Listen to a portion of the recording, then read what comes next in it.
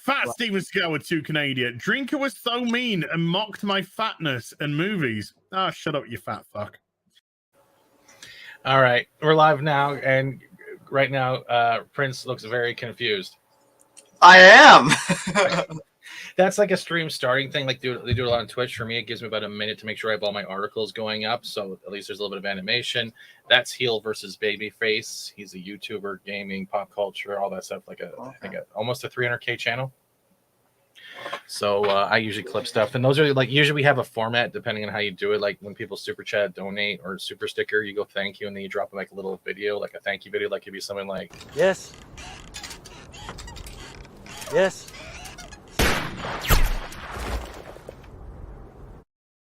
like that. So that's why you see some stuff. But we got people in the chat getting. Mud Sharks is already here. Hello, Roger Kelly. I see Homegrown, Arwin Avalon, myself talking to myself, Darth Orlando. We'll wait for more people to get on. If you're wondering why subscriber mode is on, a lot of people are getting hit with bots, spam bots recently. So when you put subscriber mode on just for any duration, it nullifies them spamming. And you can always unsubscribe after the show. But hi, Prince. Welcome to my side of the universe. And you don't have to press any buttons this time.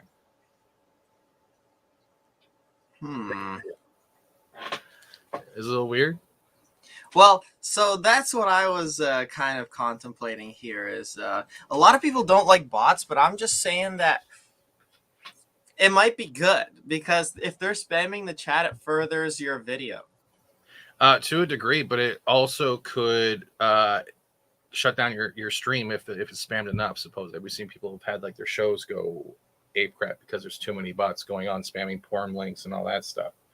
Really? So it's hit or miss depending. Yeah, I've seen some weird stuff, but I would rather not have people going, "Hey, what is free sex?" All right, I'm just gonna click on that, and then I'm gonna click on that, and I'll go back to the interview later. There's a replay, but I don't. It's all good. But yeah, thank you for coming on so far. Logan says hello. You can put up. You can say hi back. Like, don't feel comfortable like you let me on your channel because you can even yell at some trolls if they show up. I give full reign on that one too.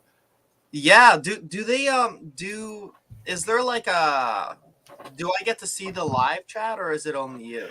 What are you looking at right now? You see a white screen, right? There should be private chat, and then on the right there's comments. You click on comments, it will show the live chat. You can't just talk in there. You actually would have to either address it live or talk or type it in the actual YouTube video. Because you do this from a computer or a phone. Yeah, I'm doing this from my computer, so good. Oh man, we got all the OGs in the chat here. This is awesome. Yeah, a lot of the same community popping in. A lot of them have been here through the U.S. stuff. The U.S. was pretty crazy yesterday. They actually arrived in D.C.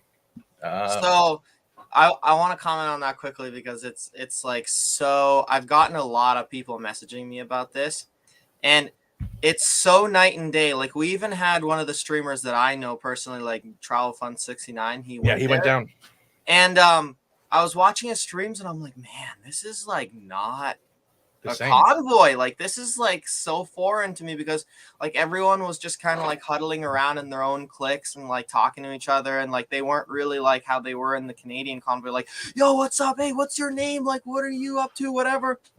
Well, I was like, oh, that's mind-blowing. I think I kind of agree, but it's also a different thing. They have been traveling from California to DC, right?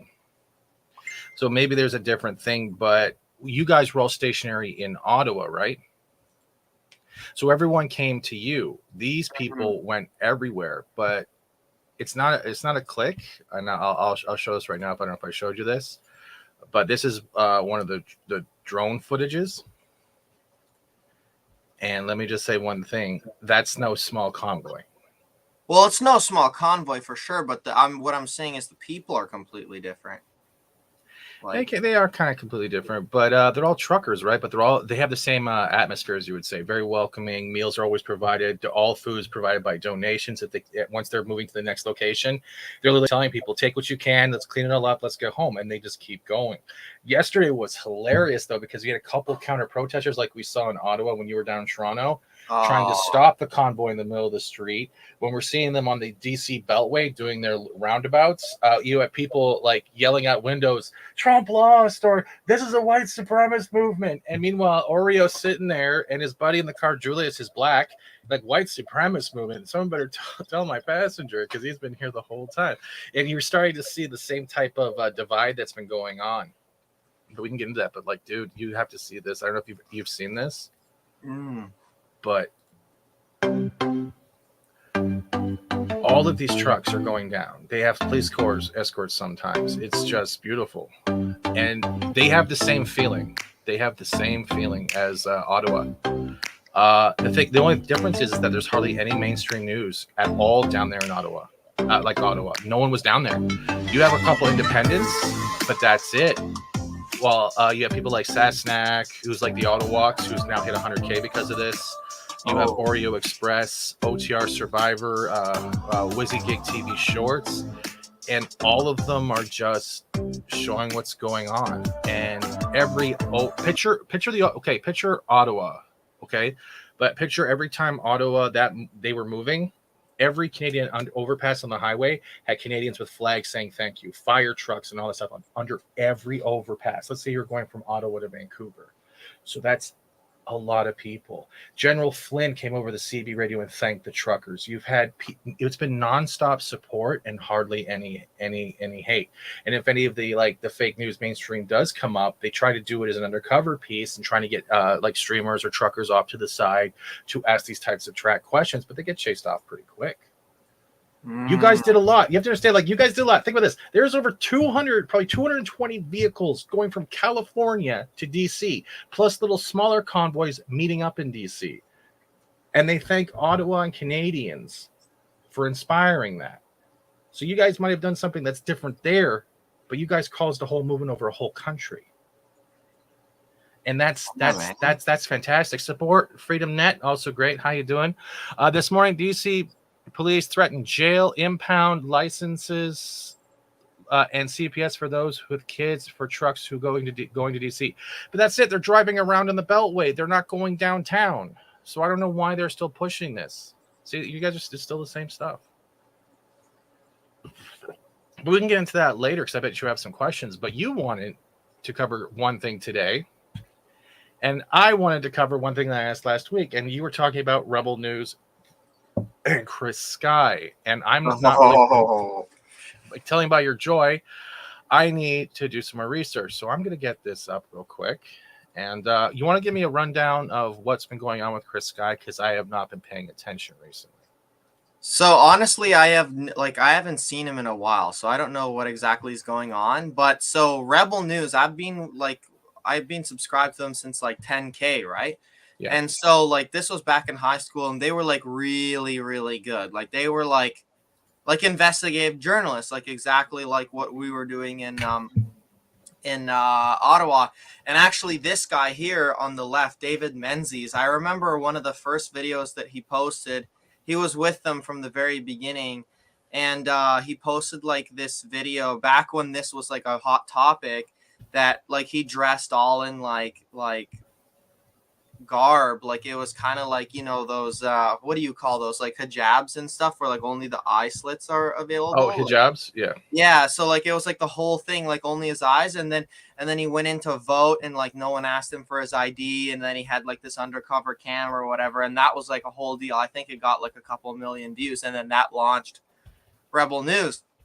And then slowly but surely they started like having scandals or whatever. Like they started firing a lot of people for like really weird reasons.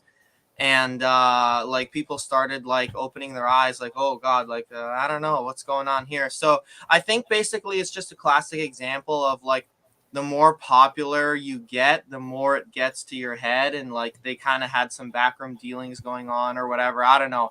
So I think like they just kind of got bought out or something like that. And like this is the first time I watched them in maybe like 3 years, right? So like they completely changed their stripes, and it's like it's a crazy interview. Like you're gonna be angry. Like, I'll tell you that. Oh, okay. Well, then it looks like we're both going to have like a WTF kind of moment. Yeah. So for those wondering, I have not seen this. Let's get into it. Forbidden Ruin. Hello, Logan. Good morning and good afternoon everywhere. Mud Sharks. That's what I meant. They have their own rules. And I've heard different things from Ezra Levante. I think he is a guy who's been dealing with a lot of lawsuits. Who I think he owns Rebel News, if that's correct. Yeah. And he's lost quite a bit because of how he's been doing his journalism. So I try not to focus on, like, he's kind of like I guess the Pat King of Rebel News in a way. Yeah. So the original story behind that was that he was actually with a news network called The Sun News, and it was like competing with the Toronto Star. And so that was like run from Toronto, right? And so then after that got shut down, I'm not sure exactly why it was. Maybe they got canceled, or they just because of funding or whatever, one of the two. And so he's like, well, I'm not done with journalism. And then he formed Rebel News. And like at the beginning, it was like all about donations and stuff to keep it going. And then it started being about donations to keep it like going because of all the lawsuits, right? Like, I remember it was crazy. Like just a little while ago, this David Menzies guy, he was I'm not sure if it was in Ottawa or where it was, but so he was like standing on the side, or like just a little bit, like half on the sidewalk and then half on like the asphalt, like on the street. And he was trying to film like a motorcade of Trudeau coming in, right? And then like the bodyguards all of a sudden like figured out who he was, because like Trudeau hates Rebel News. And the bodyguards it's all on camera, right? Like they grab him, they like slam his head into a fence and everything, and he's all like bleeding and everything. And they didn't even arrest him; they just like roughed him up. And then after Trudeau walks in, okay, like get out of here, buddy. So then Ezra Levant like sued like Trudeau's bodyguards and whatever, and it was like a big thing. And then he's asking for, so it's like you have like a lawsuit one after another, and it's like expensive. And then also they're losing viewership because of all of these like scandals and whatnot. So it's like it's kind of like if we look at like the younger reporters, like the lady who got shot in the leg, and the other dude who's actually going out there on the ground and actually getting the footage, and there's no like tainted background, like what we're seeing with like how they're trying to label everyone as like a supremacist because of what Pat King's clips have been saying. Ezra's whole actions for journalism has been putting him and those. It's like when we're talking about CBC, like when they're saying, well, we're being harassed, we're trying to interview the talkers, we have to hide our ID. But you've been slandering people way before this, so you have an uphill battle, and Ezra's kind of like their hill to try to get past it. So every time he screws up, everyone else is paying the price, because it's like the trickle down effect. Well, so an interesting way to look at this would be just like a feedback loop, right? Because you're looking at it that, okay, he makes a mistake that decreases his viewers, then he's going to make less money off of ad revenue, and then he's going to make another mistake to try and make up for that, because when you're having an emotional state of mind, you're more likely to make mistakes.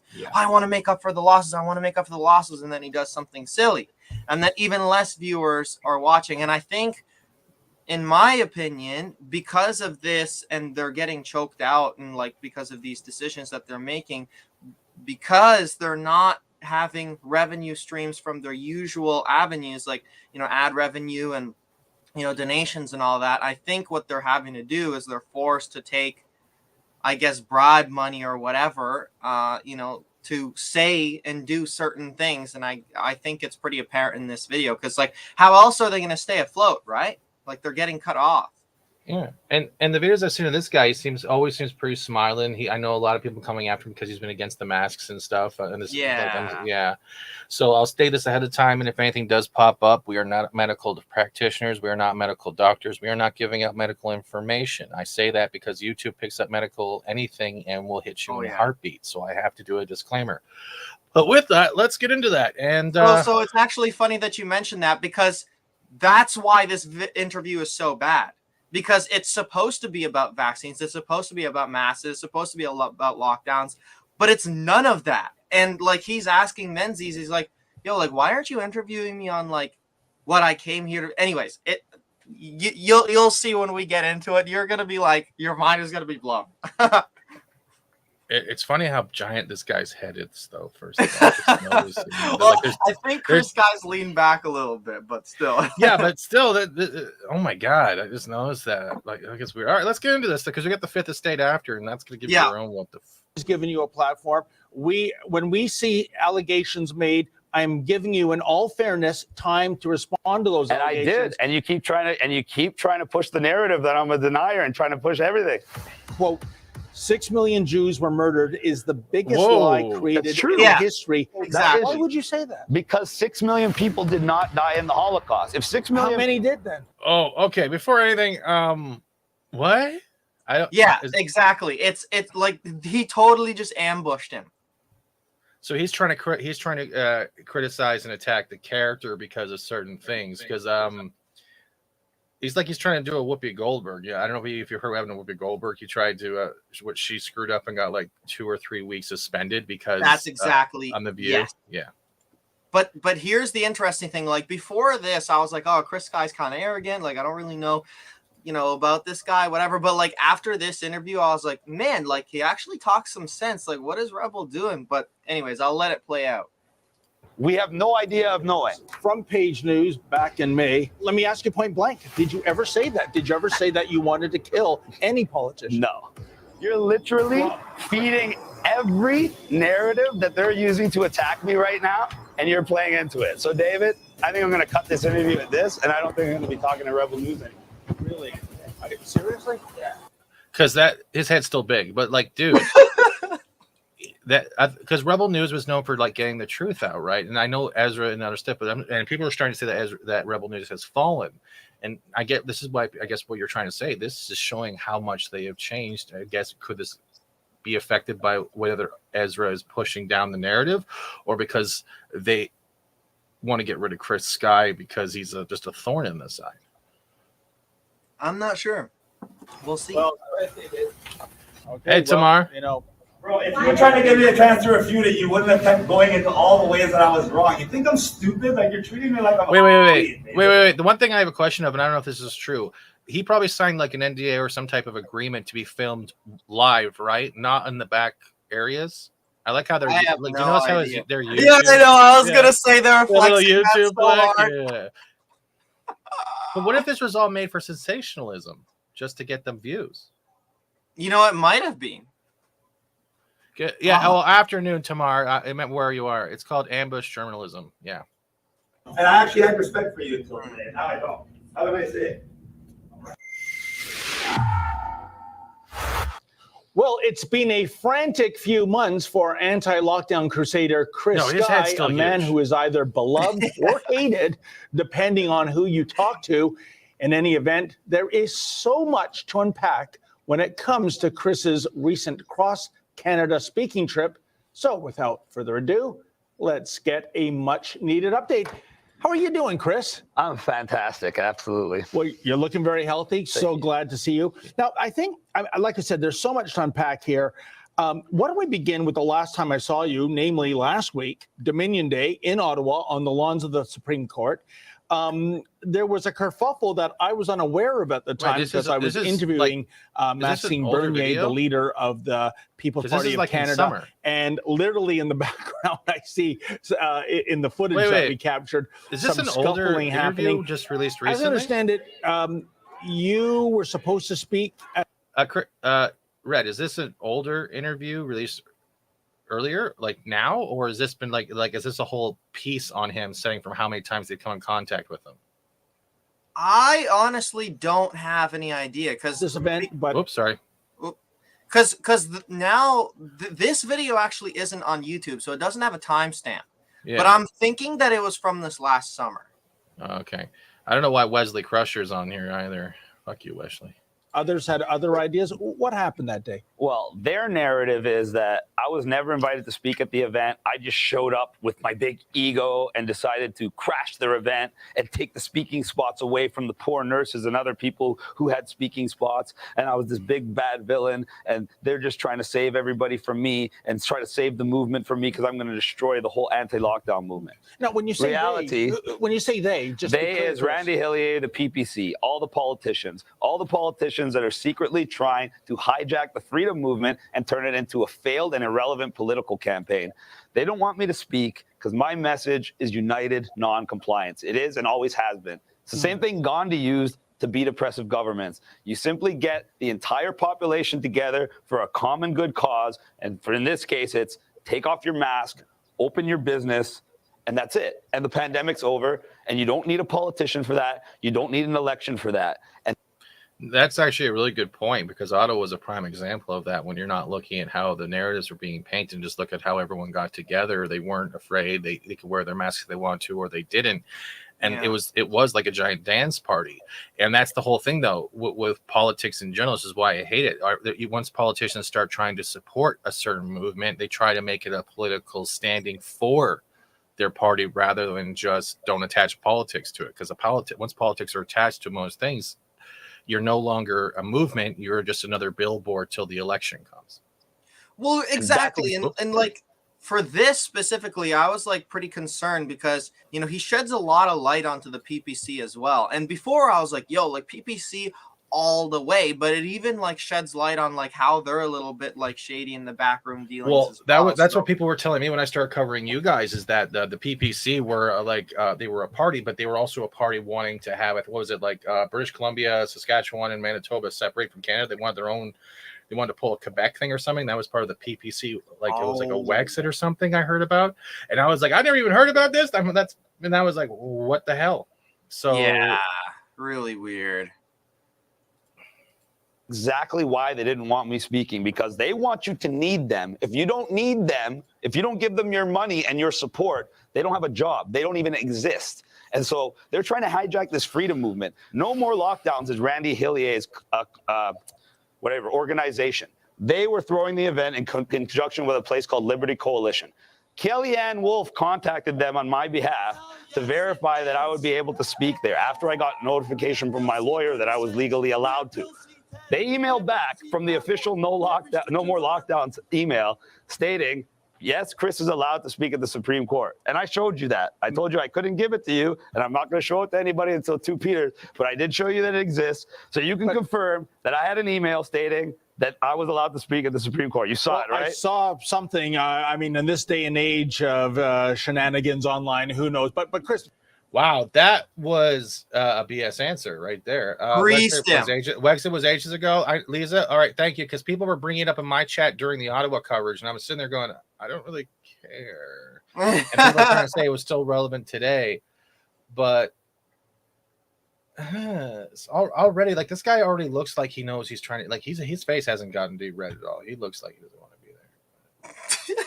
He doesn't, but he's making sense, and usually you're allowed to speak at public speakings, whether it's a protest or not. And usually with those types of events, you have to get a permit. I could be wrong, and I don't see the problem with that. Darth Orlando, thank you for the using them asthma. The bigger point. Excuse me. Wait. I'm gonna dial you back there.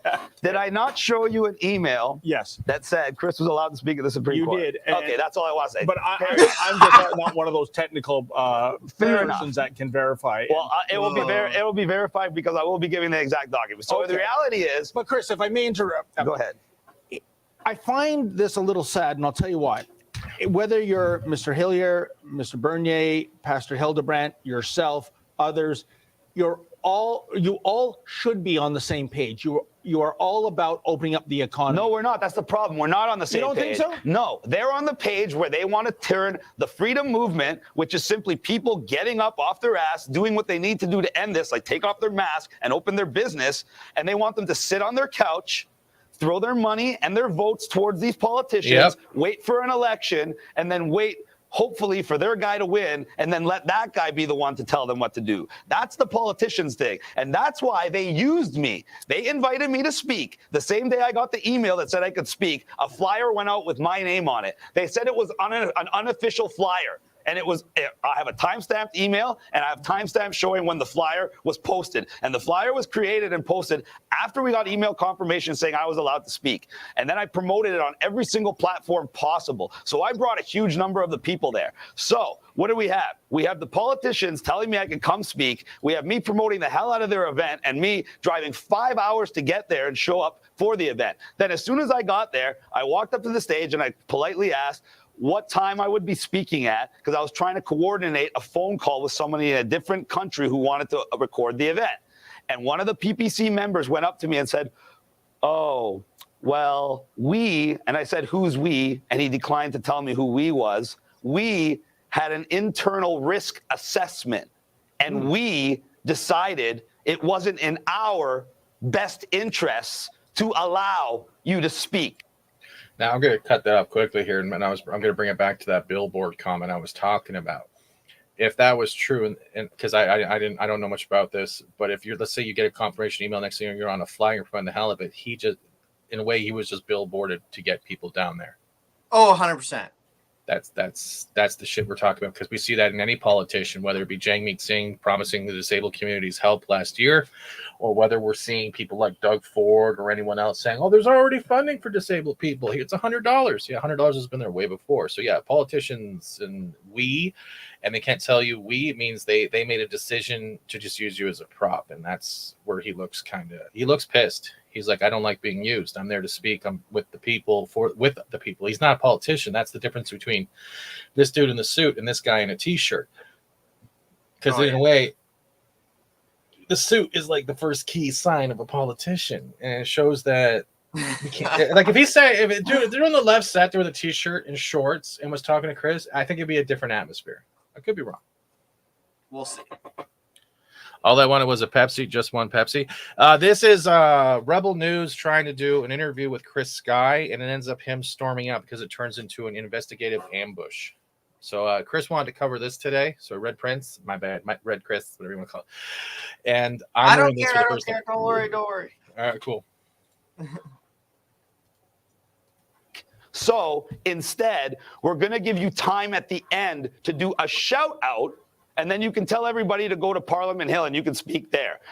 Parliament Hill was everyone wearing orange, an anti-candidate event. So obviously I didn't want to speak there. Obviously they knew I didn't want to speak there. So they basically invited me, used me to promote their event, and then set me up to basically be cast aside so they could take my entire support base and transfer it from the freedom movement into their own personal political campaign. And then, because I'm who I am, and I fight for freedom, I fight for truth, I fight for justice, I fight for honor, and I'm not going to let anybody take advantage of me, I stood up for myself and said, you guys are the People's Party, right? So why don't we let the people decide if I should be allowed to speak? And I said, let me ask the people. Yo, that's brilliant. No. That's brilliant. So the People's Party didn't even want to allow me to ask the people for their opinion. So I said, guess what? Now you don't have a choice. I'm going to take that megaphone. I'm going to walk up on the Supreme Court steps. I'm going to ask the audience if they want me to speak. And when everybody says yes, I'm going to take over your event. And then everyone's going to know you tried to silence me. And that's exactly what I did. Chris, you said it yourself, the E word, ego, as a neutral observer. That's kind of the vibe I'm getting. I think we are witnessing in the anti-lockdown movement perhaps a clash of egos. Twas ever thus when you have so many people vying to be the leader, the spokesman, what have you. This is what happens with that. But I mean, is that really what we're seeing? What we're seeing, the anti-lockdown movement. What we're seeing now is that whoa. Again, he has used the same terminology twice. First of all, he's trying to label him as a leader. That's not the case. He's a speaker on behalf of the people. He wants all the people just to unite. He's not taking leadership. And then they called it the anti-lockdown movement again. And you see how this dude already is beginning to sound like this was a setup from the beginning because he keeps using the same titles. It's like when we're watching another mainstream news, calling us terrorists and supremacists and shit. Hey, Jester, the people here that are saying Red Prince rocks, I'm a real Canadian and gray Red Prince. A lot of these people I've known on my channel, and because I was showing all you guys, they found your channel and subscribed as well. So a lot of these people you might not have seen talking, but they've been lurking the whole time. Awesome. But also at the beginning of this, you could tell where this was going right at the beginning, too, because they're like, all right, we have Chris Sky, the anti-masker here. You know, it's just like, come on, man. But even then, like the start of this, like you can look at Menzies and you look at him. He's always looking flushed, like he's very stressed out. His face is very red, and Chris, and we watch Chris. Chris is pretty like not as red before, but when he was actually trying, he got a little irritated. You saw him turn red when they were talking about the document and the email that he can't show, probably because it was a confidential document. So we were already seeing he's already flustered because either he knows what he has to do and he has to read off the list, and secondly, maybe his consciousness is going against him. And Chris is sitting there just bitch slapping him down without using a single finger, and it's kind of funny to watch because he's not looking at Menzies. He's already really not giving any eye contact of respect with this conversation. He's looking at, I think, the cameraman or whoever's there, going, "Oh, I want to beat the crap out of who brought this up right now." Body language is huge in these interviews, and like Menzies is like, you know, turned totally towards him, trying to get information out of him, and you could just see as the interview is progressing on that Chris is like not looking at him. He's his body language is facing forward away from Menzoid. So it's just like the body language is a huge tell as it goes onward, and like the stuff that he reveals is like mind-blowing, man. I'm going to speak on behalf of Menzies right now. I'm disabled.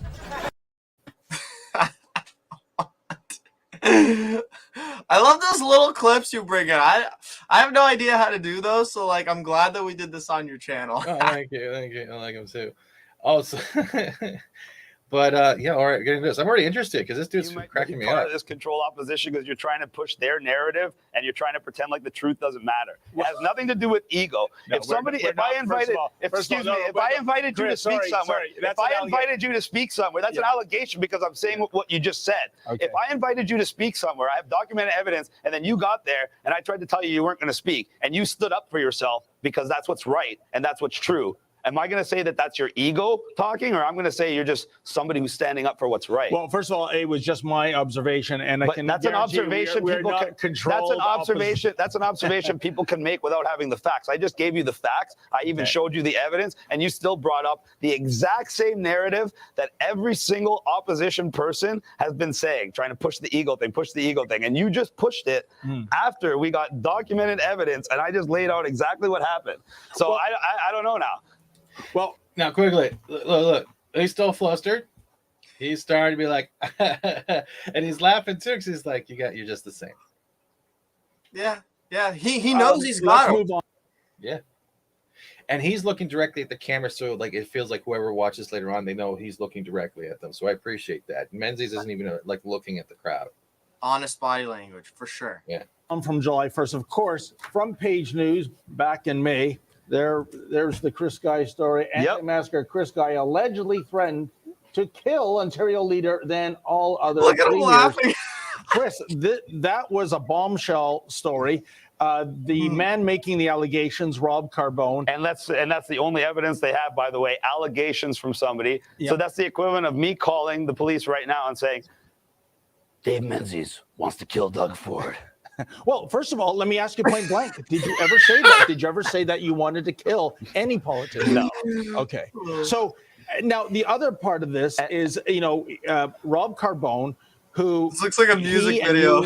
Buddy for so many months. I can tell you exactly what happened with Rob Carbone in about 5 seconds and clear everything up. Rob Carbone presented himself as Canada's Donald Trump. He presented himself as someone that had international banking ties. He had me put in contact with banking people around the world. He presented me with these bank bonds that on face value, when checked out, appeared to be real, even when verified by multiple agencies that verify these kind of things. However, when it came down to the actual paperwork for these things, nobody could verify the paperwork, so they were obviously fraudulent in some way because they could not be used. That was just part of the problem. Rob lied about virtually everything. He tried to hire a campaign team to register the Republican Party, and after about 5 weeks of working with these people, they came to me and they confessed none of them had been paid $1. Then his website said he hadn't been paid. Then his merch guy told me he hadn't been paid. Then I saw the notification that he hadn't even paid his friggin' rent. This is a supposed billionaire that's going to run the country and save the country. And he's wait. So this guy's the Canadian Trump, air quotes, and he wants to bring a Republican Party into Canada? I have no idea, but like this guy, I'm so confused. Like this guy was supposedly trying to, I don't know, get something out of Chris Sky or whatever, try and befriend him. And then it turned out to be like, you know, what is that movie called where Leonardo DiCaprio has all those like fake. Oh, you're checks. talking about Catch Me If You Can with Tom Hanks. Yeah, that's exactly it. It reminded me so much of that because he's like his whole entire persona is a bluff. Dude, It's crazy. But I love Chris's demeanor because I've seen him once in a while when news was still on. Like I haven't had news I know. on. And he's and the problem is, and I think this is also a stereotype, when you see a guy who's physically fit, has muscles, like all that type of thing, and tattoos, you're automatically put in a category of being a jock stupid. And this is also going against that narrative.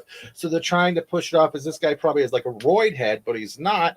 And they're trying to play off these different narratives on top of that. And I think what it comes down to is Menzies is just jealous because the last time he wore a V-neck, the dinosaur still roamed the earth. And I think that's the problem here.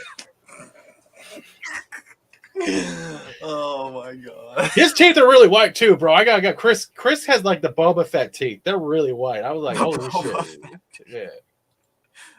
I think it's veneers. Yeah. He scammed multiple people for money. And then when I found out that he committed fraud and I had actual evidence of a retiree wire transferring $15,000 to Rob Carbone from his thing to Rob's thing, and all the correspondence of Rob coercing this man to do so for an investment that doesn't even exist, I came to Rob and said, Rob, not only did you not pay anybody that you were supposed to pay, now I find out you can't pay your rent and you're taking people's money for investments that don't exist. That's called fraud. So I'm not going to get in trouble for you. I'm going to have to report this. And then within 2 days, Rob called the police and said, oh my God, Chris is threatening to kill me. Chris is threatening to kill Doug Ford and everybody else. Come get him quick. And his allegations in the story, of course, is that you wanted money from him. Oh, wait. And... I gotta hold on. Look, give me 1 quick second. I gotta quickly. Why does he have the rogue hair from X-Men? I'm trying to figure this out right now. Instead of like sucking superpowers out, he sucks the money out of people. That's where the gray streak came from. I'm just wondering. Oh my God. That you wanted money from him. Oh, yeah. Turned off the taps and turned off the taps. Yeah, he can't even pay his rent. He turned off the taps. Good luck, buddy. So who exactly? And I'm a billionaire, but I'm renting a condo. Okay, anyway, guys. But who exactly is Rob Carbone then, Chris? I mean, you know, there are he's allegations. He's a con, a liar, and a fraud. And I'm pretty allegedly. sure and I would say he's an informant with the police. And I will say that because of the way I was arrested. Because the way I was arrested, they lie in the media and say they came to my house and that I jumped in a car and ran away from them and tried to run police officers over. That's the allegations that they put in all these newspapers that I saw. So this is crazy. Reality was, I was driving to the gym. I was on Keel Street, heading westbound from King Road on a normal public road, driving normally, when a completely innocuous gray sedan, completely unmarked, completely unidentified, drove by me on the left-hand side. Nobody identified themselves. There was no markings on the vehicle or the occupants in the car.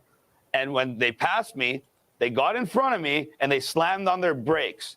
And as soon as they slammed on their brakes, I had to actually stop in the middle of the road on Keel Street, heading westbound. And as soon as I stopped in the middle of the road, two men, not wearing uniforms, in black masks covering their face, with guns drawn in their hands, start running at my car. Like it's a Colombian drug cartel kidnapping. And I'm somebody that gets death threats virtually every single day. Wait. Usually when something like that happens, they consider you a threat. They don't have it at their sides. They're raising it and they're telling the people to get out of the car, please, or put your hands up and take your hands off the wheel. That's usually how police procedure go, right? Well, yeah. So like this was just like mind-blowing to me because it's like, if you're in an unmarked car, usually they're going to be like in uniforms and they're going to get out and then it's going to be and then it's going to be like, there you go. Okay. Oh, they're uniforms, whatever, they're police. But it's like, if it's an unmarked car and no uniforms and their guns are drawn, it's like, holy crap, that's intimidating, man. Yeah. And Toronto Mafia vibes. It sounds like a Cherry Beach incident from Toronto. We'll get into Toronto later, you and Miss Bikini, but we'll talk about that later. We know about the lady in the bikini. We were watching you. We know.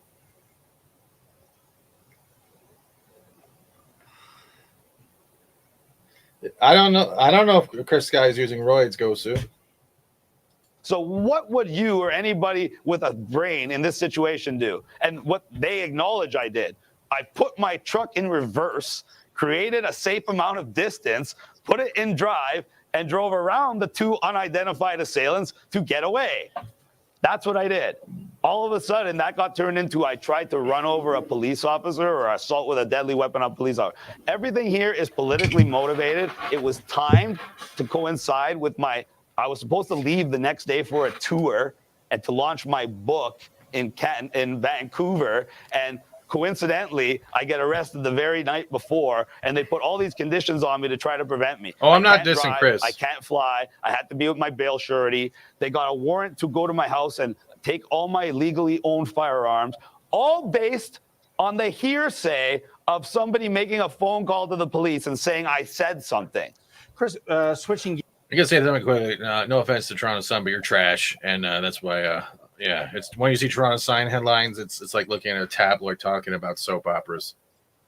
I don't know. I don't read. Yeah. Here's again, moving on to the weird world of social media. And I have to bring this up because it's a thing.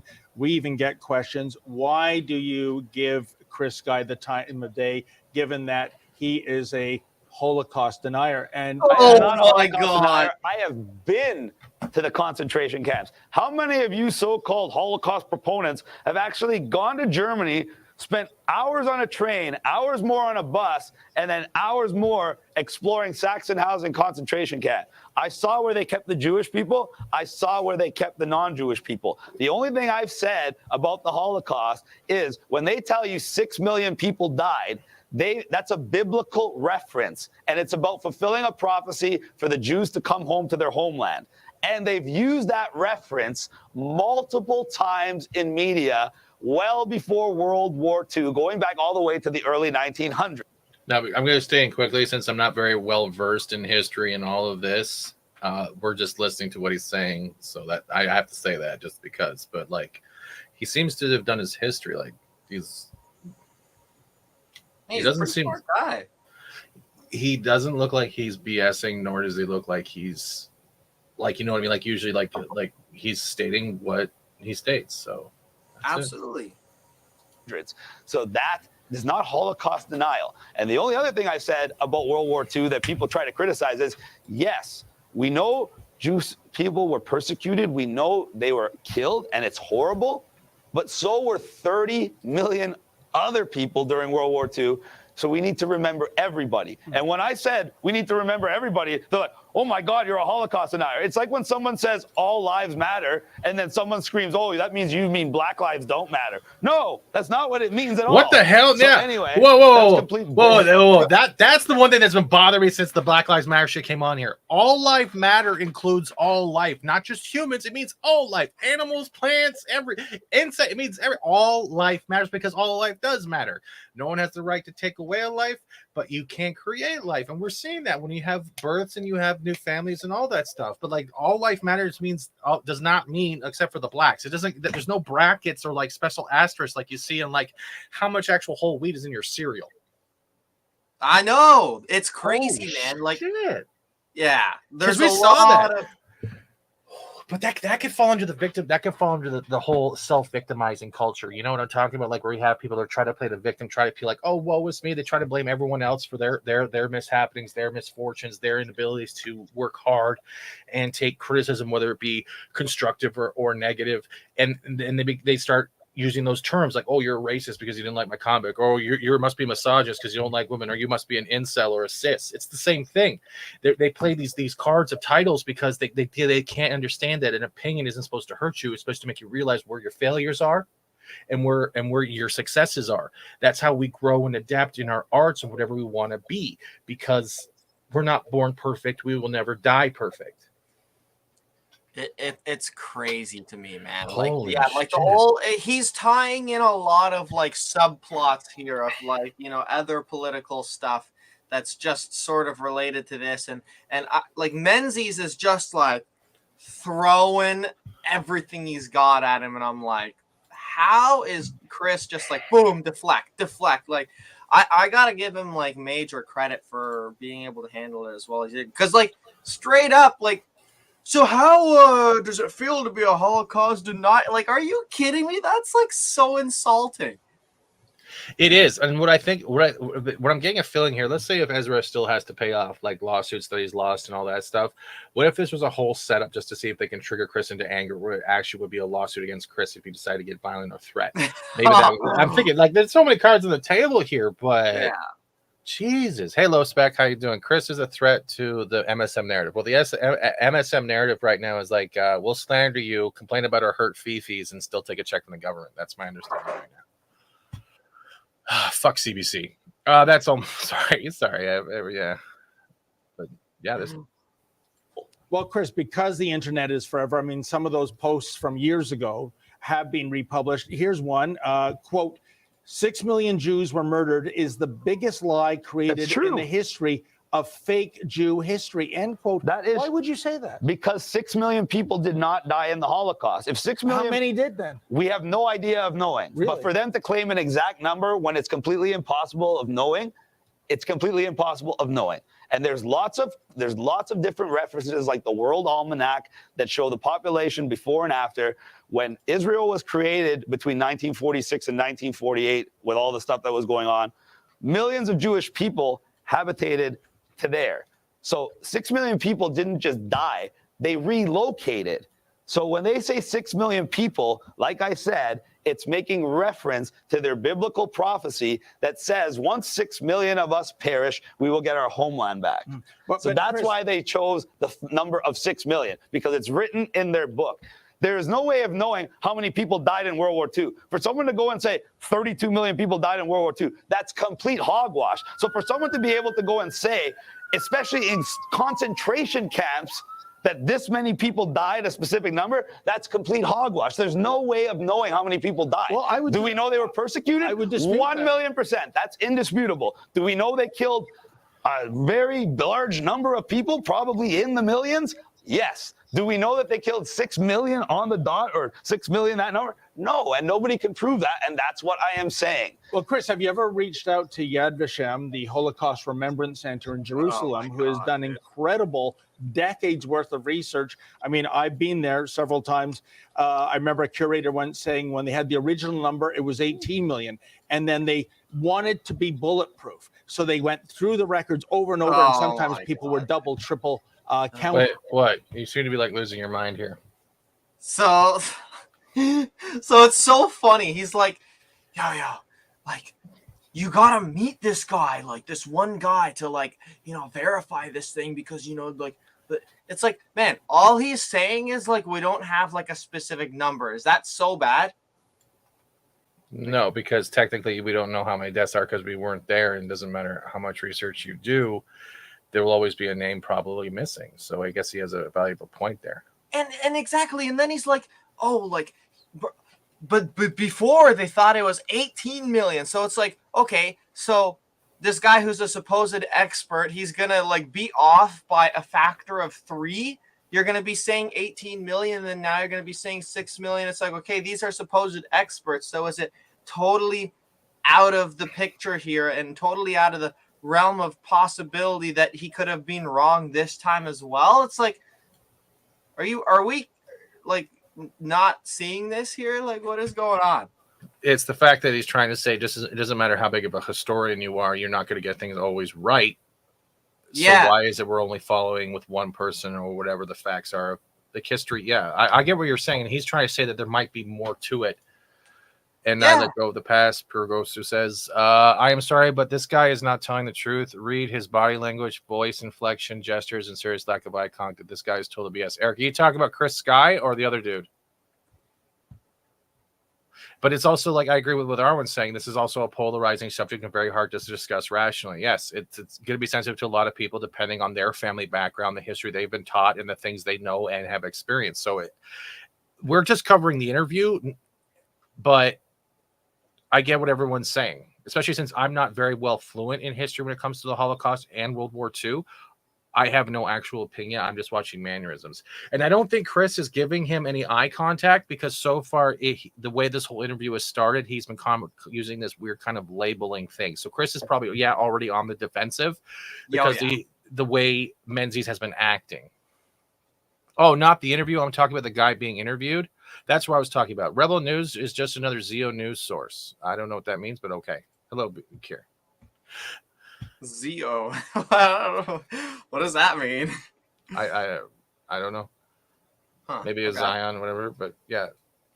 And they whittled it down to 6 million. Now, if you had an agenda to make the Holocaust look worse, you would have gone with the 18 million. Okay, but so have you ever reached out to the experts in the field? Oh, okay. So the experts first said there were 18 million, and then the experts then said there were 6 million. So were they right when they said 18 But they million? wanted to be bulletproof. Oh, so they wanted to. So now, because they said they're really, really sure, that means they're 100%. First, it was 18 million. That's triple the number. Now they're really sure that it was 6 million. Does that mean they're 100% sure? No, but explain. Now, quickly, I want to throw this in here as a secondary, here. Talking about the, I think it was Eric. You're talking about the eye contact and stuff. I think Chris is not giving the interviewer eye contact. He's giving the people watching eye contact. That's why he's facing the camera more than the interviewer.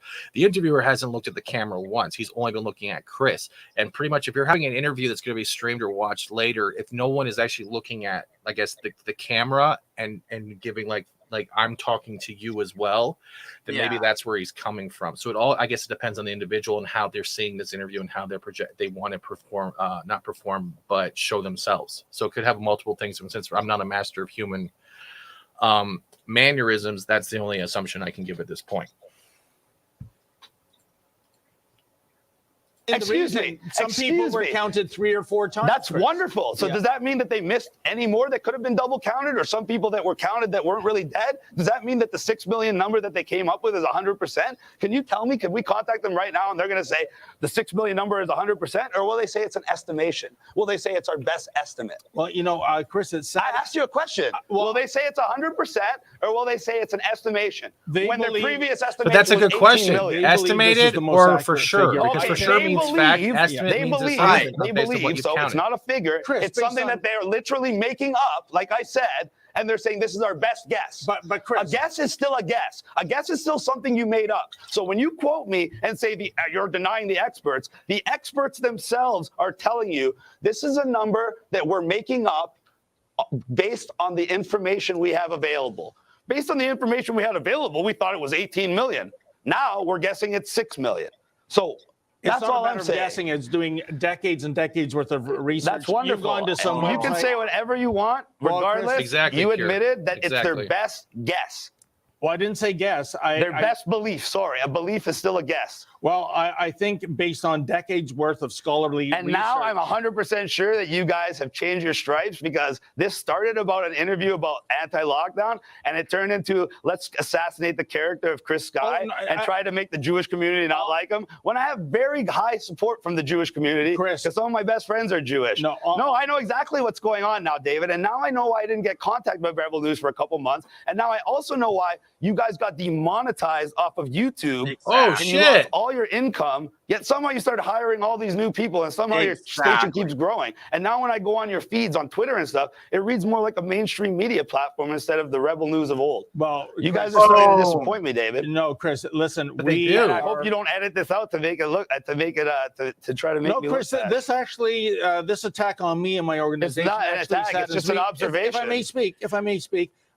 We have always given you a platform. When we see allegations made, I'm giving you, in all fairness, time to respond to those allegations. And I did. And you keep trying to push the narrative that I'm a denier and trying to push everything. You even tried to push the narrative that it didn't matter that they lied about Ottawa. You tried to pretend like I didn't show you an email. You said, oh, it could have been anything. You're literally feeding every narrative that they're using to attack me right now. Look at and the you're playing into it. So, David, I think I'm going to cut this interview at this, and I don't think I'm going to be talking I totally don't blame him. Really? No. Seriously? Yeah.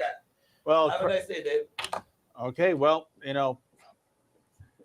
what can I say, folks? We were trying to give Chris. This is the first time he's turned to the camera. Some of these the whole time. Some of these social media. And look at the color in his face. That It's have been dissipating a made bit. Look at that. by him, and That's I not his guess real he hair, right? didn't want to pursue that. I had many more questions and many more directions to go in this. I'm sorry You that can hear Chris in the background Chris has going, taken such a "Where's the stance door? as this, I but just want maybe out with of the passage of time, he will come back. We'll see. He's not coming back, David. How Like, you guys have to do certain things, like trying to make you look fat. It's okay though. Have a nice day. Sorry, you guys probably won't be seeing me anymore because it's not worth it. I thought it was important to address this because we receive feedback. Okay, right now from- I'm getting a feel of not only like The Office or like where you're having one of those back interviews where they're talking about, I thought you would just do the paperwork. I didn't realize he was throwing it out in the garbage can. That's what it starts. It's starting to feel more like one of those CBC parodies right now. Their back room. Dude, they got well, I love how he's still going on about it. Like, yo, like we did the right thing. Like, it's like, do you not like for 1 second think to stop and be like, like maybe we just pushed that a little too far? No. It's the whole thing when I was bringing up before when I was, remember we were talking on your channel last week, right? Yeah. When that statement with, oh, we're here to show the real truth, right? That phrase in itself is great, but it's up to you just not giving your opinion sometimes and just showing what's happening, because the people that are watching, however many, will make up their own opinion of what they're seeing as the truth in the environment being shown through the camera. As soon as you start believing more and more that we're showing the truth and that will protect you no matter what, you're already developing that same type of ego that, let's say, Rebel News once had of how to just deliver the truth and show what's going on for real time. And like when they have leaked phone calls and all like that stuff, the truth is always a line that has a middle, but it also has different sides of how it's being told, depending on the person on either side of the truth or the story being told.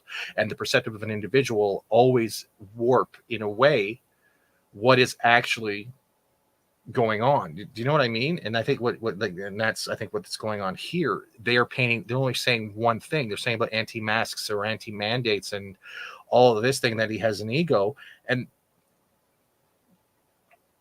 he isn't doing that. He's trying to talk about the fact that a guest is still a guest. It doesn't matter if you have an expert title or not.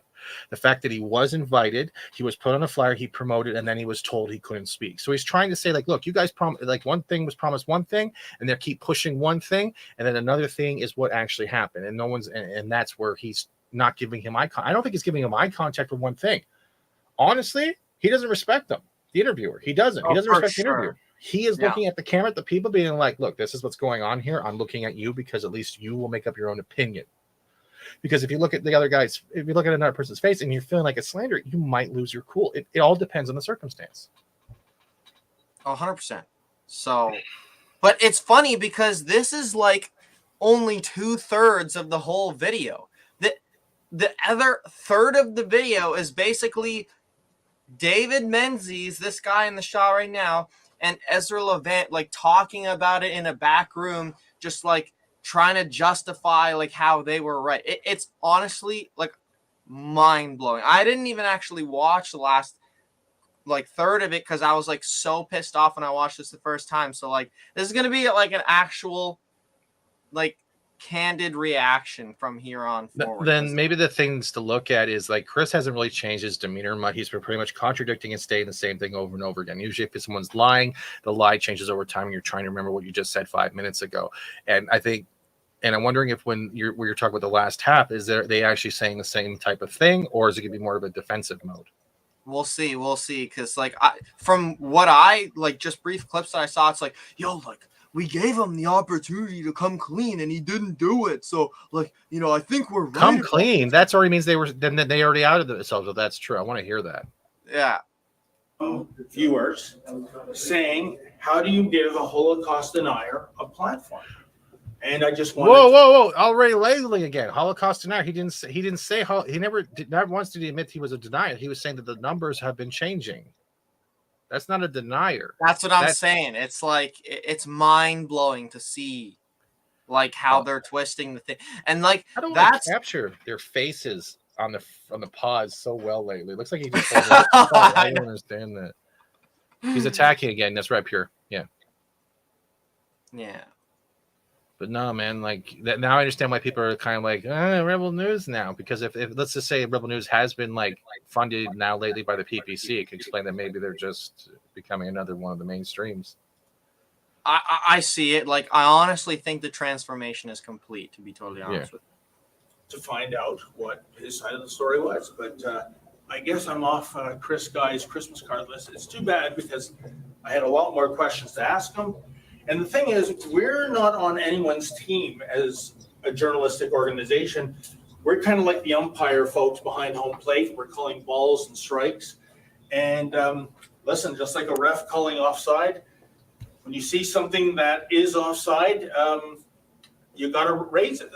All right. First of all, I want to say one thing there. No one, who you guys labeled yourselves as an umpire or the ref. So why is it you label yourselves as a ref as over a story or a predicament without any backup to why you should be the ref? You're literally saying you're able to choose whether it's a ball or strike, yet we don't even know the stature of your character or your organization. So right then and there, you're already self-entitling yourself, and that's showing a sign of ego. So the projection of the ego thing is already being shown through Menzies' wording right now. Well, and it's like, why the ref? Like, it should be like through the viewpoint of a spectator. But the like, refs don't interview. Yeah. So it's like, it should be more of like, okay, well, we just want to spectate what's actually going on, show the people, a perspective just like anything else, and then have them decide for themselves. Like, give them the facts and then have them decide for themselves what they want to think, because people are intelligent enough at the end of the day to come to their own conclusions. Yeah. Especially since it has been raised in the popular media. And he could have had I was giving him an opportunity to refute that, or maybe to have a different opinion on this. But Chris chose to leave. So, but he did. He spent what, 30 minutes with you, 20 Especially minutes in with you. concentration camps that this many people. Well, the Nazis were pretty methodical. Oh yeah, I was trying to say that Nazis were great record keepers. I felt that because we are generally sympathetic to him, we would be a good forum for him to say, "Oh, that thing I wrote years ago, well, I was just a hothead, or I was stupid." But I just watched the tape of you having an argue with him, and he. Now, for those who don't know, when we were talking before we started watching, this is Ezra, the man who has literally lost every lawsuit since he's been doing stuff. I think he was fired from the Sun as well, and his backstory, or so his back matters, aren't living up to his character, and that's why I can't put 100% trust in anything he's saying based off my own personal research. Because look, they're looking at each other because they believe in the same thing that's going on here. So he's here to back him up, and he's here going, "I tried. We gave him a chance to state his opinion, but he did state his opinion. Yeah. You just kept trying to label as an anti-masker or something, or anti-mandate." Well, to have it so very interesting observation here. So Ezra Levant is actually Jewish, so that might have been the motivation to why. And also, then why didn't Ezra interview him instead of Menzies? Exactly, and he was in the back room, which is very strange. But so I think because also Ezra is Menzies' boss, he kind of like gave him a script of like exactly what to say and what to ask Chris Guy. And also, I think that David Menzies and Chris Guy kind of had like a friendship before this. So maybe Ezra was thinking that, oh, well, you're the best person to do this interview, so here's like a script, boom, and like go and ask him these questions. And also, here's the other interesting thing: like, this is not like the David Menzies that is usually, performing. It's like I've met him in person, and he doesn't sound like that at all. Like, which is very strange. And also, like, in the beginning, Ezra Levant made like killer videos. Like, he'd be like literally the best guy. Like, because they would have like multiple reporters, like 6 or 7 people making videos for them, and every single time he made a video, I'd watch it because it was always so good. But at the same time, Red, with this in general, let's say this: if the interviewer and Chris already had a relationship, that would already have a taint on it because of bias of friendship. So technically, I get what you're saying, and that does make sense. But from a professional point of view, Ezra should have been the one interviewing, or someone else that had no relations with Chris Guy, no personal friendships, no personal relations, whether it be a dinner or sharing a beer, and lay it on the table straight. So right then there, if they were actually friends, and you're saying that, and if this is true, then it's already been tainted by the lack of professionalism there, and they just burned the friendship. Well, no, because I was thinking that their thought process in all this was, okay, well, since David, you kind of know him a bit, like you could ask the tough questions and he might be less reactive than if it was me reporting. And this is coming from the perspective of Ezra. That is true, but like that, but at the same time, when you're going in to, let's say, mediate something, you bring in a mediator who has no relation to either side of whatever's being mediated, because then they can make an unbiased decision based off the facts and the knowledge and the evidence that is there. If you're bringing in a friend, then already you're putting it in a different type of environment that could be subsided and swayed. I guess it would also depend on the circumstance. I'm not saying you're wrong, but I'm saying if they are friends like you're saying, then if they were going about the Holocaust, and Menzies, I don't know if he is Jewish, but if Ezra is Jewish, Ezra should have been the one handling it.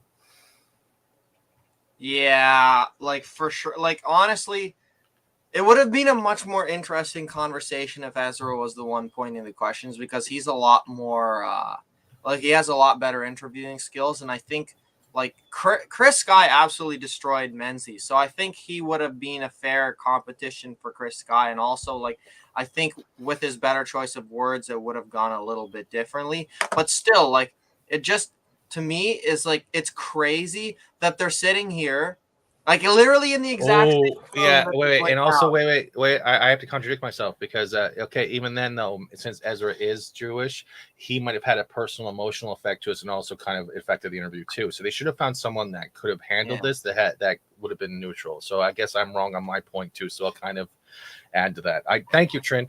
But then, when you said that, I automatically thought, wait, so if Ezra is Jewish, that might have that the questions might come off in a different type of format. So I guess it depends. I guess the whole thing in general has been kind of like a word salad. The French Canadian girl, yeah. So okay, so are you familiar with a lady named Faith Goldie No. or Lauren Southern? No. The names sound familiar.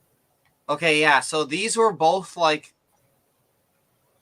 female reporters that everyone loved. They were really good, not just because they were really attractive, but they also did like really good reporting work, right? And now they have since gone to like, make their own like reporting companies and like their own like investigative journalism thing, just kind of like what I was doing in Ottawa.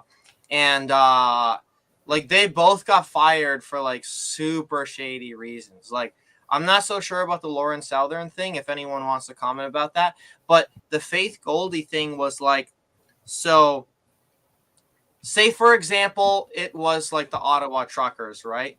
She went there, she is like interviewing them and whatever, and she's like getting their perspective and like, broadcasting it, right? And then some sort of shady like backroom dealing went down, and then Ezra's like, yo, like I have no choice but to let her go because she's like talking to like alt-right extremists and like we're not supporting their cause, so like I just have to let her go. And her point was like totally fair, which is, wait a second, we're a journalism company and we're all about freedom. We're allowing anyone to have their opinions said on our platform. We're allowing everyone to have a voice and to say their piece, and the people are going to be having their own conclusions of whether they're good or not. Like, why should we be the ones prescribing to people, oh, they're bad people, we can't associate with them, right? So then she was like super angry about that, and they lost like massive amount of subscribers from that whole thing. And yeah, Faith Goldie went on to do her own thing and whatever, but like that was the beginning of the end in my opinion, and that was like 2 years ago. Oh shit. Yeah, so crazy stuff. All right, If anyone remembers about that, I'll have to look it up. Let's get into these two guys. yeah. He sort of doubled down and then he stormed out. What do you make of that whole thing? Yeah, like you, Ezra, I like Chris. He's larger than life. He's almost a cartoon figure. I say that in a good way. He's great on camera. Yeah. And what the situation we're in is we've had emails. I've had emails personally sent to me saying, how can you give a Holocaust denier a platform? How can you not even have the gonads to address these odious views? And you know what? They're right. First of all, I wanted to find out if he was the author of these posts. He doesn't deny it. Secondly, like you, I was hoping to hear, you know what? I was on a rant. It was late at night, and I was. Well, I would like to hear. Doesn't have the balls. You're still attacking his character, saying he wasn't man enough to give you what you wanted. Dude. That's not professional. I don't know if he was talking specifically about He's Chris. talking about Chris. He's talking about Chris. Was he? Because I thought he was talking about his viewers, like telling him that. But you not even have the gonads to address these odious views. And you know what? They're right. First of all, he's agreeing with them, saying that he's right. So technically, he's agreeing with the fact that he didn't have the balls to talk about these views. wanted to find out if he was the author of these posts. He doesn't deny it. Secondly, like you, I was hoping to hear, you know what?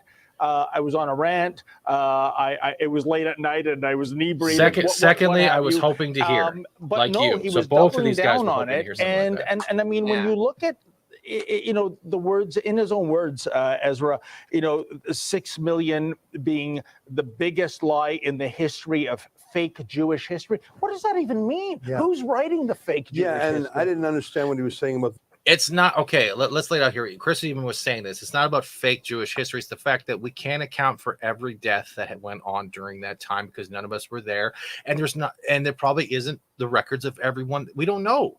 Literally, you can't know, even if you're an expert or not. At the end of the day, being an expert doesn't mean you're going to be right all the time. And I'm not saying this because I'm saying I'm denying anything with the Holocaust. I'm not getting down that road. But what he's stating is a simple terminology of statement. You're still a guesser, even if you're called an expert. Yeah. Unless you find a book buried somewhere that had every name listed that was deceased, you can never for 100% sure. That's like saying, I think I'm going to fart today, and then I never farted. Oh, I guess that guess was wrong. I'm trying to use a humoristic point of value right now because that's what Chris is literally trying to say.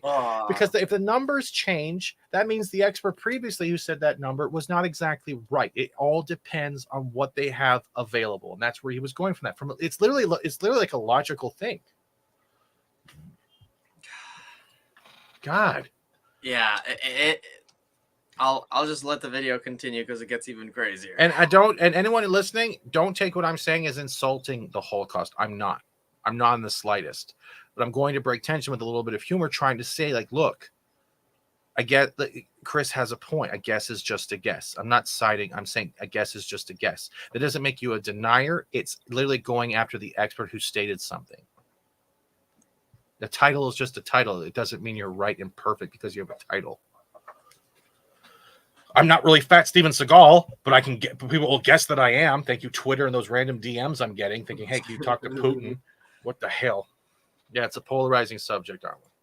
The Jews in their book and 6 million. I don't know what book that is. I mean, I don't read all the Jewish books, but I don't know what that is. You know what I think? Let me tell you what I think happened one of the things I like the best about Chris Sky, and one of the reasons he's been so successful, is he's so stubborn. He does not be pushed back. And that stubbornness, which is probably it's a form of audacity. So just like he won't wear a mask no matter what, just like he won't go to a quarantine hotel no matter what, just like he won't, social distance no matter what, because he has such a sense. Quick cut. They're not social distancing right now. That's not 6 feet. I'm just going to call that out right now. It's a personal resolve. When you ask them these questions, and I saw you ask them, you put them in the gentlest way you could put such spicy comments by him. I think that pricked that part of his brain that says, push back, don't give an inch. Yeah, no, I agree. And I mean, there were other comments. We never got to them, of course, because he left. But, comments that could be looked upon as being anti-Black, anti-Muslim, he did. They had more planned for this dude. They were going to put him through the absolute ringer. I didn't even watch this part. I was like so angry. He literally stated at the beginning, all of a nation getting together in unity to stand up against something. That's not anti-Black, anti-anything. Okay, whoa, ooh. So technically, this can be considered slander if Chris wants to go after him. Holy man, that's crazy. I can't. The thing that shocks me the most about this is they had more. Like the Holocaust thing wasn't enough. They're like, no, we have to go after holy. So all this And was look supposed how to. happy Ezra looks. He looks very like pleased, like with how this conversation is going. Oh man, And this is so opinion, Ezra. disappointing. Don't come after me either, because I'm allowed doing a reaction piece to something you've had posted. That's the whole idea with commentary and reaction. It falls under term of service and fair use, bro. Sorry. But like, yeah, Menzies looks kind of different, but Ezra looks pleased as hell. You always do. He doesn't look the offended. perfect If he, pause. no offense, if I was Jewish and someone was like trying, like, and they're saying this whole denier thing, and it was actually affecting you, I would look a little bit more kind of bothered by it, not like kind of like content in a way, the way this conversation's going. His mannerism is very Like, we got him. Yes. it's like I just had a cupcake. It was the best cupcake ever. Like, maybe I'm wrong on this, but this is my first time watching this video, so I'm coming in with blank eyes. And maybe his opinion has changed, in 4 or 5, 6 years, however old these posts are, Ezra. But what's important, I think, our role here, we're not cheerleaders for anybody. No, you're referees. We're kind of like the umpire behind home plate. We're calling balls and strikes. If it's a hockey analogy, where the linesman's saying onside, offside. And sometimes, I really didn't want to raise this because I like Chris Guy so much, but it's a piece of why'd you ugliness, raise it? I think. Look, I'm not Jewish myself. Okay, he's not Jewish. You just made it, but like, I like him so much. Then why the fuck would you do something with these types of questions? Like, you like, if you have. Did you run down with him of- what you were going to talk about? That's the whole thing, though. You say you like him, but did you guys do like an outline of what you wanted to cover?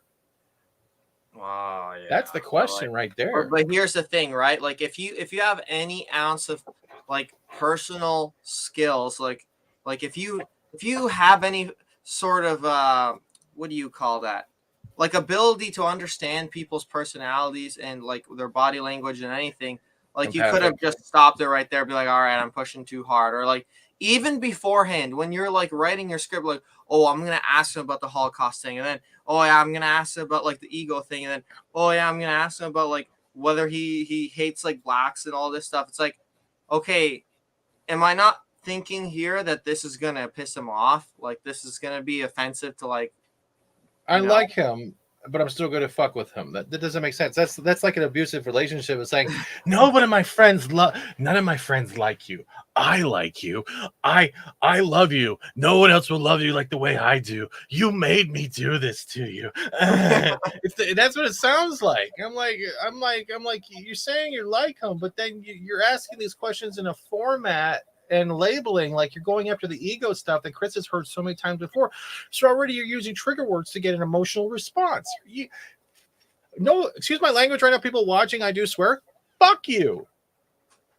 That's not how you handle yourself, especially if you're considering yourself a journalist. And I'm using that with air quotes because it's borderline journalist at this point where you want to take a piss.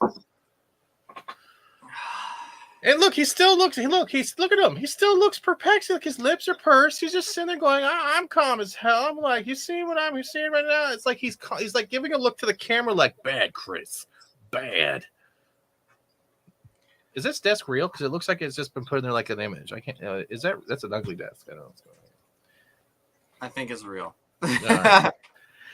I'm going to be critical. If I'm wrong, guess what? And things come out and I'm wrong, guess what? I will admit that I'm wrong. But right now, as a first observation, this shit's not professional. But I think, what he said would be deeply offensive to the Jewish community.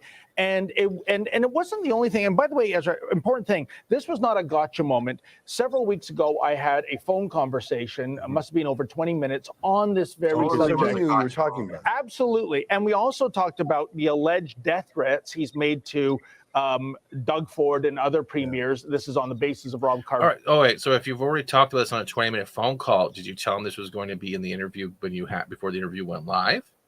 Oh, for sure not, because then he wouldn't have came on. Like, phone. Nothing has been proven in a court of law. Right. Chris, of course, denies it. But there were so many things to unpack over the last couple months. And when he said, This was your first sit down with him in a while. yeah, I mean, I would have interviewed him in Ottawa, but after his speech, he literally ran for the hills because he thought he was about to be arrested by the Ottawa police. I think one of the reasons why people trust Rebel News so very deeply, and to answer Chris Guy's comment about the money, our funding is 80% crowdfunding. You know that.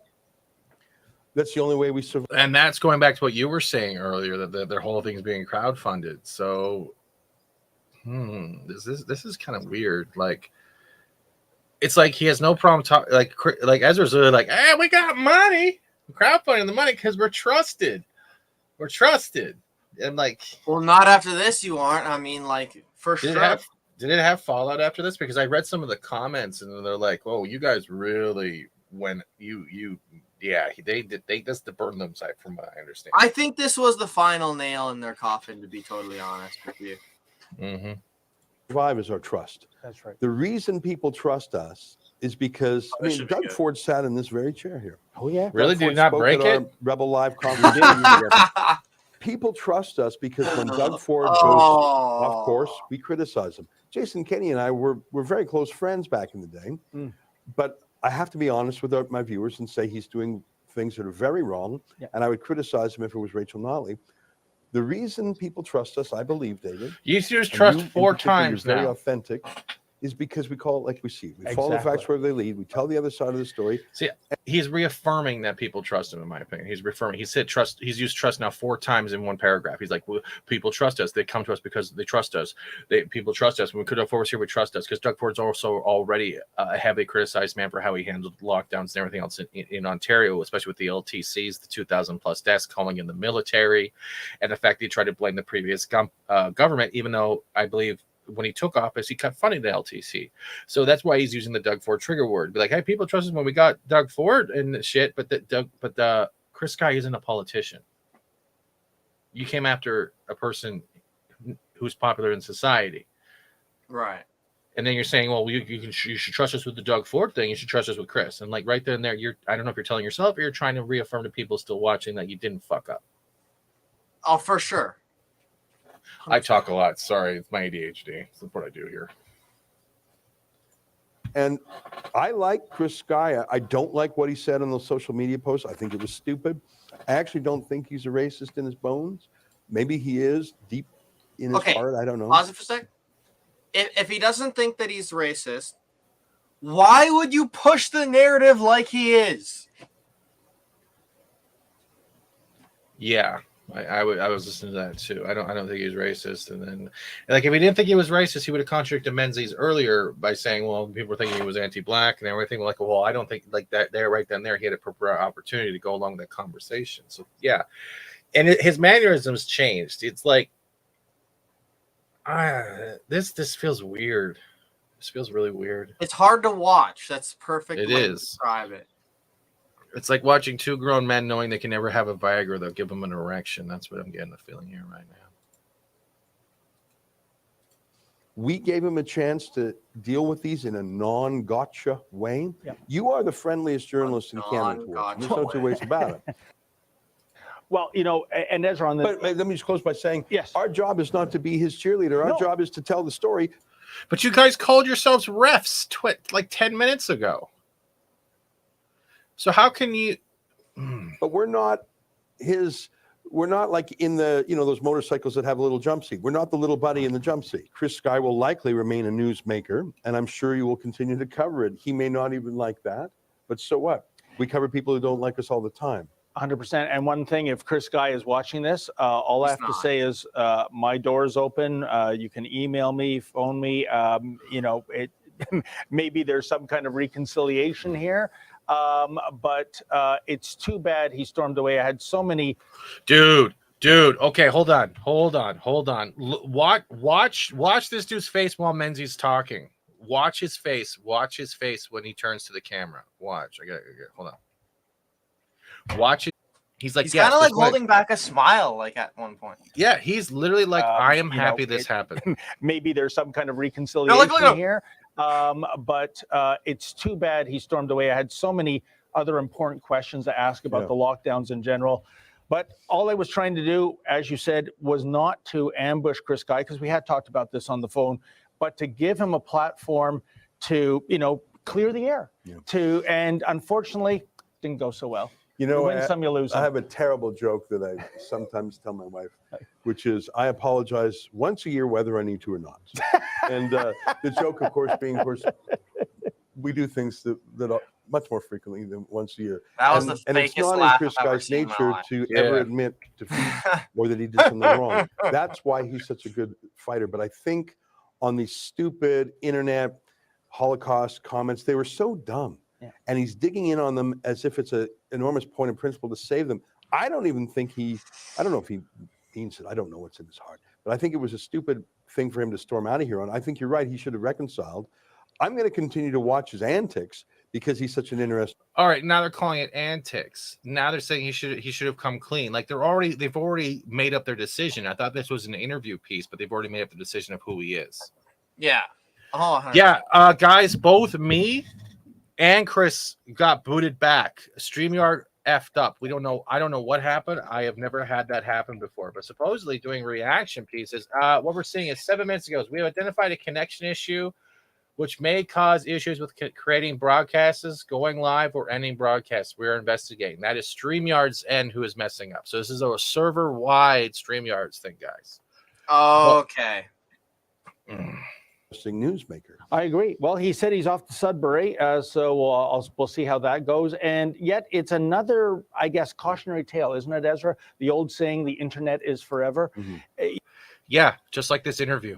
You might post things that have gone back years and years that you've even forgotten about, but your enemies out there will search those up, will use your words to discredit you if they get the You're just admitting what you guys were doing. chance.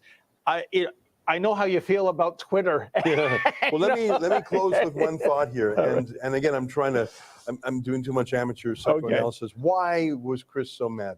It's not because this was an ambush. You've talked to him about it before. Yeah. They keep saying ambush, not a gotcha. You notice how they keep using these words, trying to say it's not this. It is this. It's not because you were unfair. You put the questions gently. Partly it's because he's a stubborn guy, which is what we like about him. But I think the reason think that's a guess. why Chris Guy stormed out of here is because he deeply loves your reporting. Oh my God! Come on! Oh my God! Please tell me Ezra was not jerking him off after the show. Oh my God! Yeah, he left because he just loves you so much. This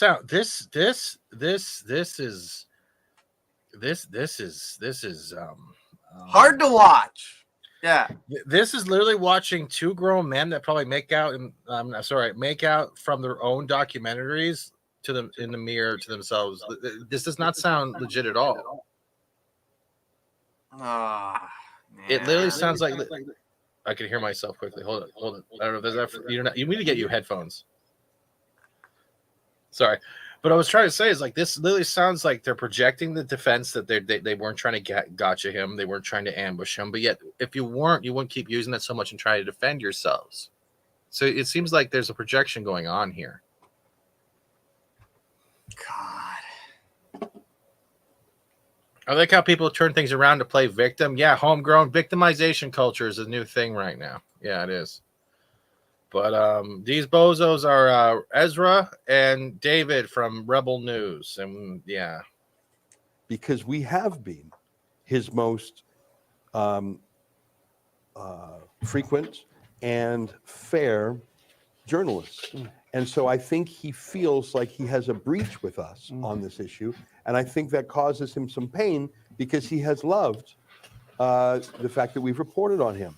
So in a strange way, the opposite. Oh, don't make this a bromance. Don't make this a bromance. Love dude. isn't the opposite of love isn't hate. The opposite of love is complete coldness. I actually don't think he's a Jew hater. I just don't think he is. That's good enough for me, and I never called him that. No, either, I know you didn't. I just don't think he is. Okay. But he just won't say, "Oh, that's a stupid thing." Yeah. What a shame. All right, I'll let go because you're great journalism here. I'll get out of the way. Thank you, Ezra. So that's Folks, an it's- interesting thing to say too. That's an interesting way to end it off because they're kind of like, I don't think he's a bad guy. So like, please come back on the show, please, please. It's like, come on, man. No, Chris. And if you ever see this live stream, Chris, hit me up on Twitter. I would love to have you on and talk about you. Just talk. Yeah, it's cringe.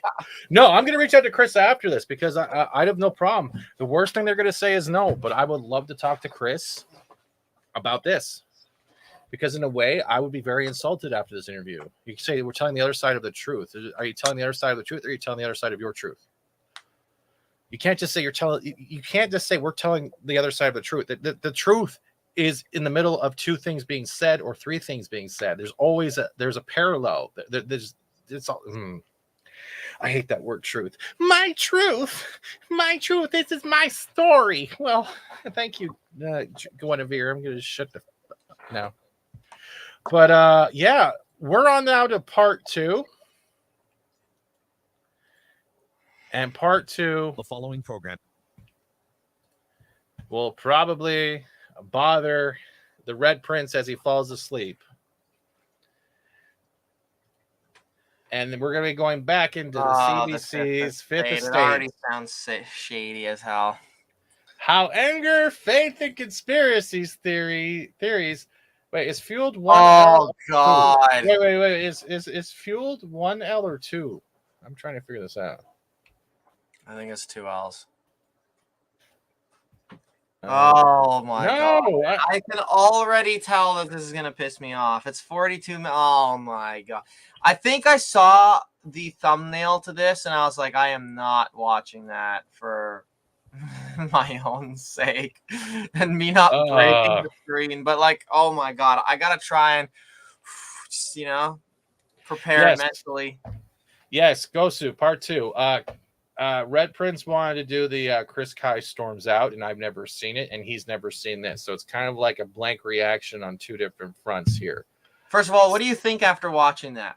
I think I'm never going to be trusting Rebel News unless they're on the ground live, like from Ottawa police when that chick got shot in the leg, right? I think there's actual people who believe in Rebel News, the ones that want to be journalists, like those ones that have that dream, and then you're seeing people with a back history who are literally warping into the thing they said they're not going to be, and I think that's what's happening here.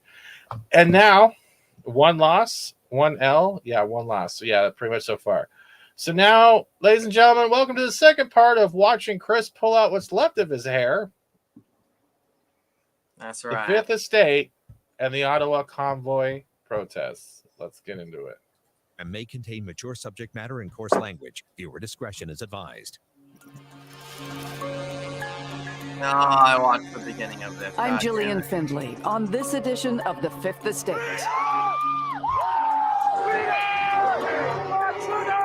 Our nation's capital, besieged. This got like 70 likes and then 20K views or something like that. But guess what? Did you hear what she just said? Ottawa besieged. That was the first thing she says right there. And I'm like sitting there being like, let's turn on the captions for bullshit. There we go. Hey, I gave yours a fair chance. And I know you're like, fuck this guy. Fuck Steven right now. No, I'm angry at the Fifth Estate, whatever the hell that means. Yeah. Let's see. Occupying streets, harassing people. I love that lady. Oh my God. This Yeah, me is too. not a peaceful. It is going to hurt. But who was going to end it? If the police have a strategy, it sure as heck isn't obvious to us. Police seemed helpless. Take me down, asshole! At times, even complicit. I support you. Complicit. Oh, dude. Give a hug is complicit. Yeah. And the thing is, I'll let you guys know. You know the cops that were actually like, hey, they're being fined, or cops that would talk off duty and say, hey, I support you guys, but I can't get involved, or even giving a hug. Those police officers that were outed, whatever precinct they were literally being blasted not only within their own precincts, but like outcasted for it. So here's the other thing too. And you probably heard about this, but there was a story from Mississauga about how like this gym was like open during like all the lockdowns and everything. And so there was an officer sent out there, and he was actually a sergeant, bald guy, big beard. I'm sure you've seen him all over the news. Probably. And he was out there basically just like inspecting, like, oh, like what's going on, guys. And they basically just reasoned with him, like, oh, like this is our business, like whatever, it's our life, we're keeping it open, whatever. And then he ended up like talking to them, like connecting with them, and then he was like hugging all the people there. And of course, one guy was filming, right? And he was like filming in a way that was like, yo, like this guy's so cool, whatever, like awesome, I love this guy. And the officer even like in the video was like, hey man, don't post that, please. And so like I don't mind you recording, whatever, but like don't post it. Because he knew, he's like, man, like, because I'm not cracking the whip on these guys, like they're, there's going to be disciplinary action for me if this gets out. And that's exactly what happened. The idiot posted it, even though like this officer did because social clout. Yeah, and he's like, yo, look, I'm gonna post this officer, whatever, he's such a cool guy.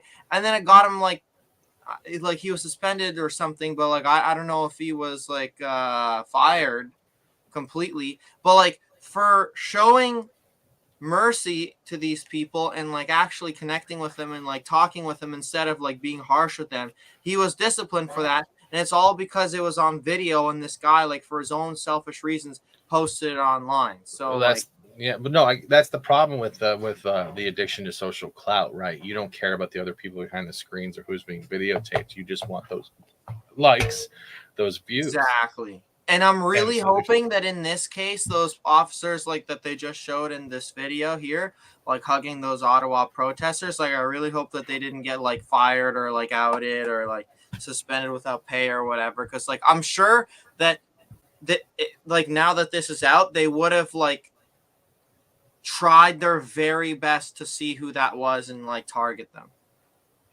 It doesn't matter. As soon as they get on they're already going to be outed, right? There, even officers that were on like the donators list, they would be outed.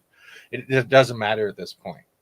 Yeah. CBC was using that hacked list to call residents on that list to get an opinion or a word about why they donated when it was none of their businesses. Yeah, crazy stuff, man. In terms of public safety response, in terms of intelligence, it's a failure. And you're going to remember some of these people, right? It's a mess. What's that? You're gonna recognize some of the people in here. Oh, for sure. We want those great Canadian truckers to know that, of course, they had to have Trump all the way. Well, what became clear is that these. I know why. Because at the same time, Trump actually was giving props to the Canadian truckers for staying for what they believe in. Oh yeah. And for some reason, people need to use. There's such a TDS, like that total the Trump derangement syndrome, that as soon as you hear Donald Trump, there's people out there that literally lose their minds. Oh, and they can only focus that everything is Trump's fault. So that, and then they use that. Were no ordinary protests. This extremist movement is born in Canada, raised in Canada, and has proliferated in Canada. Guys, here we are, downtown Ottawa. Holy! The organizers, not simply the COVID-weary Canadians they claim to be. You have said about Mr. Trudeau, somebody's going to make you catch a bullet. Somebody is going to make you catch a bullet, yes, for what you're doing to the people. Well, do you not see that that's promoting violence? That's not promoting violence. That's my opinion, which I'm free to have. Tonight, where it started, how it grew, and how all that anger has changed this country. Maybe forever.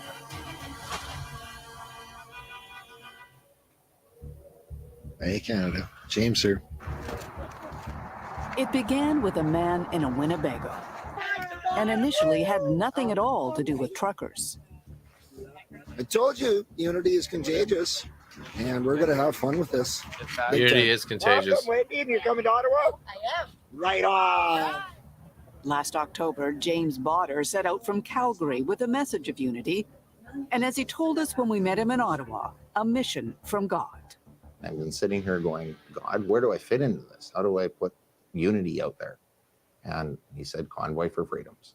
Okay, I phoned my wife, honey, we're going to go do a convoy and we're going to Ottawa. Can I ask you a little bit about how that conversation happened? I got baptized and it really stuck hard deep in my every fiber of my being. But how did God tell you to start a convoy? Through prayer. Through prayer. CBC is garbage, guys. I know. Taken him I to know. before.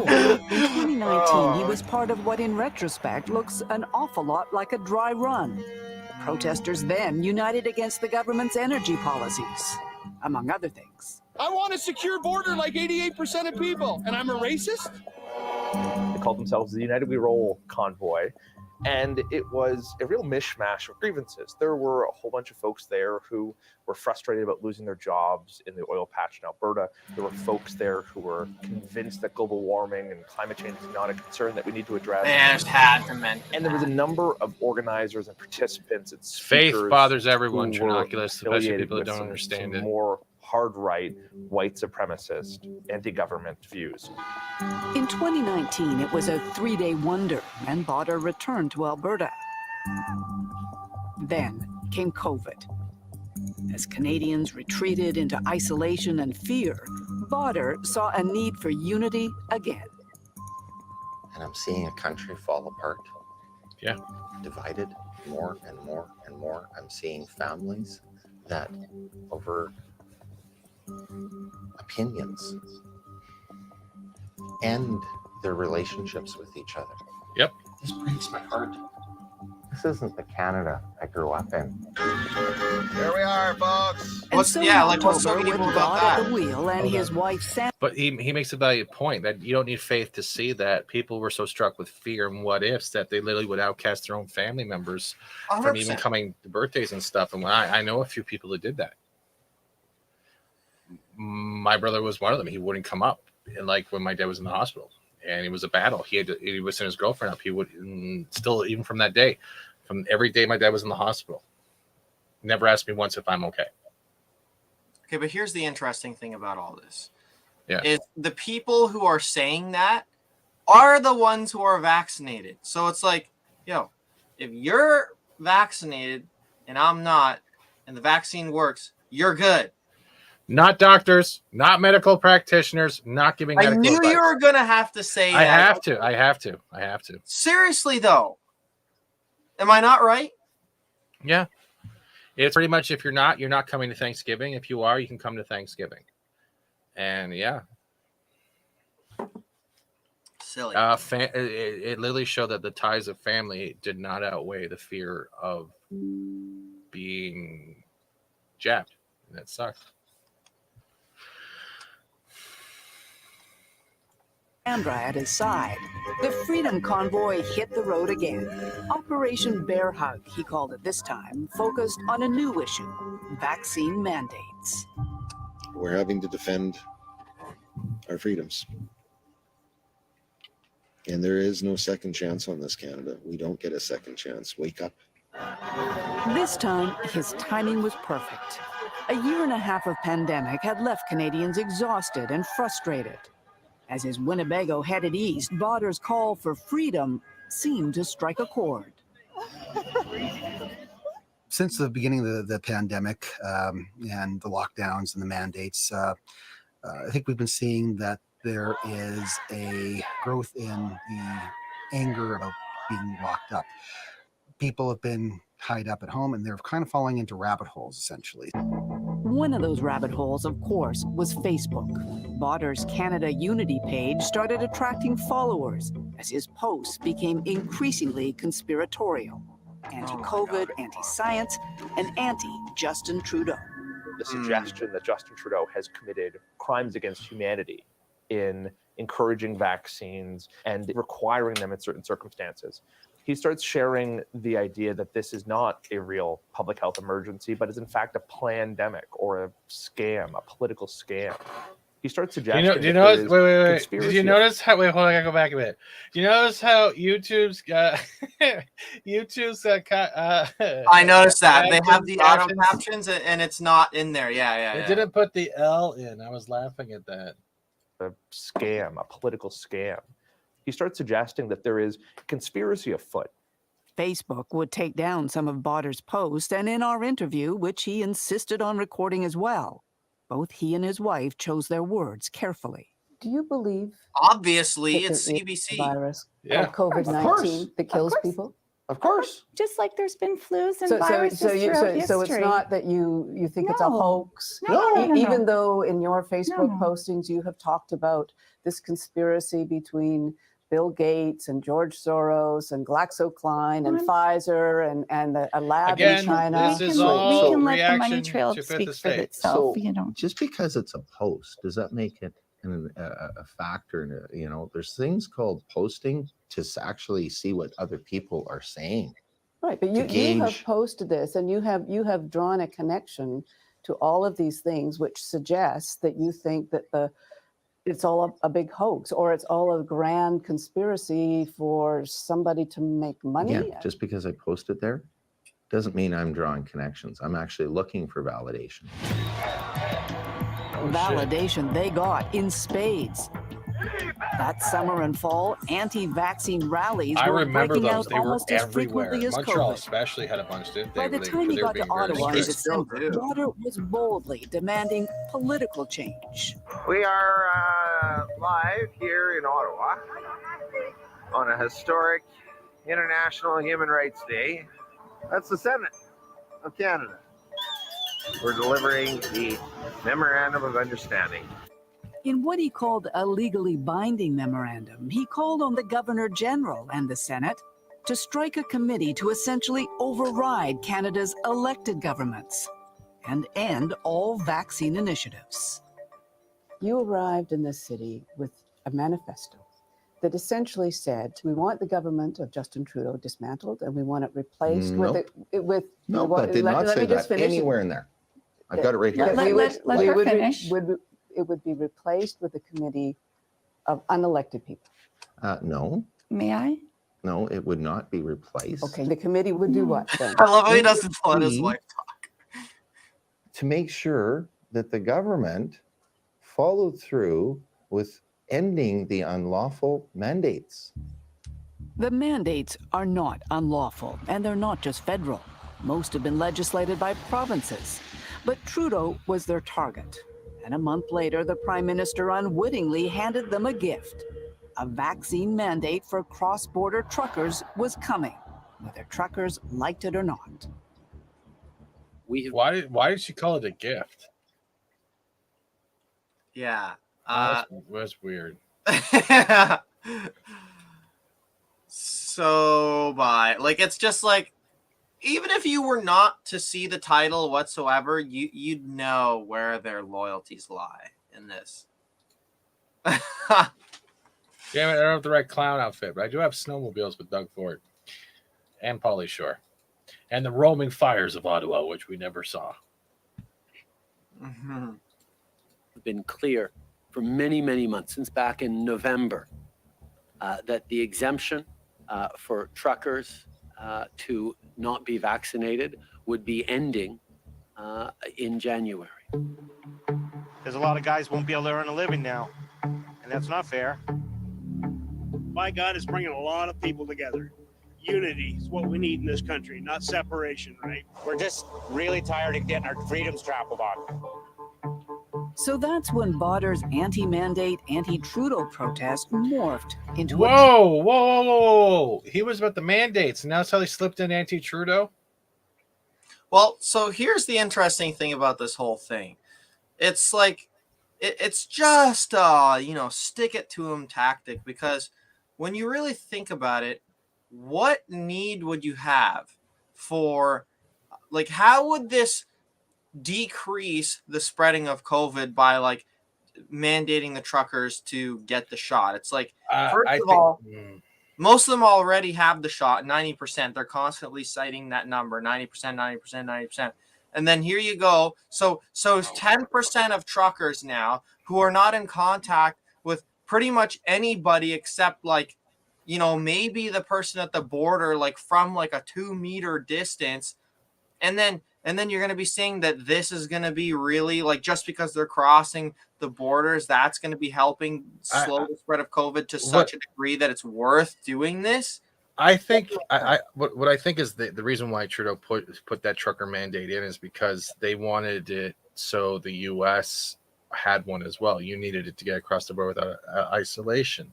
So I think he was trying to slide it in. And then you saw that later on as you saw House of Commons and Parliament acting, is that even if we got rid of ours, there's still the U.S. one. So I think he was trying to use the U.S. one as the reason to slide it in on our side. And that's very possible. Yeah. And again, YouTube algorithm. I am not a medical doctor. I am not a medical practitioner. There is no medical information being given. This is all reaction and commentary to the Fifth Estate from CBC talking about Ottawa. Yeah, I've had to say it so many times. Does it really help? Yeah. Why do you think all my stuff's still up and nothing's been taken down or limited ads that I've won? I've had some pretty raunchy stuff said too in some of my stuff, and they haven't taken it down. So I don't know. Give it time. What do you mean give it time? There's always people that will go through with a fine-tooth comb, and I've seen it. It sucks. Perfect. Truckers protest. Gonna get a couple strikes. 90% of Canadian truckers are vaccinated. And even before Trudeau confirmed the mandate, there was a small vocal group planning their own convoy. It's time to say enough. Come on, guys. We can do this. We can get together. We can bring Chris Canada Barber, what I know him. needs. You know Chris Barber? Yeah, I met him like once or twice. How is he? A nice guy? Or eccentric? He's quite eccentric. Yeah, like it's to the point where like you see his personality on TikTok as like this big burly like let's get it going type of thing, and he's just kind of like a teddy bear in real life. That's the impression I got. Makes sense. In Drumheller, Alberta, high school teacher Kurt Phillips hunts right-wing extremists online. Hunts them? The convoy. Wait. High school teacher. Wait.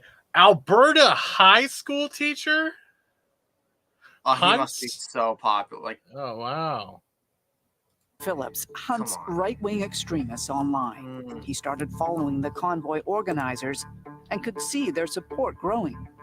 As time went on, I saw before he starts talking though, that's the one thing I've been brought up numerous times, even brought up with you, is that whole that the organizers and whatever they have a history of was going to be the taint on all truckers, and that they were going to use the broad stroke. So I think that's what they're doing here in the CBC is again, what bait is he going to use? Pronouns. Well, why do they use such like strong language with that? Like he gaslighting. Like, man.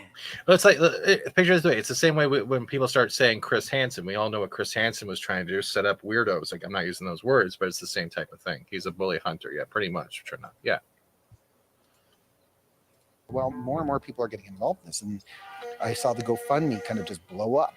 Initially, they were hoping to get $100,000, and they reached that relatively quickly. The next 100,000 was even quicker. Yeah, I've heard things about the anti-hate network that it's all bullshit. Shut down. Hey, Trent. I was really surprised by that. Look at this. How? Oh my God! Look at all these people. I really again started paying attention even more when I saw some of the other actors that were involved. I'm Tamara. Nice to meet all of you. Your support has been overwhelming and so appreciated. We are really making this happen. Among the players, Tamara Lich. We are going here to hopefully speak to some people to get all these mandates lifted. Oh, quick fact though, if I can find a clip later, I'll show you. Well, you were in Toronto on the weekend, right? They were still protesting in Ottawa. They had another march, and they were actually protesting outside the prison where she's being held still. Holy crap! So where is she being held right now? I think it's one of the jails in Ottawa, the precincts, the facilities in Ottawa still. Holy man, that's crazy that she's still being held there. Her and Pat King were denied bail. Yeah. Oh my gosh, man, that's crazy. Like, I wonder actually, like now that. Like, I'm probably going to watch this video back, like, in, like, a couple of months and be like, damn, like, that's crazy. Because at this point in time, we're only, like, guessing how long she's going to be in there for. And, like, I'm really curious what it's going to be. Because, like, you know, so far, they have her, like, on mischief. That's it. So, I'm really curious. Conspiracy to cause mischief. Yeah, stuff like that. Yeah, it's been kind of crazy. Really wild, man. And later, I'll actually try to show you what was going on in Ottawa, not Ottawa, but Windsor and stuff, and how crazy it was. Because, yeah, this is it. This CBC Also from Alberta, formerly with the separatist Maverick Party. Her job was feeding that's the that thing goat. people kept bringing up in my chat. The whole Maverick Party and the separatist shit from like the West provinces wanting to leave Canada and shit like that. And thanks for subscribing, Ultra Ludo. I do appreciate your sub. And is it the Wexit sort of thing that? yeah, and people bringing that up in my chat and saying, well, you know about this, this, and this, right? And I was like, not really, because I'm not political. I don't follow politics in the slightest, and I'm not focusing on that. Like the way I was trying to cover all you guys and the way things were going, I was trying to see it from the actions of a human being, not the political parties, because human beings have been around a lot longer before we had government. Yeah, maybe I'm wrong on this, and there was some type of secret government, but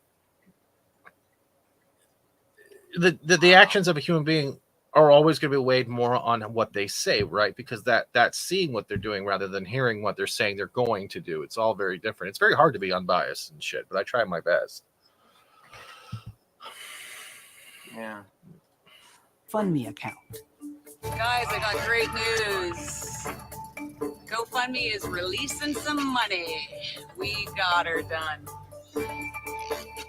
Then there were the others. Chris Barber, here he is with Leach, built a following on TikTok, where he was prolific, spewing hate. Adolf Hitler was a smarter motherfucker than anybody wants to give him credit for.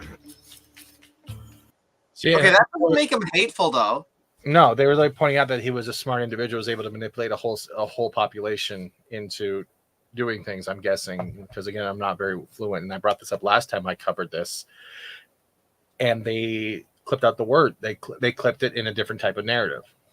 That's what they've done throughout this whole interview, and it's kind of messed up. So all these people you probably have met or talked to or interviewed, you're seeing what you know personally and what you've seen and how it's being portrayed in an investigative report with the Fifth Estate. That's why I wanted you to see this. Yeah. So saying someone's intelligent automatically is propositioning racism or something. I don't know. Let's go! Jeremy McKenzie, an Afghan vet, has been linked to a number of extremist groups in Canada. Fuck you, Justin. Shit on it, bitch. He joined a convoy from Nova Scotia, one day after police seized weapons from his home. Are you ready? Are you ready? Are you ready? And then there's Pat King. His roots go back to that 2019 convoy as well. With an audience of more than 300,000 on Facebook, he ridicules people who aren't white. You might want to change your name to Ishmael. Yeah, Or said some drop stuff a bunch I of chains wasn't down the agreeing stairs with. and call yourself Chong Ching Ching Chang. What is this guy talking about? That's Pat King. That's the one I will not show on my channel, right? Any of his stuff because of the clips I've seen. Like I did my own little rabbit holes, and some of the stuff he said could be considered offensive to people who are watching the convoy. But I would not promote those types of clips because of that history. Like if I that stuff in general, that's what I was talking about when it causes the taint for the whole broad stroke of truckers. The whole, like, let's just paint everyone the same, because they're not looking at all the trucker stories. They're looking at the organizers, and they believe since the organizers got this, they got everyone else who believes the same thing they do, and they're all the same type of mindset. And that's an unfair criticism to anything. They cut them up. Yeah, they did that too, even with the Ottawa and the horses. That we'll get here later, guys. Conspiracy theories. That's what the goal is to depopulate the Anglo-Saxon race, because they are the ones with the strongest bloodlines. And in the weeks leading up to his arrival in Ottawa, was predicting violence. Trudeau, someone's going to make you catch a bullet one day. The only way that, and I'm going to say it out loud, the only way that this is going to be solved is with bullets. This is a very loose-knit, decentralized assortment of agitators and activists and extremists, and we need to recognize that that can be incredibly dangerous. Hearing that Trudeau wants our guns. So does he want them bullets first, or that way? Whether supporters understood who was leading the convoy, the trucks became a symbol of some kind of change. And some politicians, whether they understood it or not, were quick to capitalize. We need to show truckers that we appreciate their hard work and that we're going to stand up for their right to peacefully protest. But how peaceful would it be? When we come back, the convoys descend on a city unprepared.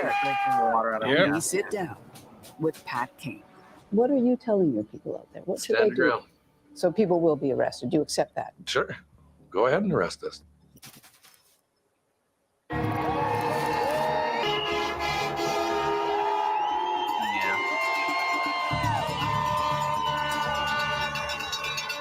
They'd been coming for weeks from every corner of the country.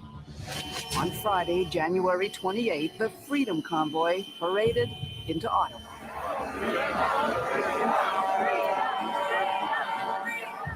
This is a city used to protesters, but these would prove the visitors from hell. Freedom! Freedom!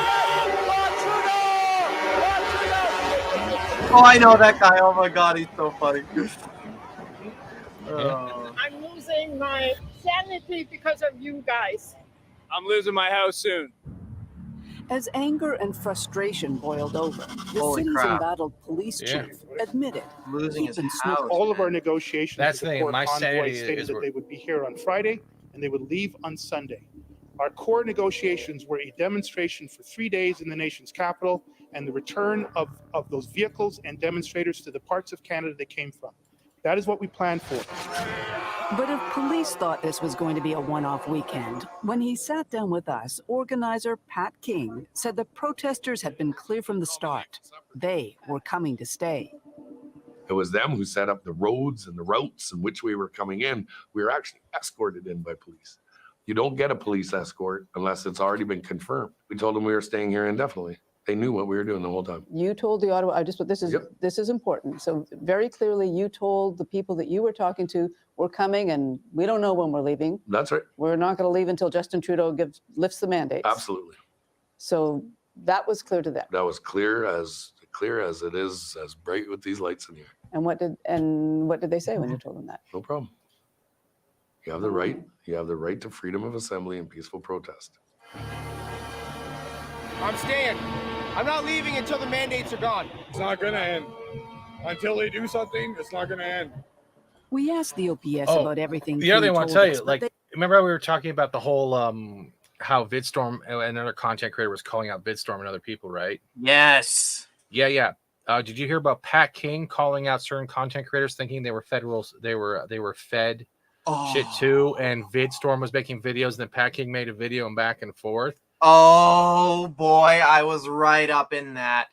Yeah. So yeah. I watched the Pat King video. So, people were spamming my email about it actually, and I covered both. Yeah, it was messed up. It was like I couldn't believe it. Pat King was like, yo, like, you know, these streamers, they're feds and all this stuff. And he wasn't even just like, oh, this general group. He was like specifically naming Ottawax, VidStorm, Zot, Zoke, and then I think like one other person. And then I was like, no way, like this guy's like naming all these big YouTubers, and then like all in their chats all day. Like I talked to them and they were just like, you know, there's so many people asking them like, yo, what's your badge number? And it's just like, how they were saying Zoke's Fed thing never left. Though that's the funny part. They still think Zoke was a Fed because of the whole Fox News and stuff. And people, like we said before, and this is no shit on Zoke at all. Zot is the fact that his interviews with the truckers were amazing. I'll stand by that, like, because I always focused on them when they happened. But from then until now, I don't know who's been in charge of the streams, but the when I say about the actions versus the words, yeah, Ludo's, I'm not getting into it. That's why I never showed most Pat King on my channel. Okay, dude, I didn't get into that stuff. I was focusing on the humanity aspect. That was my main goal. I am not political. I fucking hate politics. Soul sucking. I'll stand by that right now. I hate it. I am not political standing at all. And I even have people in my chat call me a communist for being offensive or trying to understand both sides of the coin. Whatever. They're no longer in my channel. Keely Chow, Roll Tide, hello. Mackany, hello. Support Freedom Net, hello. Yeah, dude, you should have seen all the chats. When I was going through different streamers, Zoke is a Fed. This is a Fed. This is a Fed. This is a Fed. All that Oh, stuff. I had It so was many people in my chat about nonstop. that. Yeah. And the thing is now is Zot, Zot in a way is kind of living up to not the Fed thing, but a sellout because of the way he's trying to monetize every interview in him because of his name being popular with the Ottawa protests. And anyone in, like, say in the U.S. or anyone wants to have an interview with him, we don't know who's responding to his emails, but let's make a deal. Wait, hold on. Let me dial you back there. What exactly is that? Like There was a truck. People who are watching the USA truckers right now, like, hey, you should get in touch with Zod. And like, oh, I know Zod. I was watching the Ottawa stuff. And then they would reach out and they would get a reply email back saying, let's make a deal. Not okay, we'll schedule for an interview. Let's make a deal. What does that exactly mean? Like he's wanting them to pay him? It sounds like they're trying to give some type of stipulation, or they're saying let's make a deal means like, well, if you want to come on my show or you want me to come on yours, let's make. How would I say? How does let's make a deal even work? Yeah, that's like I assumed that you kind of knew what was going on there. Like, what is? Yeah, support. It was confirmed because I heard it come out of the trucker's mouth. Support freedom. Yeah, I heard it out of the trucker's mouth live. That was the response email he got. Yeah, from the U.S. convoy. Yep. And Pat King wasn't an organizer. Supposedly he was like a leader. He was never an organizer. So this even pushed that. Pat King was pretty much wasn't an organizer. He was just a leader for one of the groups. The same way, supposedly, what BJ was saying, I believe, is that the Windsor convoy and the bridge blockage had nothing to do with Ottawa at all. It was just inspired. Yeah, I know. I'm not bashing Zot. This is what I have seen live from my coverage. Remember, I go through a lot of feeds. This is not shit talk. This is what I have seen and heard live on other streamers. Truckers in the U.S. convoy. And I'm sorry, let's make a deal. Even if it wasn't him saying that and whoever's running it is saying that, that's still kind of disturbing. That's not a shit talk. It's truth. That's support maybe, but when the email came back, that's the message he got. And that trucker kind of sounded kind of bummed out in a way. Again, I'm going by what I said. I am not causing nonsensical shit talk. It's a difference. Stream support. You've watched enough of me to know.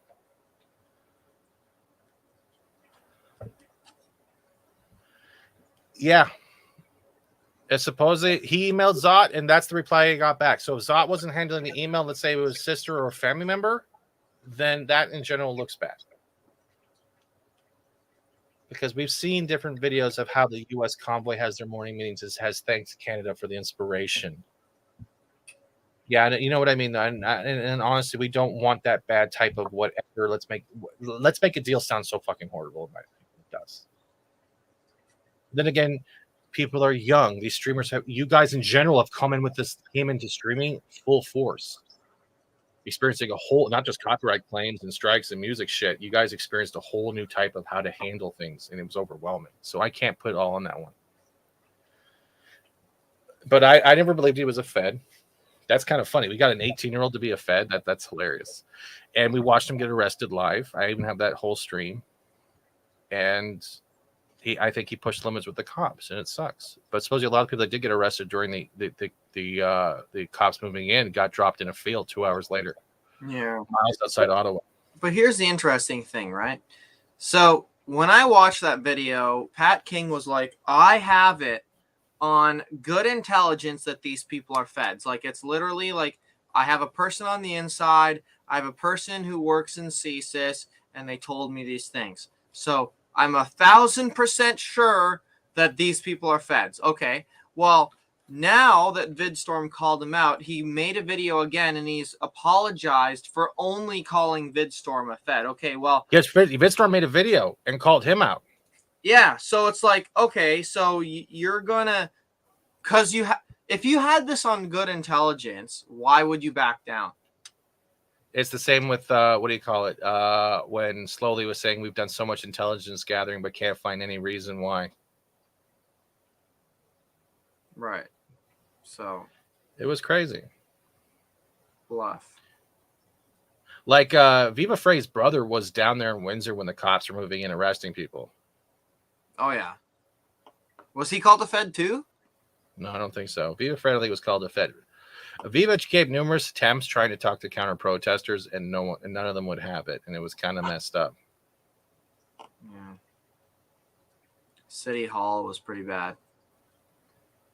But what I'm trying to find for you right now is, remember I was talking about the counter protesters? Yeah, which ones? We're going to go back to the Fifth Estate quickly. I'm going to leave it here. But remember I said like it shook me to my bone? Oh, yeah.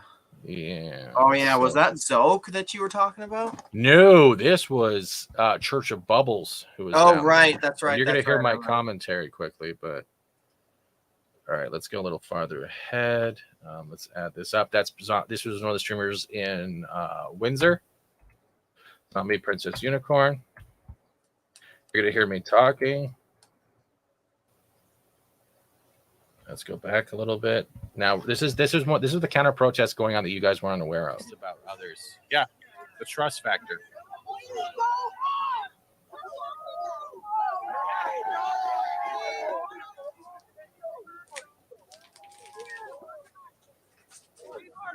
Counter protesters don't even want to talk. They're all words, yeah, that you've heard from the government or from mainstream media. Why are you blocking their video? That's a nice version. Oh, yeah. Thank you. Appreciate that. Oh, you don't want to be seen? He shouldn't be doing that if he doesn't want to be seen. I hate hearing myself. Somebody just hit me in the face. Do you see that? Now, this guy is shows the blasting the counter-protesters megaphone have in his no ears. Respect. At all. Thank God it wasn't me there. Oh, my God. I wouldn't be able to handle that.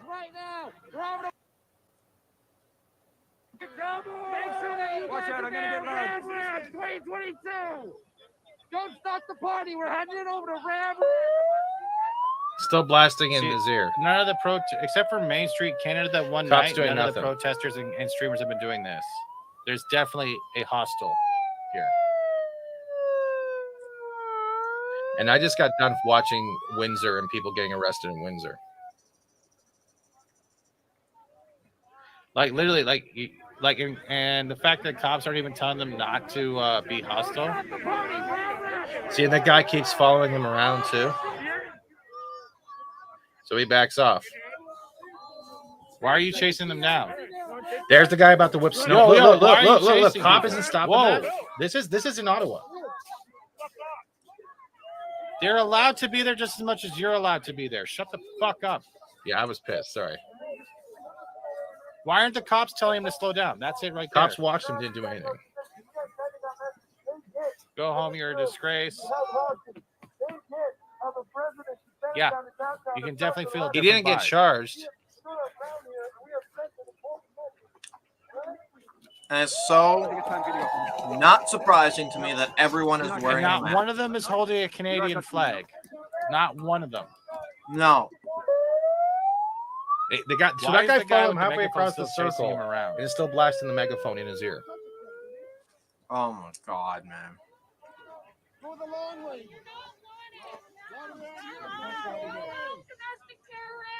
Domestic terrorists. Domestic terrorists. Okay, Karen.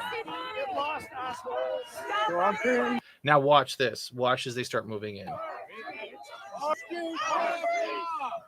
Why aren't the cops? One man, and these Why aren't guys the are cops mobbing him, involved? Why and aren't no the cops cops are doing getting this? in This there. is a mob. Why aren't the cops getting involved? This is right here. This is it. This is divisiveness. Oh my God, man. If I was there, I would have fought all This is those it. guys. Like, I swear to No, God, you you're gonna wouldn't be have. pushing me out of No, you there? would have been arrested because we have to wait till the cops actually do show up. Get out, you fucking creep. Why are they touching him? Why are the cops not telling him to stop? This You're is smacking mob. me in the It's face. 8 Oh versus my 1. God, that lady would be dropped You next can't week. I swear to God. Why are you touching his shit? There's the cops. Now watch the guys, cops. Sir, I don't want you in people's faces right now. No, listen, I understand that, but I've watched That was you. Church of You're Bubbles. being somewhat confrontational. He is being confrontational. I don't need you to They interrupt that. are coming at him You're 1 welcome to versus stand on 8, side, and 'cause he's we're being looking here. confrontational. And so that everybody will agree and not push me further. Absolutely, as long as you stay put And there, this is we're what okay they with want that. throughout I'm Canada. okay here. You were the guy. You were the guy grabbing megaphone. You were the guy grabbing megaphone. He's the guy grabbing megaphone. Disgusting. So they're on their So side. you don't want them to record, but yet you're recording him. Yeah. Why can't they be seen? Why can't they see the counter protest? I thought you guys wanted a voice. Would you encourage people to honk outside of our homes at all hours of the night? Absolutely not. Then why are they doing it? Then why are they doing it? Yeah, it's just hateful rhetoric. So they're blaming the streamer for the truckers honking the horns when he has no truck. Viva approved this last week. He is wonderful. He's full of balls. Man, this is like unbelievable mob mentality, and the fact that the police sided Shocking. with Angry them. mob with cop support. But the cops took off, so they're going right back to it. What the fuck does So, hold Ram on. Ranch have to do with anything? Yeah. If the counter protesters are violent, it's okay. If the protesters do it, it's CBC News, I'm guessing. I don't know. But like, I'm already feeling a clench in my chest. I'm on Church of Bubbles right now, Jonathan. Thank you. What does Bubble Boy have to do with this? The one guy wave. I'm sorry. He still gets me every time. You have a freedom to protest, yet you're not letting someone film you what you're trying to say. What is His hands are up. He's just holding his camera. So these people, anybody with a camera, This is sick. out of there. Yeah. I don't even think this is Soros. This just sounds like hateful people that are selfish about their city. Holy man. All of these people have been aggressively coming after him from what I'm seeing. Hey, parents, go home. How much for the Church of Bubbles? Like they can't even come up with an insult because they don't know what's going on. Yeah, what does this guy ask him? Like, how much for the camera? Like, he How wants much to does the buy Church it? of Bubbles pay or something? The missing link, guys. Hey, we found the missing link. Whoa, Neanderthal in person. Tell me more about the bubble. Man, that's And I said I'm insulting. ashamed to be a Canadian. There it is. Do you notice how the streamer that's being is filming, right? He's not really saying much of anything.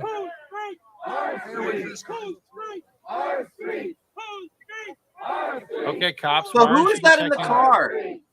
Oh, that's when more truckers were coming down for the convoy. Every Counter protesters thing were I've seen blocking so them far out. is people attacking them. Why aren't the cops telling them to back off? Why is there no line in front of these people against the Why is there no line in front of the counter protesters? Exactly. Why is it there's so less cops here than there is at the protest? Holy man. That's the day it should be, because it's right after I was watching people getting like, holy shit. Like I did get the bit. I did get the bit storm video was calling out Pat King. Before looking at what, and then we got and drones. And then this is Windsor. Start shooting people. Why are they there? Because the protesters. They had tac started trucks there protesting too. again, You so care more about the this is why content this is going down. than the whole This picture. is going down. I'm not So just switching be to aware. Aaron. I'm gonna go look. And people kept demanding to go to something happier, and I'm like, I'm not going to something happier. You got your husband. Because no one was covering That's Windsor, my right? His husband got her husband got tackled to the ground, and she's freaking out because she can't get in the car anymore. And people were like, "Why are you worried about your car keys?" Like, because she might have kids at home. Dude, you guys, Look at all like, of this. look at this. Holy shit! This is your tax dollars at work. That was the kettling going on in They're Windsor. moving again. They're moving. Oh, so You this guys is didn't in know about Windsor this. Yeah, you guys didn't This know is about not this. only did you? bad optics for Windsor, it's bad optics for wants to Doug hit my Ford. car. It's bad optics for Trudeau at the same time. This is not going to end well. Why are they all around the Tim Hortons? No. They were protesting in the middle of the street, and they started kettling in that day, right? So they were trying to keep them out of the complexes. They were trying to keep them to the sidewalk and pushing them up to gain back street. And anyone that was caught in the line, they were tackled, arrested, and brought to the ground. Holy man! That was the same day with the counter protesters in Ottawa. Yeah. He had a lot more pure. He had a lot of he had a lot of subs before he went down there. But yeah, I thought you might want to see that. Like, it was not all happy fronts everywhere else. It was a nut. It was messed up. And I like when I'm going through different footage and the Facebook stuff started popping up. You guys when you guys finally had the police move in, that was us watching Windsor over the last few days. It was crazy. They had the same stuff, but there were so many cops, and it was crazy. Yeah, Windsor Bridge, yes. I don't know much about the counter protesters they were protesting, but a lot of them were wearing masks and hiding their faces. And if they're already hiding their faces, why are they so worried about getting filmed? Why is it they could film without be filmed back? And then they're throwing insults. And the cops did not hold up to protecting the peace there at all. I don't believe they did. It's like, come on, like, oh, you're interrogating them. Yeah, you're being aggressive towards them. And I'm like, there's 80 people chasing him down and trying to almost whip snow or rocks at him, and you're doing nothing. So it's all on you.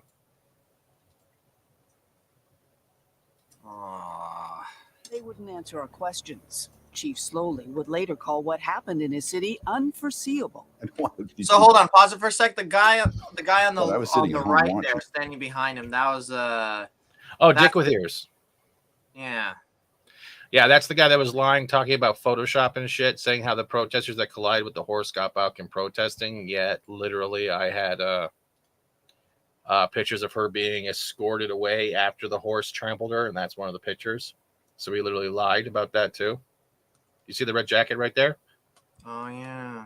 That's the woman that got trampled. That was on that mobility device. Trust me, I was on everything. I knew exactly what was going on. That was the dude that shot her point blank in the leg. Wait, hold on. That was the dude that shot the Rebel News girl. Yeah. Holy, what did he shoot her with? It was one of the smoke grenades. People were saying it's a beanbag. It was either one of the smoke pellets or it was one of those foam bullets. But you can see the circle indentation when she got carried out when she went to the nurse office in her leg, because people were also wiping away the tear gas or pepper spray. But yeah. Holy crap, man. That's point blank would hurt. It was. What was the other one? Yeah, they were trying to get child services to come in and remove the children. They're trying to go after their children.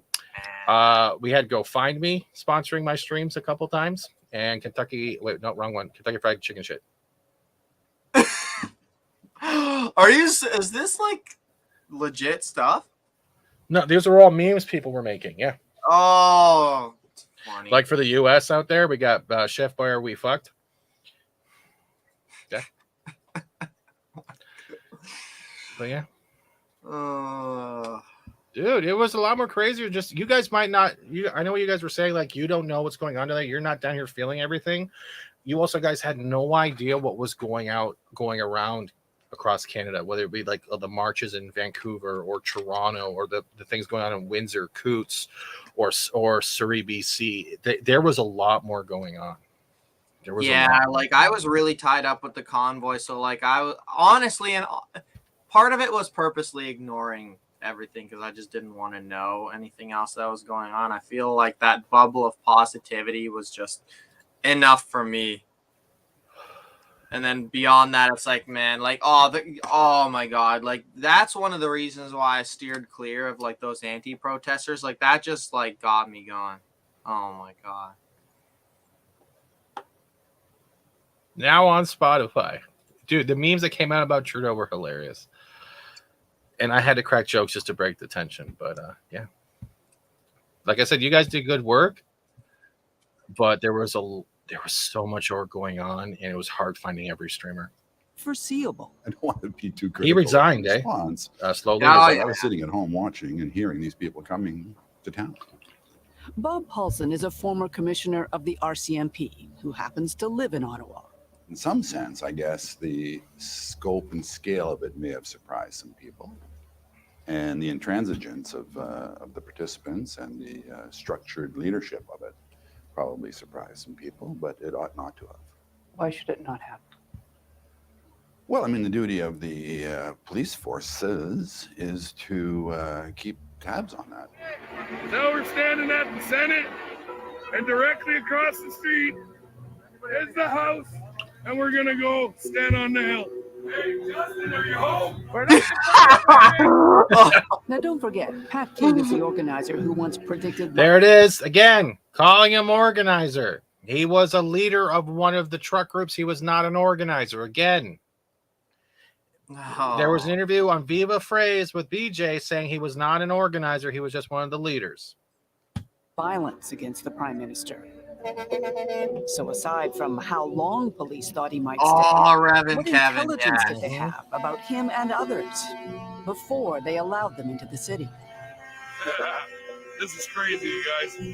The OPS, the Ottawa Police Service, and the RCMP, Parliamentary I'm still waiting to find out what happened to BJ, but other I'll look police into it. services in the area have a long history of coordinating and jointly responding to demonstrations and protests on Parliament Hill. Given that we know that amongst the many demonstrators who were coming were people who were coming very explicitly with the goal of changing the government, people explicitly talking about violence, should those kinds of things have triggered a response? Absolutely, and to the extent that that intelligence was collected and possessed and assessed, it would have been distributed. We now know Canada's intelligence agencies were keeping tabs. The day before the protesters arrived, the Integrated Terrorism Assessment Center circulated a warning to police. Some ideologically motivated, violent extremism followers had seized upon the rally.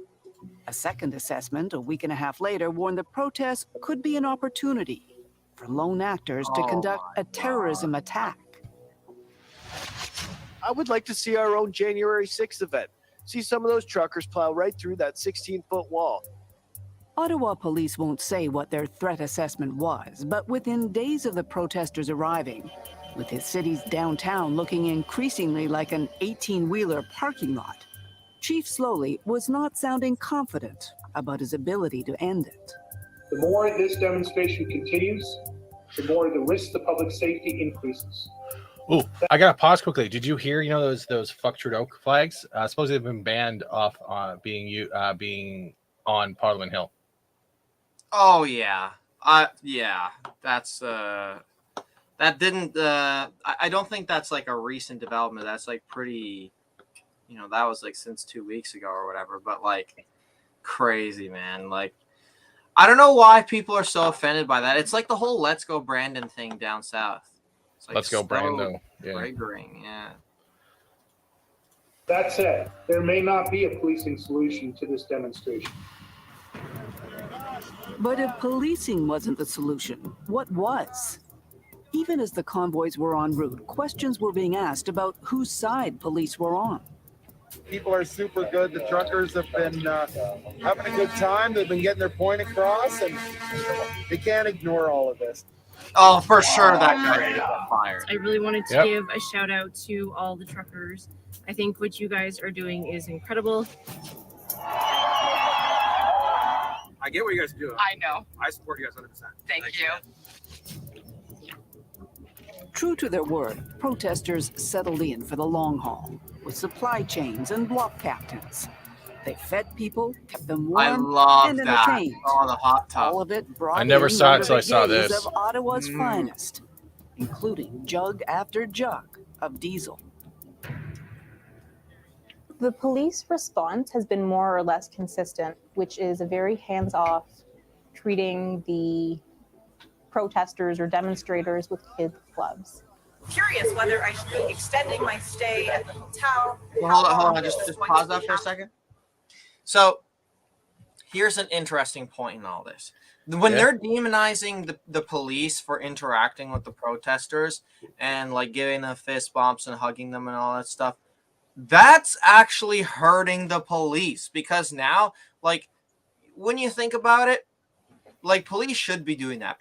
Police should be like having that like community engagement and like showing that they're not just like this like force to like just destroy, and like, you know, they're also like people too, right? And so like this CBC thing demonizing the police for like actually interacting with the public, like, come on. It's like, you know, we already know that when a BLM and Antifa riot goes on, like police are like really hated, right?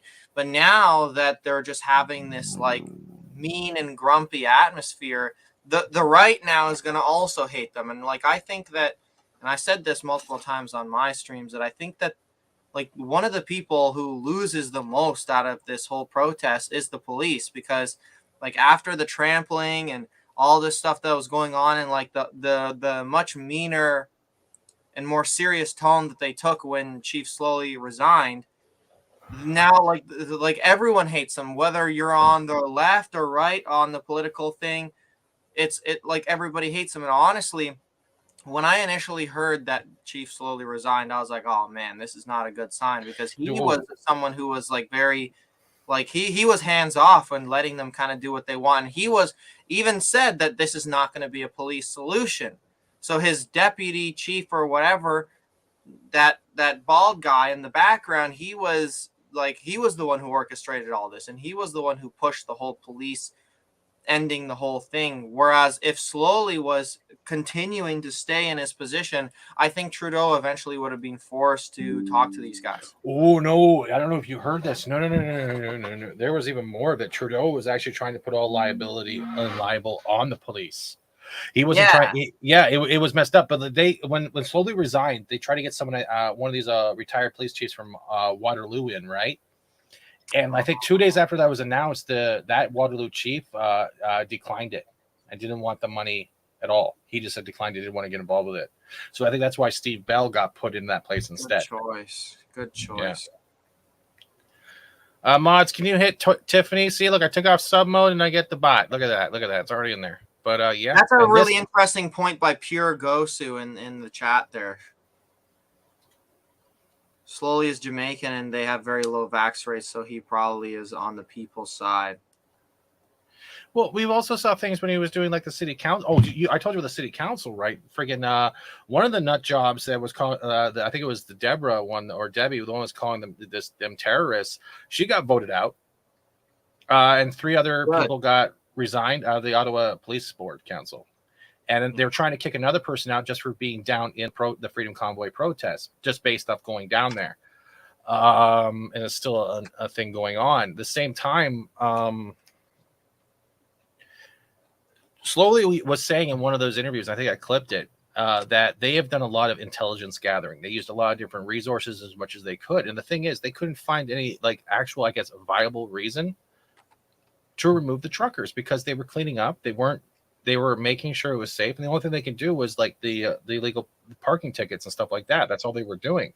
So if they're going through all the resources and can't find a way to remove them, then maybe they were following legal standards. And no one's thinking about that, because I have yet to hear what the legal standards was. I've also heard from people that are truckers and how much those certain things have affected people. I've heard the stories about the fire bricks. I've known what's been going on. So again, 100% not innocent. You can never put on this whole freedom movement. You can't. Mm-hmm. But the way they're being villainized and been given the okay to villainize, starting with Trudeau, has literally caused a divide in general based off the principle of you should be able to donate to a cause, but still be able to do your job and not be villainized for it. And that's where this whole divide thing comes. There's more divide now than there was before because of how they're acting. And these are grown-ups. Take away the politicianal things. If you're calling me a name live on air or whatever, you call me like a douchebag, you're saying the rest of the chat can agree with you and call me a douchebag. It's the same thing what Trudeau did. That's not a politician thing. That's a human aspect. You're being childish.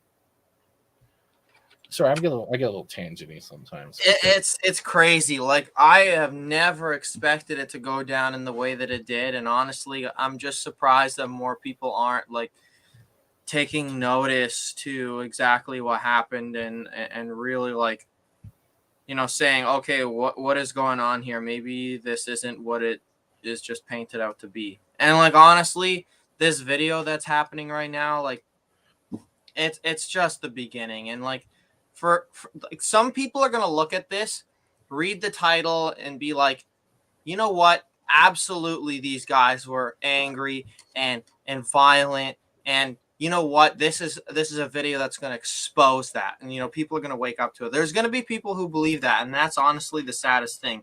In my opinion, it's not as sad when like Trudeau's saying that they're violent extremists. That's not surprising. That's not sad. But the sad part in this is that people are actually believing it. That's exactly it. You already created a narrative of name calling that people can believe. And when we hear this woman talk, already you're seeing how much, and then they're trying to protect mainstream, like CBC saying they need to hide their name tags and all. I'm like, you guys did it to yourselves. You've been doing this years before the convoy even arrived in Ottawa. You literally have no respectable qualities as journalists. That's why your legacy media or mainstream media is put in a category of fake news, because of the contradictions that have been seen and how you want to protect that your opinion piece matters more than the factual piece. News used to be about you tell what's happening from the knowledge you know, and you move on. And if something does change, you update your article. It's not that hard. But your opinion pieces are horrible. 100%. Like they're just telling people what to think now. They're not, like, I swear, CNN, like, what was his name? That white-haired guy. It's like Anderson Cooper. Like, we're literally telling people what to think. And that's not the job of the mainstream media, to tell people what they should be thinking. It's just like to provide the facts and have the people come up. Hold on. What's going on? Listen to this phone call. Oh my God! Canada Borders Agency is saying there's an illegal package shipped with my name. Let's see. Oh my God! Hold on.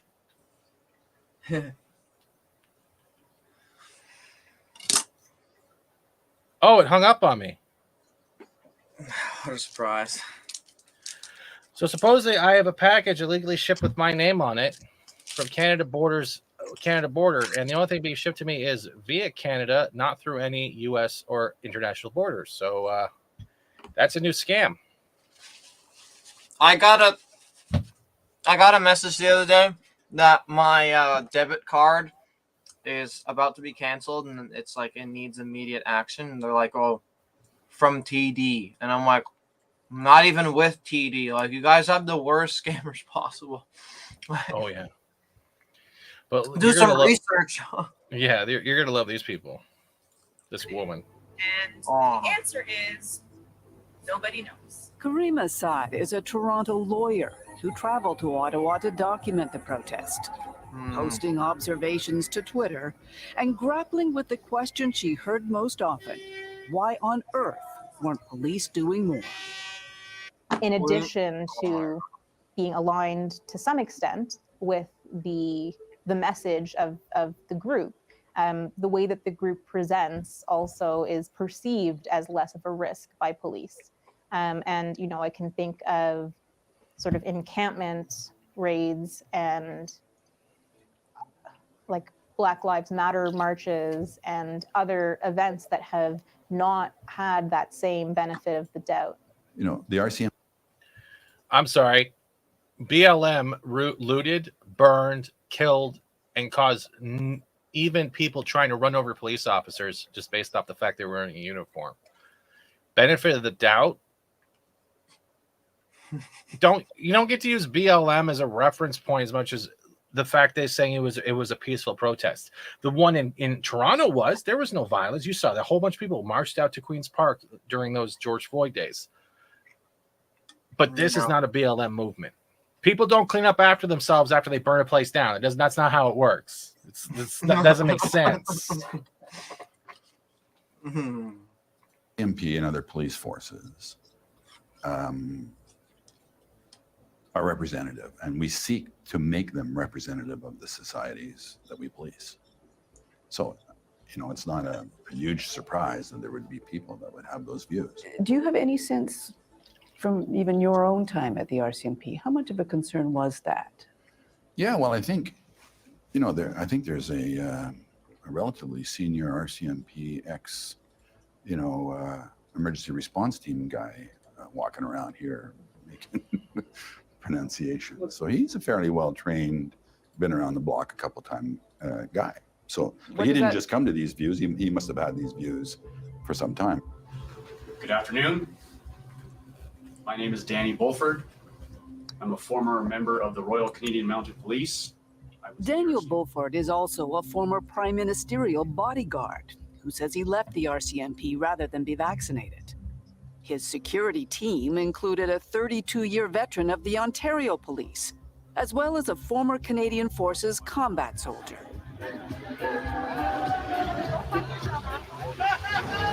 Oh, they feel emboldened, they feel invincible, they feel like they won't have any consequences for anything they do. The protest grew, especially on the weekends. But by weekend 2, angry residents were protesting back. Yeah, if the cops aren't willing to help us, we've got to do it ourselves. But organizers clearly saw their arrangement with police as a license for everything that followed.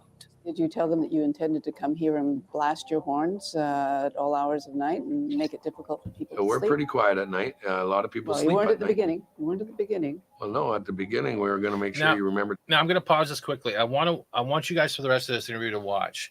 When she's trying to make a serious point, she's not holding back the smile. When she's trying to be derogatory in her questioning, she has a certain smile creeping in half-assedly. So pay attention to her. Oh boy. That we were here and not to forget about us. And it's just a horn. It's just a horn. Ottawa police put out a tally of arrests made and tickets issued. But That's all true. residents could see was that the trucks remained. To change that, Chief slowly said, he'd need help. We are asking for an additional 1,800 police and civilian personnel. I interpreted that 1,800 number as a political ploy to transfer responsibility around the various jurisdictions. It may well be 1,800, but you've got to have a plan that accompanies the demand for resources.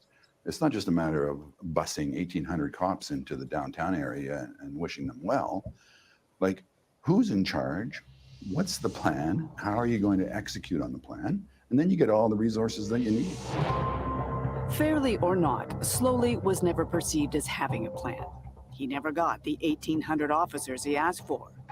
The hows and the whys will be dissected in the months, maybe years to come. But Slowly's future was now being measured in days. 18 days after his officers escorted the convoy into the city, the chief was out. When we come back, the protests spread and the stakes get higher. It took to the point where we knew what was about to happen or inevitably to happen, and we acted as soon as we could. Ooh, dramatic music. Yeah, it The makes me tide feel would so begin much to safer. turn 2 weeks in. Protesters were now blocking the border, the Ambassador Bridge in Windsor, crossing points in Alberta, Manitoba, and BC. It wasn't just residents being held hostage now, but trade and jobs. Yeah, I saw those, Trent. Yep. The Prime Minister, who'd been dismissive of the protesters and largely absent for weeks, finally emerged after a call from the White House. All right, I'm going to clear right here, though. Like, the whole thing is the reason why they froze funds is because they considered it outside influence from a foreign influence, right? The whole money and everything right there. So right then and there, isn't the phone call from the U.S. and the White House considered outside foreign influence and goes against what, our Charter of Rights or a Bill of Rights? So technically, CBC just said, hey, it's okay for the U.S. to do it if it's politicians, but if it's funding for a convoy or protesters or any type of thing, it's foreign influence. So there's a hypocritical thing that I'm still trying to figure out. And this guy, he had the answer in front of him the whole time. If not him, a representative sit down and talk. Give a date, the same way House of Commons was asking for a date of when he planned to end mandates. And he didn't do it. He tried to incite the fact that the Parliament House in general were siding with Nazis and swastikas. Oh, yeah. And wouldn't even apologize for it. The dude, this dude here is a human being. Is someone I have no faith in. I would not trust him with my wallet or my phone number. But here's the thing: he's untouchable, man. Like nobody. Senate made him. I think he was watching the Senate, and when after Platt was done talking, I think he realized that he's not as untouchable as he thinks. Well, just because the Emergency Act wasn't passed doesn't really influence too much, because like he already froze the bank accounts. They're still frozen. They're taking like assets away from people. They're not allowing the give, send, go money to be released. They froze that as soon as a bit of it was released. Like, you know, they're storing these people in jail. They're denying them. Well, so it's like, you know, they trampled people with horses. They completely got away with that. You know, that like, so it's just like, okay, does it really matter that much that, you know, the whole Senate thing dropped the Emergency Act? No, not really, because no, the Senate didn't drop it. Trudeau dropped it. So the Senate never dropped it. There's still supposed to be an inquiry about that. Supposedly, that's what. Well, he dropped it ahead of time because he didn't want to look bad. Because while they were debating, yeah. Yeah. But the other thing that was kind of I forgot my point. What I was going to say, but they tried to call us extremism. They tried to say anyone who was a pro-Trump or even in Canada that they should be worried about their money, and it was a whole bunch of things. But at the same time, the measure of a man here, it does not make sense, and he messed up. Yeah. President Biden and I both agree that for the security of people and the economy, these blockades cannot continue. That's what I was going to bring up. Okay, you remember when GoFundMe froze all this stuff, right, and tried to use it under the terms of their services, right? Supposedly, the $1 million that was the $1 million in the TD banks before Doug Ford even made the state of emergency thing. TD froze it before that announcement was even made, so the banks even knew ahead of time and froze those GoFundMe shit. Holy man. Yeah. This is crazy. Just down the rabbit hole. Yeah.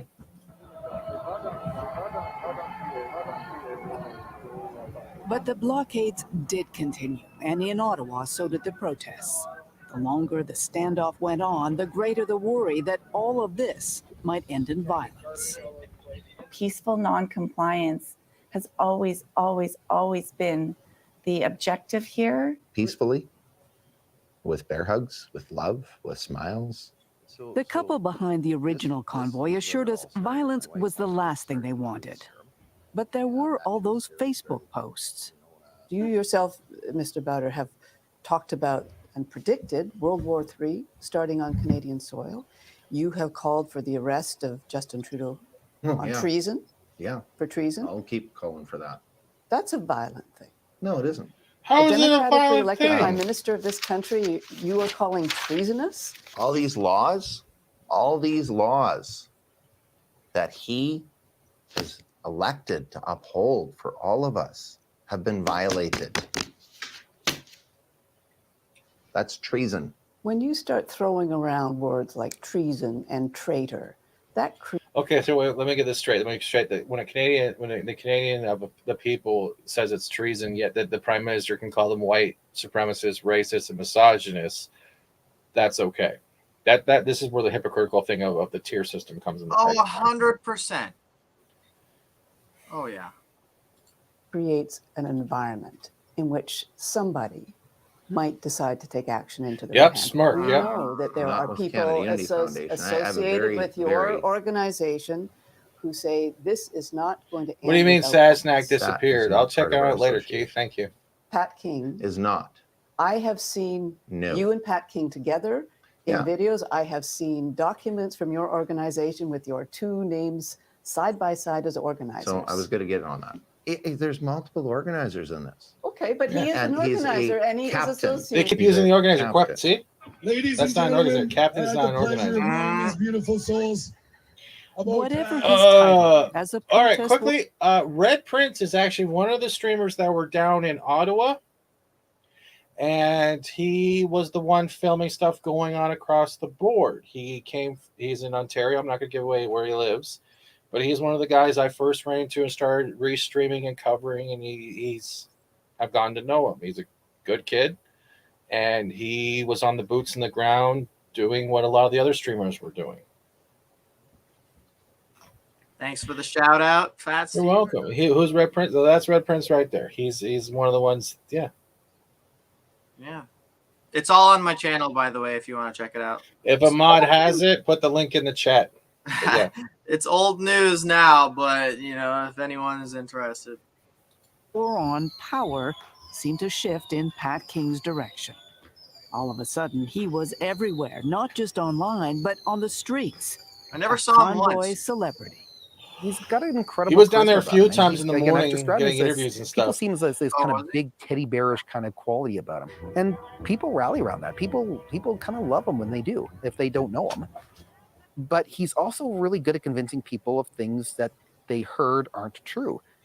He was clearly confident he could convince what he usually derides as the mainstream media, too.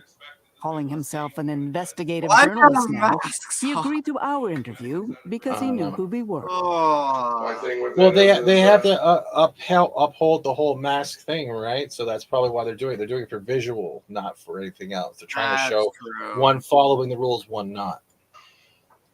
My parents would be proud if I did it with the fifth estate. That's just what it is. Your mom and dad would be proud? Yeah, they would be on it. So it is what it is. We'll do it. And all right. Well, I appreciate I guess we'll coming. see what the editors say after. We talked for an hour, during which he made all kinds of claims that simply aren't true. Vaccines are dangerous, he said. Not a doctor. Now they're saying children can get heart attacks. It's a common thing. Children can get strokes. It's a common thing. Part of a conspiracy to get rid of Anglo-Saxons, he said. And you think the vaccine's part of an effort to depopulate? It is. Do your research. Despite all of his offensive Facebook posts, he denied being a racist. Nothing. There's That's never been a crazy that racist derogatory 300K comment out of my mouth. Pardon?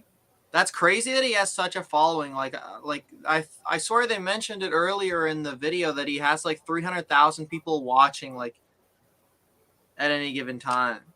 Mm-hmm. Or maybe he has 300,000 followers. I don't know, one of the two. But like either way, he has like a massive crowd of people. Because like the one video he made about like, you know, these people, these streamers are feds. Like everyone knew about it the next day. So like the guy must be like super influential and like have a big following.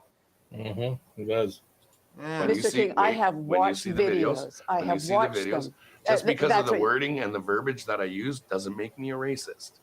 That's just verbiage. Wait until it takes that. And then we talked about those rants against Justin Trudeau, made, he said, after he was denied a flight for being unvaccinated.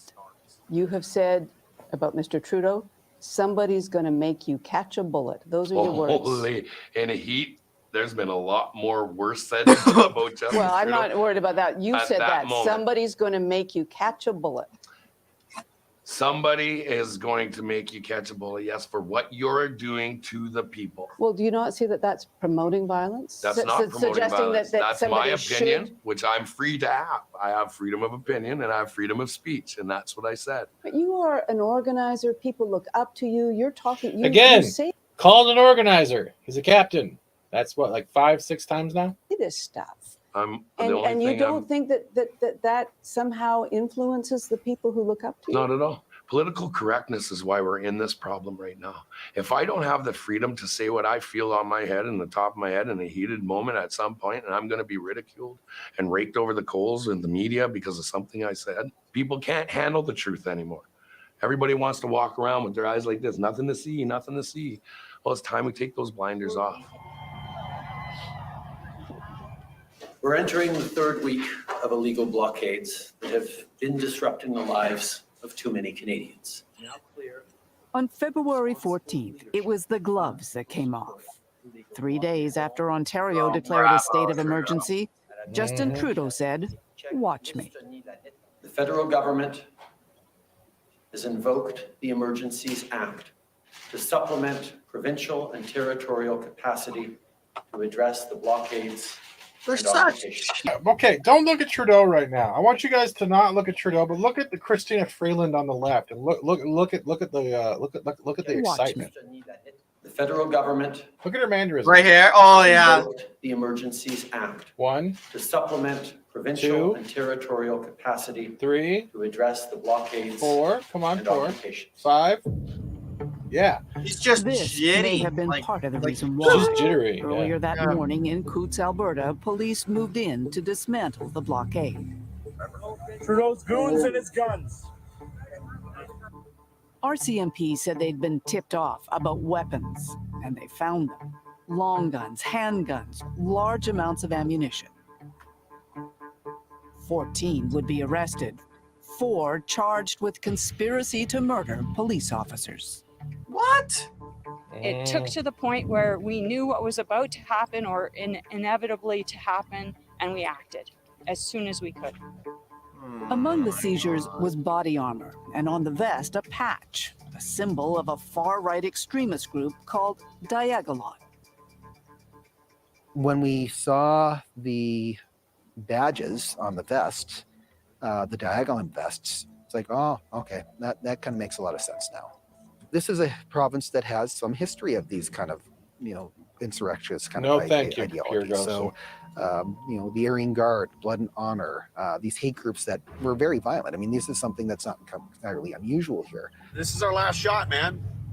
Diagolon was founded by Jeremy Mackenzie, a veteran who himself was arrested for possessing weapons before joining the convoy from Nova Scotia. Let's go! Mackenzie is friends with Chris Lysak, and Lysak is one of the men charged with conspiracy to murder in Alberta. So people like Jeremy Mackenzie kind of creates the environment for this to occur. So if you shout gun or rope when you feel somebody's a traitor, and you shout insurrectionist kind of language, you shouldn't be entirely surprised when people take you seriously. And some people do take him seriously, including some politicians. He's been covering this. I wanted to get him as a Canadian on first to give us his take on how big this is. And Since arriving in Ottawa, Mackenzie's had his own moment in the limelight, a guest appearance on a popular right-wing online show in the States.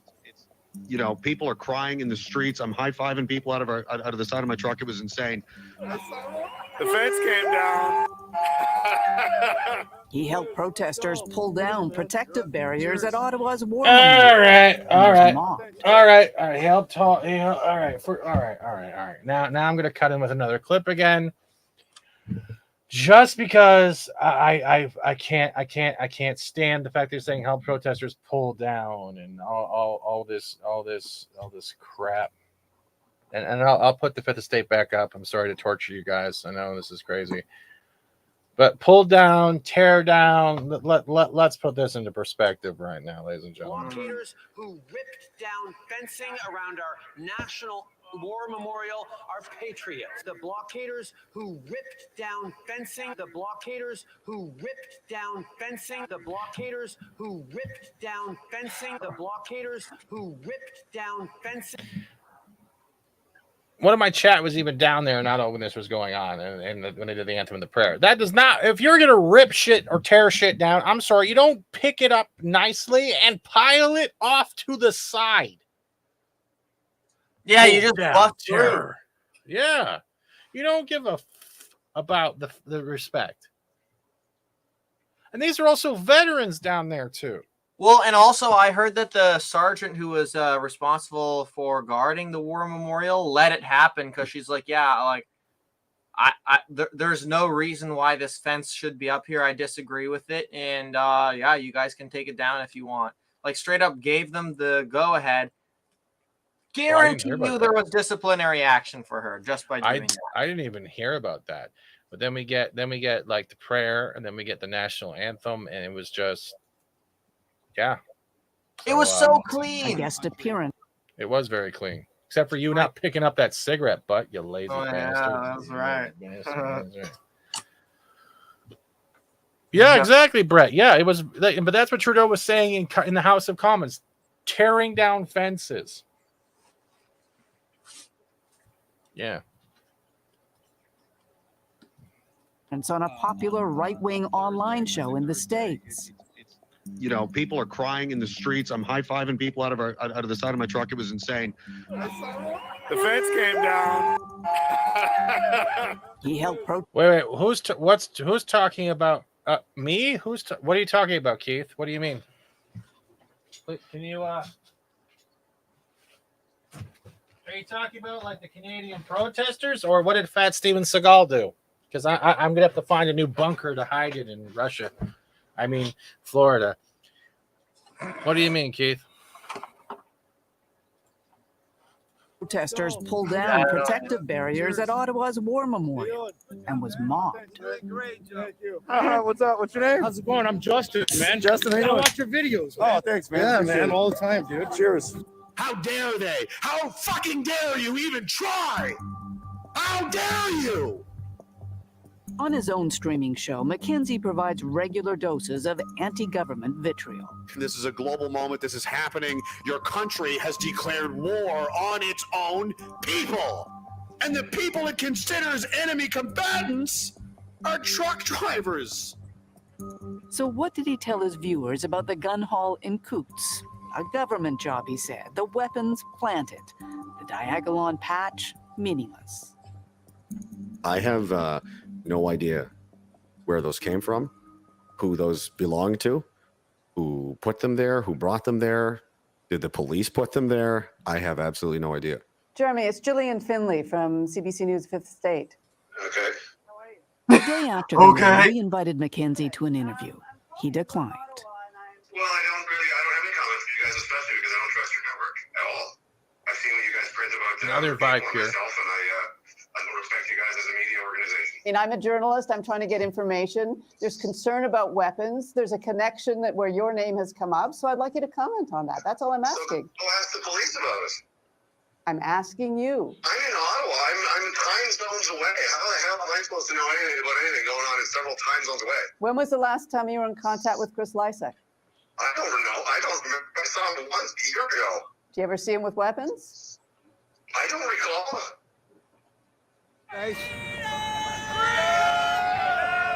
In Ottawa, the worry was that something similar to Coots would happen here too. The time for police inaction was over. On the day the government invoked its emergency measures, Pat King said, "Bring it on." So when the police make their move, and they will make their move, that is totally clear. What are you telling your people out there? What should Stand they your do? ground. Which means what? Hold your arms together. Sit on the ground. Everybody turn their backs on the men and women who are supposed to be out there to get our civil liberties and protect them. So people will be arrested. Do you accept that? Sure. Go ahead and arrest us. When we come back, police move in, and Pat King gets his wish. What's that? You're under arrest, sir. For what? Damn. Now, I gotta quickly ask. So far, this is definitely a different field than what you guys were on the ground seeing, right? What they're Holy, this is like so much more depressing than how it actually was. Like, I don't know why well, I do know why, but like it's like, you know, they're totally just trouncing on the whole entire movement and like how positive it was and everything. And like here's the downfalls of the movement though, is like when you have guys like Pat King being the face of the movement and like talking about it in that way, and like, you know, like it can create a taint. Yeah, it's like we got to have guys like whatever, that Mackenzie guy also, and you know, it's just a bad look for the whole movement to be talking about it in that way, and you know, being so defensive and being so like non-articulate with your words. Like he should have just been like, yeah, like, you know, if they want to come and arrest us, it's going to be looking bad on them because we're not going to resist against it. That sort of thing. Not like, yo, come and get us, like, you know, bring it on sort of thing. Like, I don't know. Pat King and his choice of words are a little like, not the best for the movement. See, now I got to ask you a question because Pure Gosu asked a question. I missed that Jamaican dude in his car in front of the stage. I heard he had a snap and got arrested for spitting on the truckers and stuff. Is that true? Oh, I haven't heard anything about that. But spitting on a trucker? He was spitting on people and lost his mind. He was one that the car break down right in front of Parliament, and he couldn't do anything with it. Had all his stuff in it. So far that the car weighed it down. I had a little bit of an interaction with him, and I'm not really like it wasn't exactly a positive one. So I kind of just like went up to him because like I hadn't like talked to him, or I hadn't interacted with him before, and he was kind of in the middle of the like intersection, kind of in the thick of it all, and I was like, oh, like this is really weird how I haven't talked to you yet. And I sort of go up to him. I have my camera, and like his driver's side door is wide open, and he's got like he's talking like to the side, and I'm kind of just like zooming in like from a distance, like to this inside the car, and just trying to like picture what everything is in there. And he literally comes up from behind me and stabs me with a drumstick in the back. And he's like, oh, what are you doing, man? Like, that's my space. Like, what are you like looking at that for? And I'm just like, hey, like, I'm just recording. I'm not like stealing everything. And like, I was like actually like pissed off at him, and I was like getting in his face. I was like, hey man, like, why are you like poking me and stuff like that? And then someone distracts him, and then he goes off, and I'm like, man, I would have knocked that guy out so hard. Like, I swear to God, you're going to be stabbing me with your drumstick because I'm recording? Like, what is wrong with you? Like, I was so angry. Like, honestly, like, he was, like, pretty raunchy. I'm not going to lie about that. So, like... See, yeah, I can understand that. You also could look at it as, like, you were invading his privacy if that was all of his ownings in one place. And the way mainstream was also hiding down there with identification and lying if they were asked. So I think he kind of falls under both things. He slowly lost his mind over 2 weeks. I did see the arrest. But like the cops came in and removed him from there. But I can understand where he's coming from. I can understand where you're coming from. And maybe he just was very protective of his belongings at the same time. Like, and honestly, I think that it was a little bit of embarrassment, to be honest with you, because like when you like the clip is like, I don't know if I clipped it exactly. I don't think so, but I definitely recorded it in one of my streams on my channel where like, you know, you look in this guy's car and it's just like literally garbage everywhere. Like, I don't even think there was enough room for the guy to fit in there to sleep at night. And like, I don't know, man. Like, it was just not a good vibe. So, like, you know, usually people like are very warm. They're like, oh, like, hey, like, what's going on? Are you like on YouTube or whatever? What's your name? You know, how you doing? Whatever. Like, this guy was just not even. Yeah, like, I don't know. I didn't get any good vibes from it. And like, they're like, the thing is, like, I'm not gonna like. And so nobody should hold the whole movement as like based off of one interaction or even several interactions. But, you know, the whole entire atmosphere was still positive. But I really do think that there were some people that gave this whole movement a bad name. I understand where Pure goes to, and I can agree with that to a point. What do you mean he was mentally ill? It's sad that people can't get help. So, yeah, there was a whole bunch of different people down there. So, yeah, I can see both sides. And if it was his home, it was kind of like invading his privacy. It also could have been embarrassing to him. But here's another thing, too, when you think about it, is that, like, when these people are down here, and here's another thing, like, you know, when me catching a bunch of, like, people, like, being angry and like, being reaction, having an emotional reaction to, like, anti-protesters or whatever, like I did on my channel, like, you got to take into account, like, these people have been going on, like, 2 to 3 weeks in, you know, the street, like, living, like, sometimes without a shower, right? So, like, I just think that when you're taking away, like, these very, very basic things, you're out of your house, you're living in your car, you're not getting the proper sleep, and you're going to be kind of crotchety, you're going to be grumpy, you're going to be, like, having a shorter fuse, and that's what's happening, right? Like, with all these people. So it's like, am I going to be totally like hating on them for the fact that they had like a lapse in judgment for, you know, 5 minutes? No, but like, it's still just not a good look when it does happen, right? So no, it's also yeah. And yeah, I know what you're talking about, Trent and Gosu. It's just a question. And also threaten him. What are you talking about, Keith? So a few dozens are posting the coffee shop that fed everyone has to be shut down 24. Oh, wow. Okay, I'll look into that a little bit. But yeah, no, that's cool. I'm going to ask a question. It's not a trap question, it's just a conversation. Here they can. Once the government decided to make its move and armed with unprecedented emergency powers, it was all over. All right, right there. Hold on. Make its move and armed with That is 3 to 5 seconds clip of the woman getting trampled. That's the same clip. No. That's from a different angle. Yeah, but there was multiple people down there streaming. Yeah. Yeah. So her getting trampled was more near the hotel. But they cut it. Isn't that in the back? No, yeah, because look, there's the guy standing on the thing. That's the hotel right there. That's Chateau. Yeah. But they clipped it. Oh, for sure, without a doubt.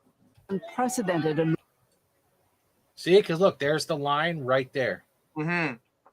And there's the hotel lights right there. Oh yeah. They clipped it. They didn't even show the woman getting trampled. Emergency powers. It was all over quickly. This is not the end. I promise you. What Ottawa police had been unable to clear for 3 weeks that's so was gone sad. in less than 48 hours. The city returned to its residents, Canada's parliament freed from the circus that had occupied its front yard. From the circus. Yeah. Oh, these We're people. here. We ain't fucking going anywhere. I don't care what anybody says. Before the crackdown everyone knew was coming, Pat King told us whatever happened, victory was already theirs. You think you've won, don't you? We know we've won. We have won. Look at it around the world. And it's not a matter of winning. It's a matter of coming to terms with the fact that people just want to live their lives. Yeah. Can we please? Can we believe in please that. just live our lives? Could you please step out of the vehicle, sir? What's that? You're under arrest, sir. For what? For mischief, counseling.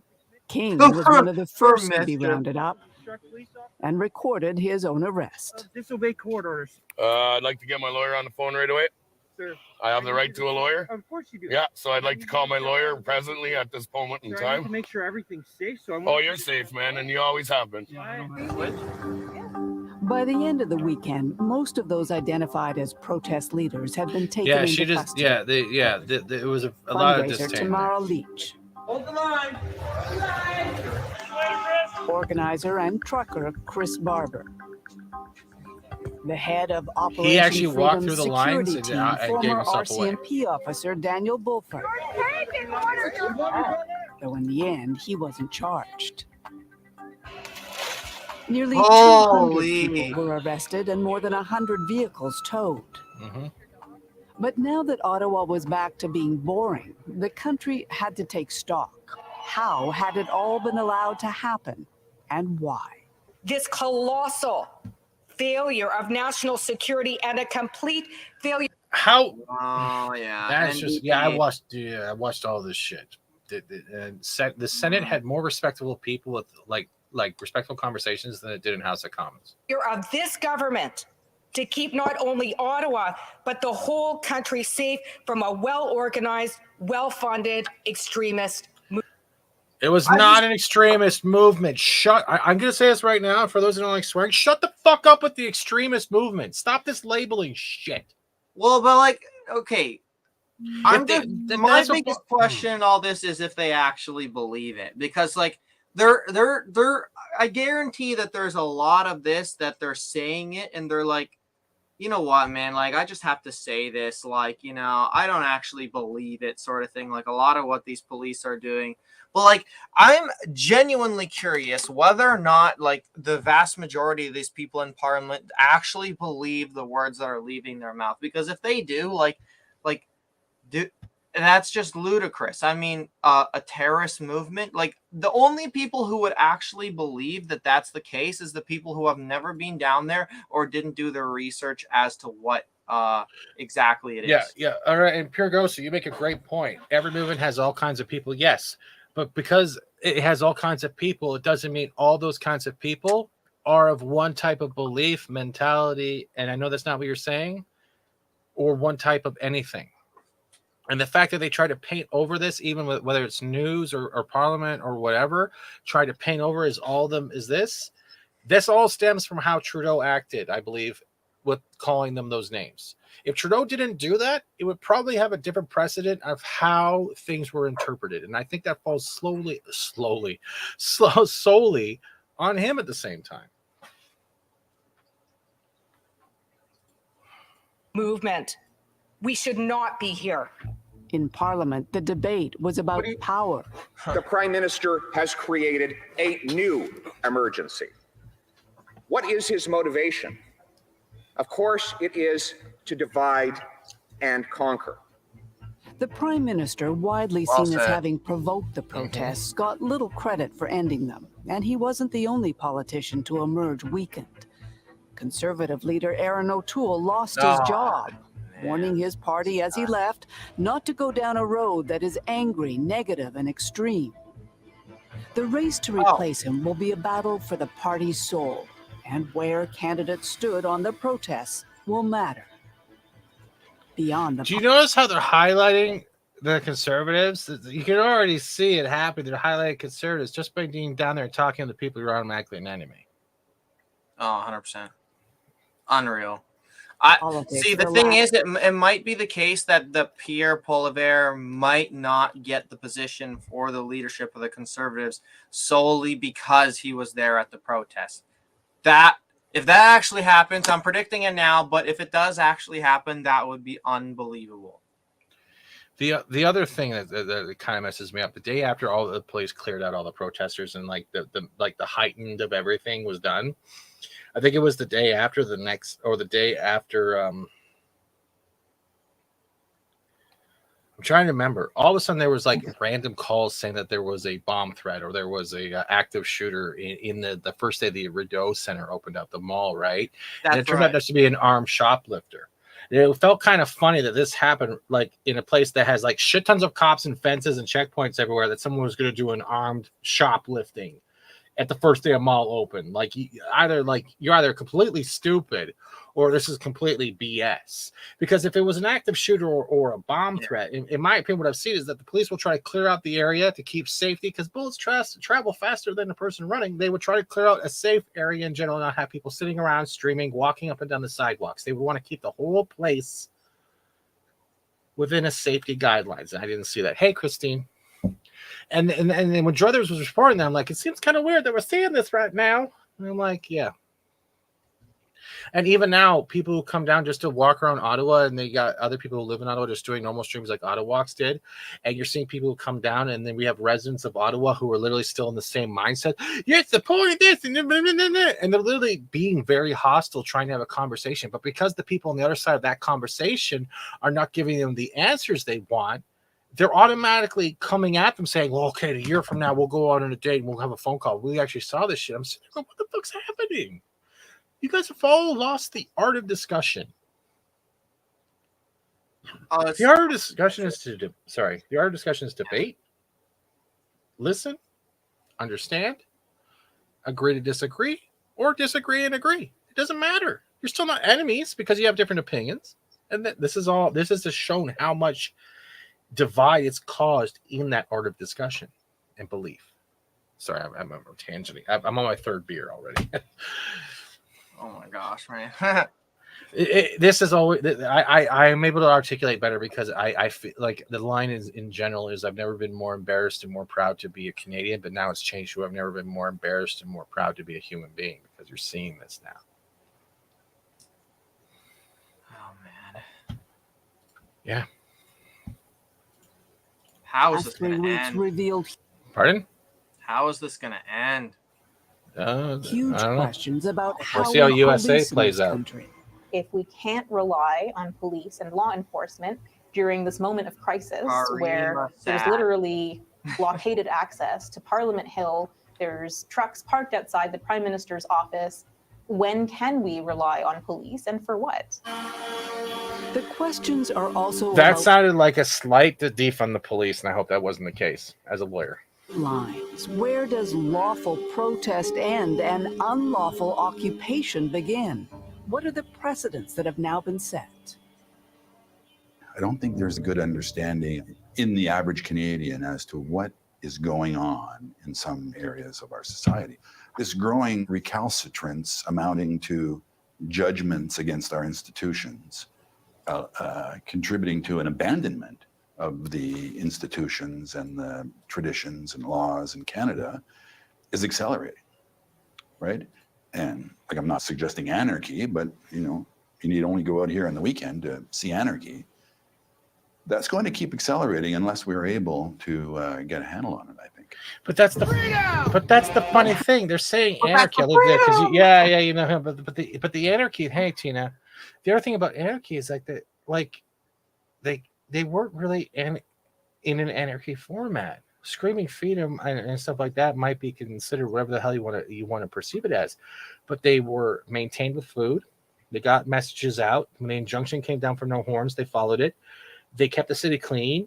They weren't going out of their way to disrupt anyone.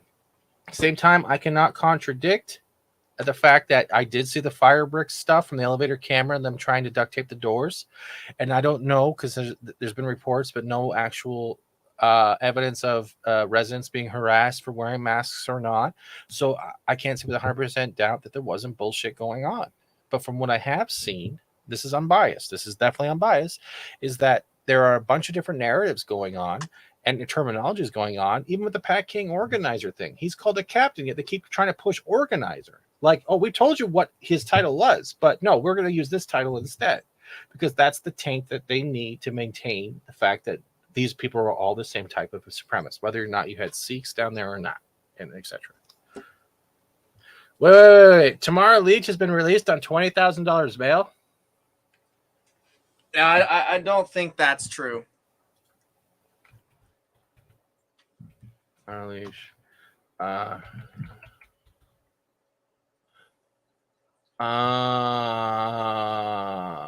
am not seeing anything. Where is that coming from? Because there is no article stating otherwise.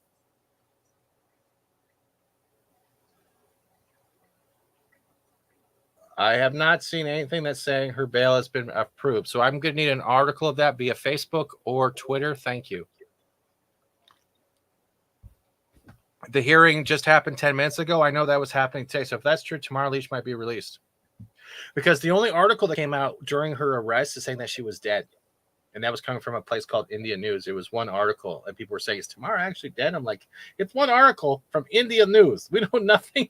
No one else is saying she's dead. And I was like, it's true? All right, I need more verification, guys. I need to know if there's actual proof. I need proof of this. That's what, because I try not to put hearsay on until I know. And there's nothing up there right now saying otherwise. Wait.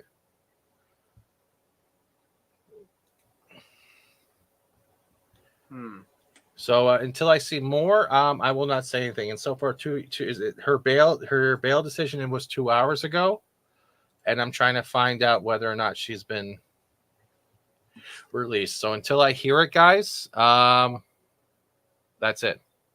This is happening as we speak. Church of Bubbles is listening. Hold on. If that's true, hold on. You guys don't understand how much I have to do searching and shit. All right, let's copy. We'll go back to the article. This is the dude that was at the counter protesters.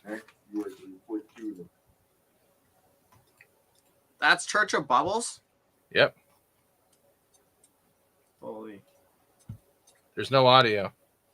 Oh, come on. So they're just talking about. Come on. Security has to post a $20,000, and she has to leave Ottawa within. To leave Ontario, but then it just got kind of jammed up. So we'll let you know. Hang on. What? Oh. I don't use Telegram. I don't know if I should or not. Dude, you always on bail, $20,000. Hold on.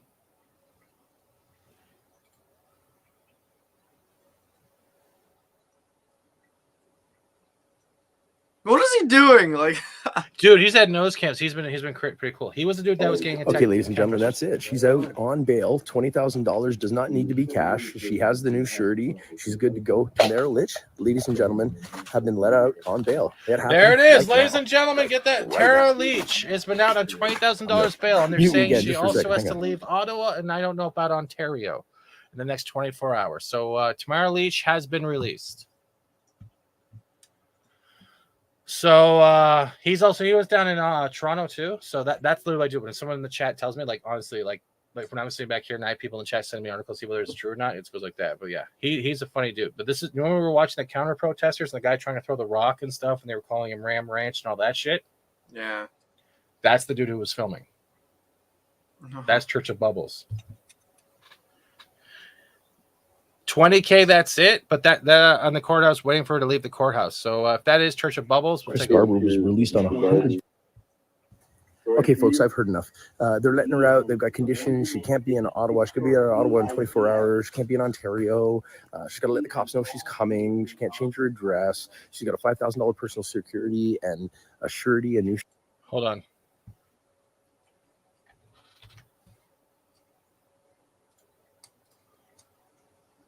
That's crazy. Okay, folks, I've heard enough. They're letting her out. They've got conditions. She can't be in Ottawa. She could be in Ottawa in 24 hours. She can't be in Ontario. She's got to let the cops know she's coming. She can't change her address. She's got a $5,000 personal security and a surety, a new surety, and $20,000 surety or the surety has to put up. Yeah, there you go. So that's it. They're still doing the thing, but I'm done. Now you know, Tamara Lich is free, as it should be. Amen. Now, how are we gonna meet her on the way out? All right, so there you go, ladies and gentlemen. I had to clip that quickly, but yeah. So it looks like Tamara Lich has been released, and we'll get back to the last couple institutions and the traditions and laws in Canada is accelerating, right? And like, I'm not suggesting anarchy, but you need only go out here on the weekend to see anarchy. That's going to keep accelerating unless we're able to get a handle on it, I think. Freedom! But how do you get a handle on what you don't appreciate as real? We now know the protesters had a lot of foreign support, especially money. But those who chronicled the rise of the Freedom Convoy and some of the people behind it warned that focusing only on that misses the point. We need to wake up to the fact that this extremist movement is born in Canada, raised in Canada, and has proliferated in Canada.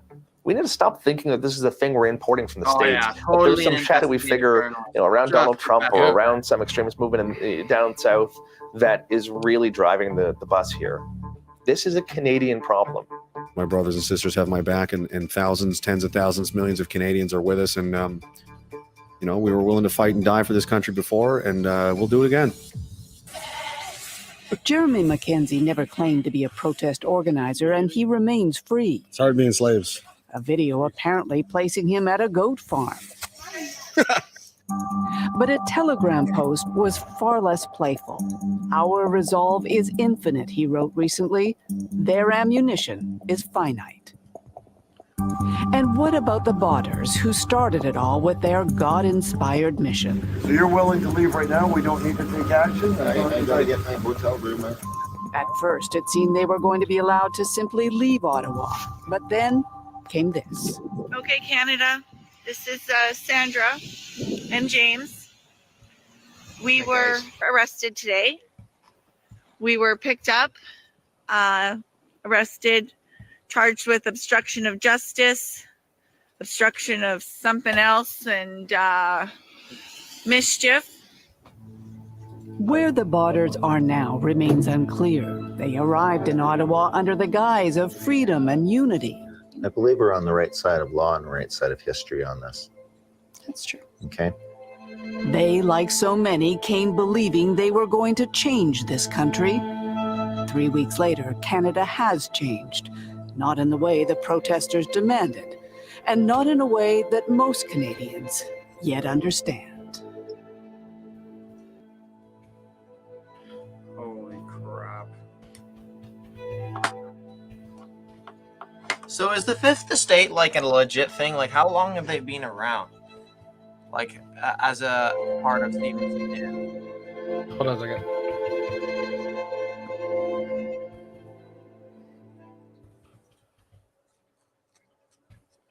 But first things first, dude, what did you think of that? Holy crap. That was sad to watch. Like, super sad to watch. Like, because it's just not even, they're not even trying to, like, be neutral. They're just like, here is an extremist group, done, end of story.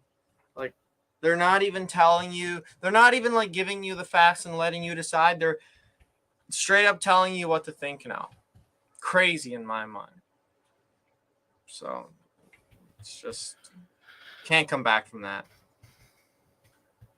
That is it is. And like that's why I wanted you to see it, because I wanted to know, because you experienced it one way, and you're seeing how Legacy is painting it another way, and you weren't there when you were seeing how people would question that they would recognize a CBC like reporter or something, and they would ask if they were CBC, and then they would deny it, and then you would see them like the guy would be like talking and be like, "Hey, look, why are they snickering over there if it wasn't true?" Like they were hiding their ideas. Yeah. Crazy, man. They were getting, and that's the thing. When I was there, like there would be suspicious guys with cameras, totally unlabeled, and I'm like, oh yeah, they're here. They're getting exactly the perfect shot to compile a video like this. And like now that I'm seeing this, I'm totally not surprised that they had a video like this up.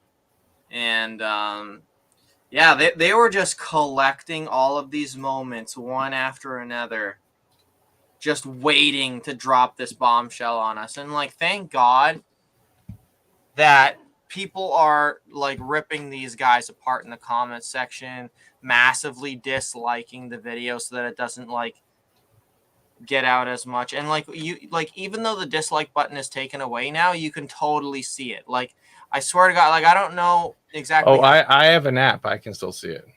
Oh, you do? Yeah, for Chrome, I do have it, so I can see it.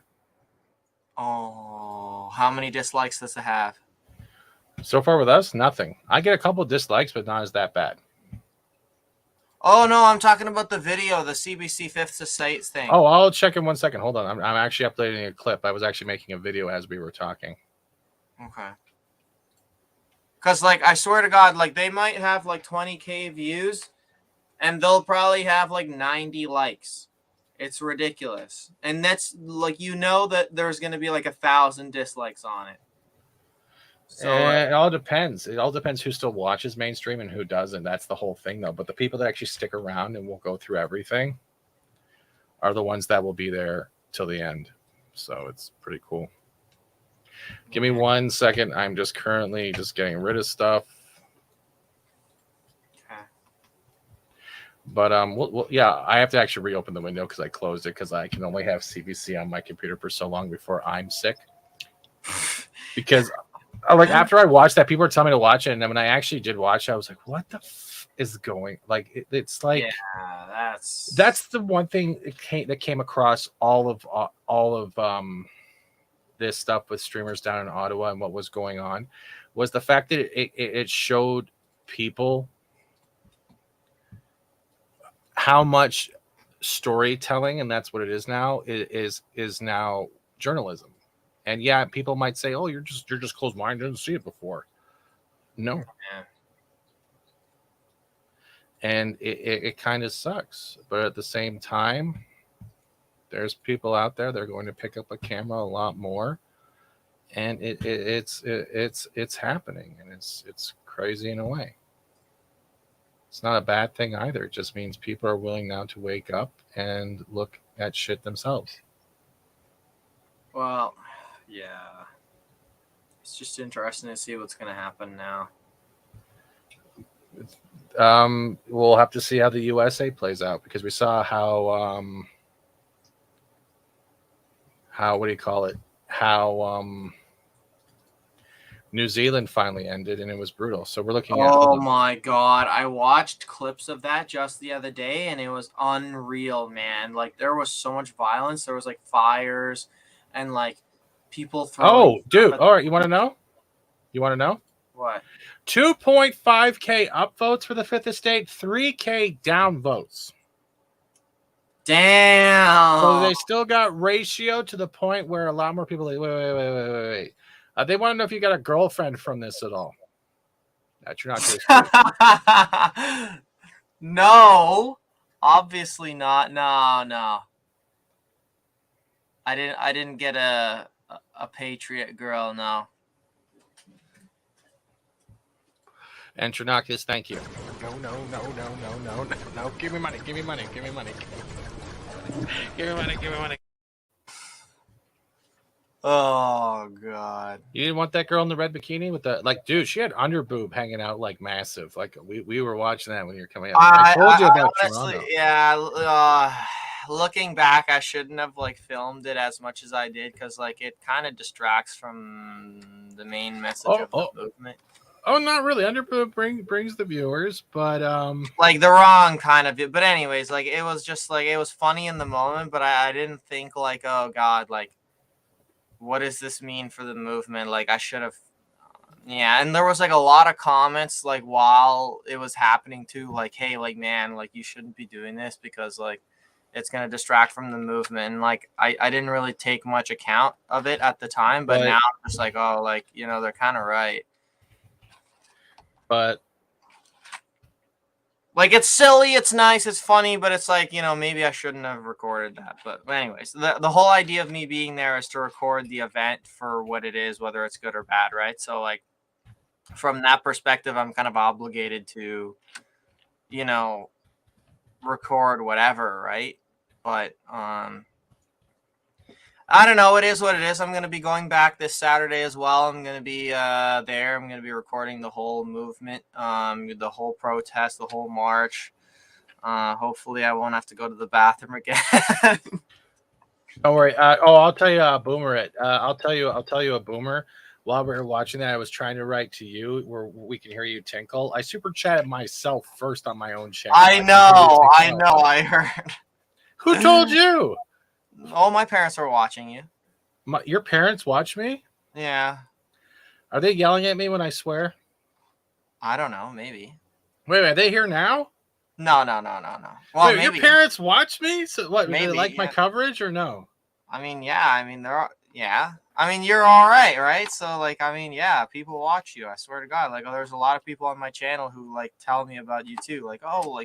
You were on Fat Steven today. Oh, he's so funny. Yeah. There's a lot. Man, you gotta, yeah, there's a lot more people who watch you than you think. That's true. But that, yeah, I appreciate that. I didn't know that your parents were watching me. Now I gotta be on better behavior. I'm sorry, Mom and Dad. Prince, I'm so sorry. I'm so sorry. I don't even have a super chat for you. Hold on. Oh no, here I'll When you said clipped, I forget I'm on the fucking internet sometimes. What the? Yes. Hello. Like a bantha. These are my like friends. A bantha. These are my friends. Like a bantha. X-Wing. Sorry, X-Wing, I had to. These are my friends. But oh man, that's bad. Failed joke. Yeah, but then I super chatted him later. Wait, you're Adam's dad? I don't know what that means. You're Adam's dad, but cool. What the fuck? Yeah, there you go, guy. When I said I'm from a pop culture gaming channel, literally, that's why I have a lot of these things. I still do that. But I appreciate your parents watching. I hope they're not be like, that motherfucker's weird. Why doesn't he show his face? But no, I appreciate you coming on, dude. I really do. But I mean, of course, yeah. I mean, of course, I'm gonna come on. You're welcome anytime. But yeah. Well, I'm gonna take you up on that. Yeah. But I think he meant that he's Adam Nucci's dad. Oh, you're Adam Nucci's dad. Maybe. Is he okay? I know Adam Nucci as well. We'll see. But yeah. So Jennifer Cisco, hello all. She's a little late. No, Jennifer's not bad. Hello, Jennifer.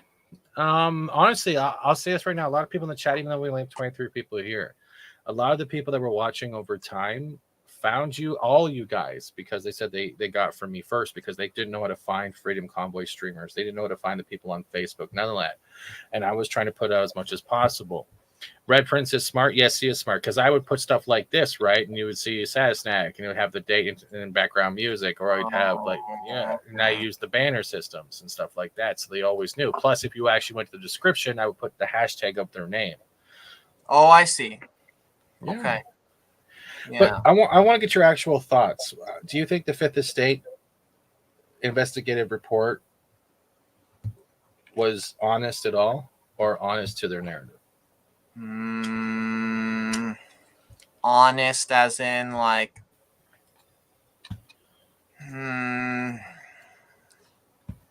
that's a hard question to answer, because am I going to say that there was no truths at all in that video? No, but also it was massively misleading with the title and with a lot of the parts in there that focused on the hatred aspect of it. Like, you got to remember that even if the journalists don't think that this is hateful, which I think that they do think that it's hateful, but let's pretend that they didn't for a moment, they still would have an obligation to their viewers to satisfy. Hello.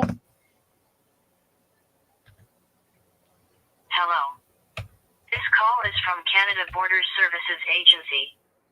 The reason behind this call is that Canada Border Services Agency. Here we go. Sorry. Hello. Hello. Hello. Hi. Yes,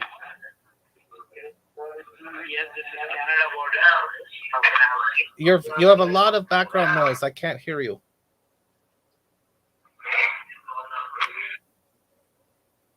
Ah, the end of the phone call. Thank you, Canada Border. Jackass. Sorry. Man, I don't know. You're asking me my thoughts on something, and you're answering the phone like while I'm giving my response. I apologize. I'm very rude and inconsiderate. I am almost like CBC. But as I was saying, so like they have an obligation to their viewers, right? So like, let's pretend that they don't think that they're terrorists, right? Well, that reporter is going to have their personal thoughts overridden by their obligation to perform for their viewers. And let's face it, a lot of these viewers are looking at them to smear the convoy. They're looking at them to paint them in a bad light, and they have to perform in that regard. So for them to do that, they would have to, like, you know, go into the red zone. They would have to, like, not identify themselves. They would have to do all these things, and they would have to paint the convoy in an extremely negative way to satisfy those hardcore left people. That is their basic fan base. Like, I feel like, yeah, it's sad that it has to work that way, but that's the way the world works, right? And I would like to formally apologize to think I was trying to disrespect you. Every time there's been a stream in a telemarketer or duct cleaning or someone calls, I do it live because it's funny. And I do apologize. But I get what you're saying. You don't get bummed out by this. You had 80 people on the ground showing different points of view of what was going on. And the Fifth Estate is still getting ratioed to negativity. Well, so it shows how many 3,000 people more don't believe what they're saying anymore. Well, I know, and that's the thing. Like, they're getting thumbs down and everything. Like, that's good. That's honestly capitalism at its best. It's showing the people that, okay, these people are not talking common sense. And like, I feel like people like Russell Brand and, you know, Rebel News at its height would have been that on that list, but they're not anymore. So people like Russell Brand and, you know, others who have, you know, like Viva Fry, for example, have neutral opinions, and, you know, they're going to be coming up in the middle. So the people who just want a neutral perspective and just want to know the facts and are left with the decision of, you know, to make a decision on what they think of themselves. I think those are the people that they're going to tune into, because people don't really want to be told what to do. People don't want to be told what to think. And I think that's that's kind of getting exposed now with a lot of these mainstream medias. It's getting exposed because people don't want to be told that, and people are just sick of, and you know, people are intelligent enough to know what's going on, right? Like, they're not stupid to the fact that CBC and CTV has a greater agenda, and you know, they're not going to be providing just the facts. You know, they have to be biased in some way to appeal that crowd, like I said. I get what you're saying. It makes sense. But I wouldn't be bummed out either. I really wouldn't. You guys did great work. I don't know how many times I can say that. You guys at one point had more viewers than even the Olympics did. So that's kind of funny. Yeah, it's pretty surprising. I mean, like, I never would have imagined, like, again, like, I never would have expected that because I went to that convoy. And like, this isn't even an embellishment at all. When I say this, that like literally because I went to the convoy, that made YouTube like a possible job for me. Like that was groundbreaking because, you know, before that I was like, oh, like, you know, what do I do? Because eventually I'm going to have to get a job. And when I do, you know, they're going to have to either, you know, not have a vaccine passport. Right. And like, it's just like most jobs do require the vax pass. And I just thought to myself, well, if this movement fails, then, you know, I really don't have any other options. And like, speaking from a person who graduated university and is educated, it's just sad that we have to go into this world. And, you know, like, I already made this 4-year commitment to be, you know, educated enough to get a good job. And now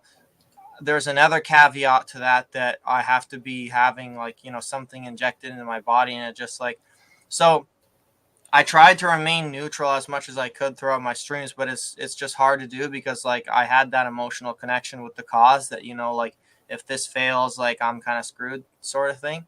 So from that perspective, it was kind of hard to watch like the things unfold with the police especially. But now that YouTube has become this lucrative thing for me because of the convoy, I'm more relaxed with that aspect. And like I have the possibility to become, you know, I there's a massive amount of potential surrounding the channel right now, and a lot of people who are restreaming like yourself. So I just feel blessed in that perspective that the convoy not only gave me that hope to continue, but also the financial security aspect of it. So it's like it gave me more than I could ever ask for when I originally decided on going there.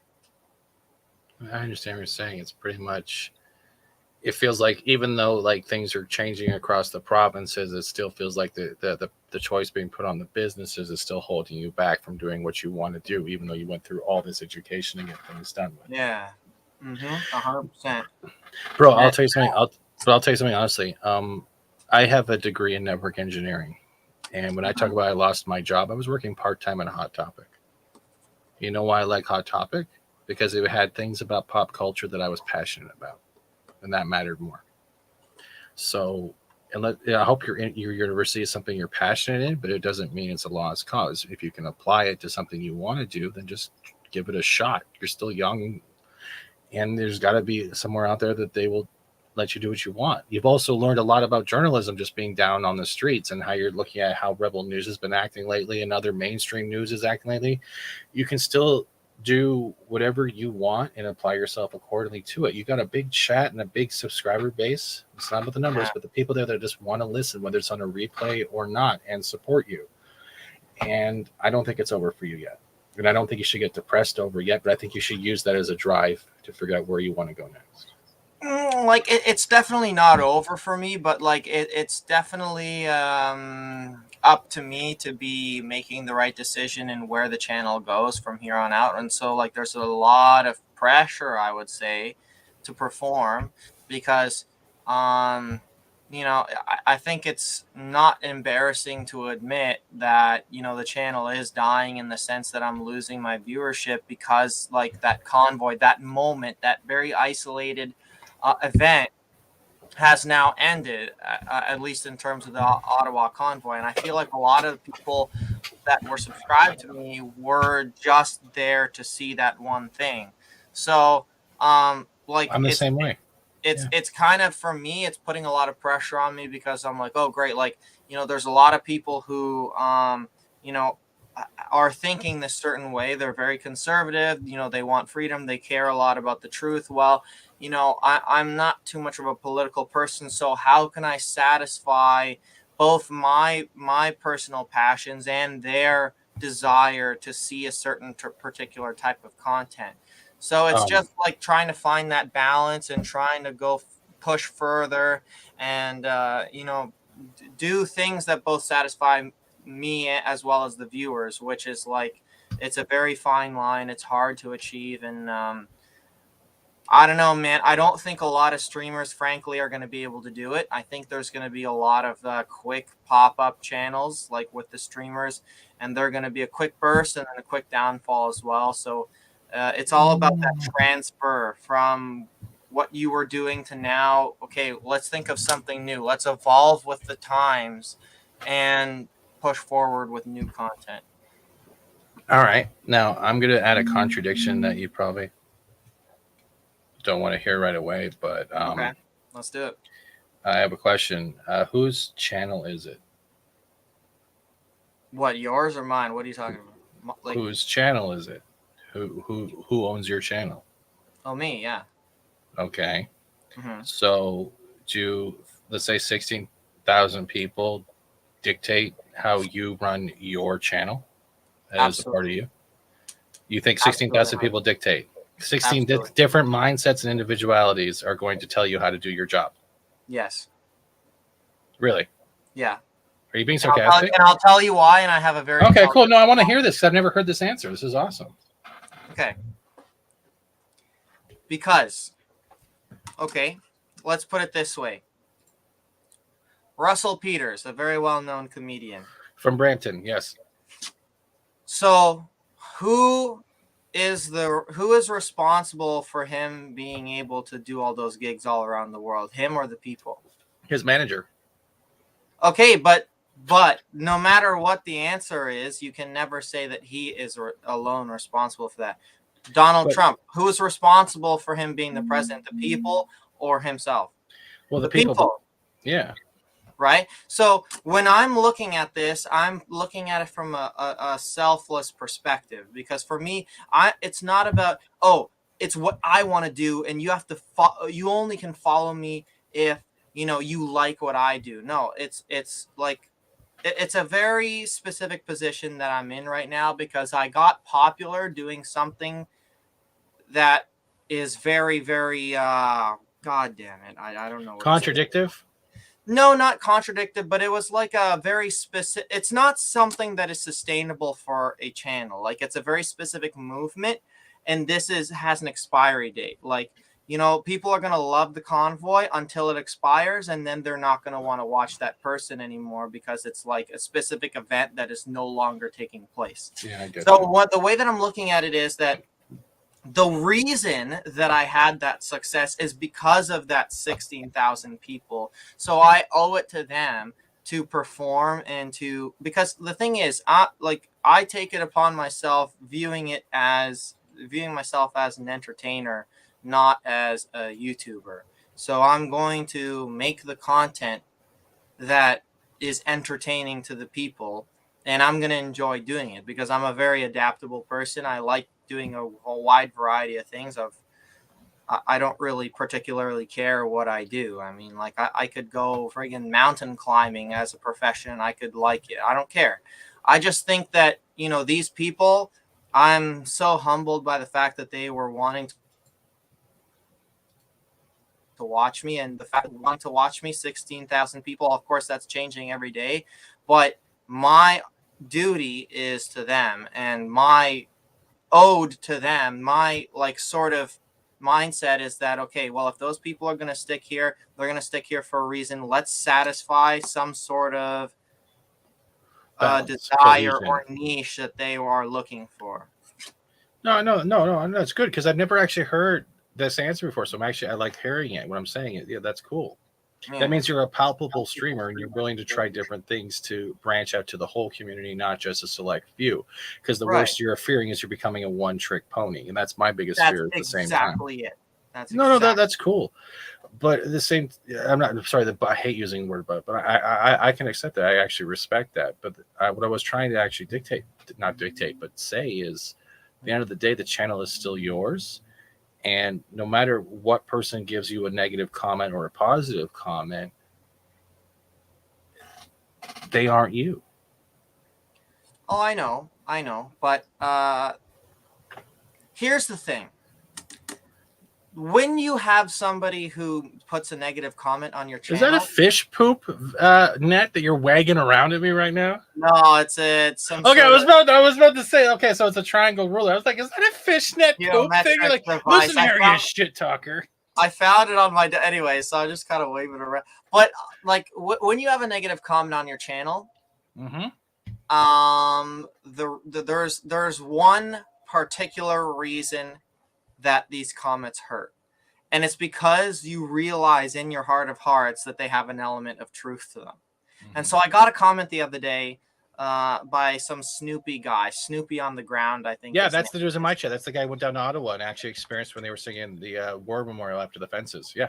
Right. So he was commenting like, oh, like, you know, when I made that video about the Red Princes evolving, you know, the ideas that I had for the future of the channel, he was basically like, oh, you just gave away your channel, like, rest in peace. You're done. And I was like, whoa. There's an element of truth to that, because if I totally cold turkey it and just like, okay, convoy, okay, I'm going to do like true crime or something totally unrelated to that. Then it's going to be like, okay, what the heck is this guy doing? Unsubscribe. And then, okay, what am I going to have? Nobody's watching. And so then it's going to be like, I become that one trick pony. And so I'm thinking to myself, wow, okay, that's interesting, because while I want to show my range to the people by, you know, doing different things, doing different stories, different kind of stories that have different sort of like vibes to them. It's not just all about the convoy. I can't do that like, you know, just overnight. It's got to be a gradual process, and it's got to be like, you know, the people are here because of the convoy, and that's why I decided that every Saturday I'm going to be going to Queen's Park, and to still satisfy that niche that the people are looking for. They're looking for that freedom fighter stuff. And then during the week, you know, I can show my range by doing other sort of videos that maybe are pertaining to my more deeper desires to create a certain type of video. So I think, you know, right. So it's just like, I'm just trying to look out for everybody. And I know you can't impress everybody, but I'm really trying to not turn my back on those people who originally came to support me. Right. And no, I actually respect that, and I like hearing like that type of answer, because I don't usually hear it much. Well, I also haven't interviewed much, but like, no, dude, I respect that 100%. Yeah. It's really good. I'm being serious. Like I've never heard someone saying I'm going to listen to the viewers more. So that's great. That's something I haven't ever heard before. I want to make it about them. It's not about me. You know, like a lot of the people have the camera on their face all the time. Oh, guys, I'm doing this today. I'm doing that today. Unless it's a vlog channel, I don't think it should be all about you. That is true. I know. I was told that before too, because when I was doing gaming, or even when people like when I go after trolls or telemarketers, they like my sense of humor, and I enjoy doing that. And I'm also still a gamer, so it's hard to branch too. But I finally figured out how to do 2 streams at once now, so I can have 2 streams. I can do gaming on one thing and having on another. But like, you know, that I actually respect that. I really do. And I hope a lot of the people don't get stuck in that niche either, because eventually they're going to notice that when a convoy fails, bad word, ends, they're going to find the next channel that's doing that type of content. Because go ahead. I'm sorry I cut you off there. No, it's all good. What I was trying to say is I think a lot more people are on YouTube, Facebook, and Twitch and other stuff like that, like with Rumble, for one reason. People want hope back. Oh, of course. 100%. And people are tired of losing everything without any control. And without hope, why are we waking up if we're just going to be hearing nothing but garbage? And I'll say this as a perspective, and I'm not telling anyone to do this, but it's been one of the best things ever in my life. Turn off the TV. Oh God, yeah. Mm-hmm. You like my personality? I need someone to write letters to my mom saying that, because That's the biggest fact. Right.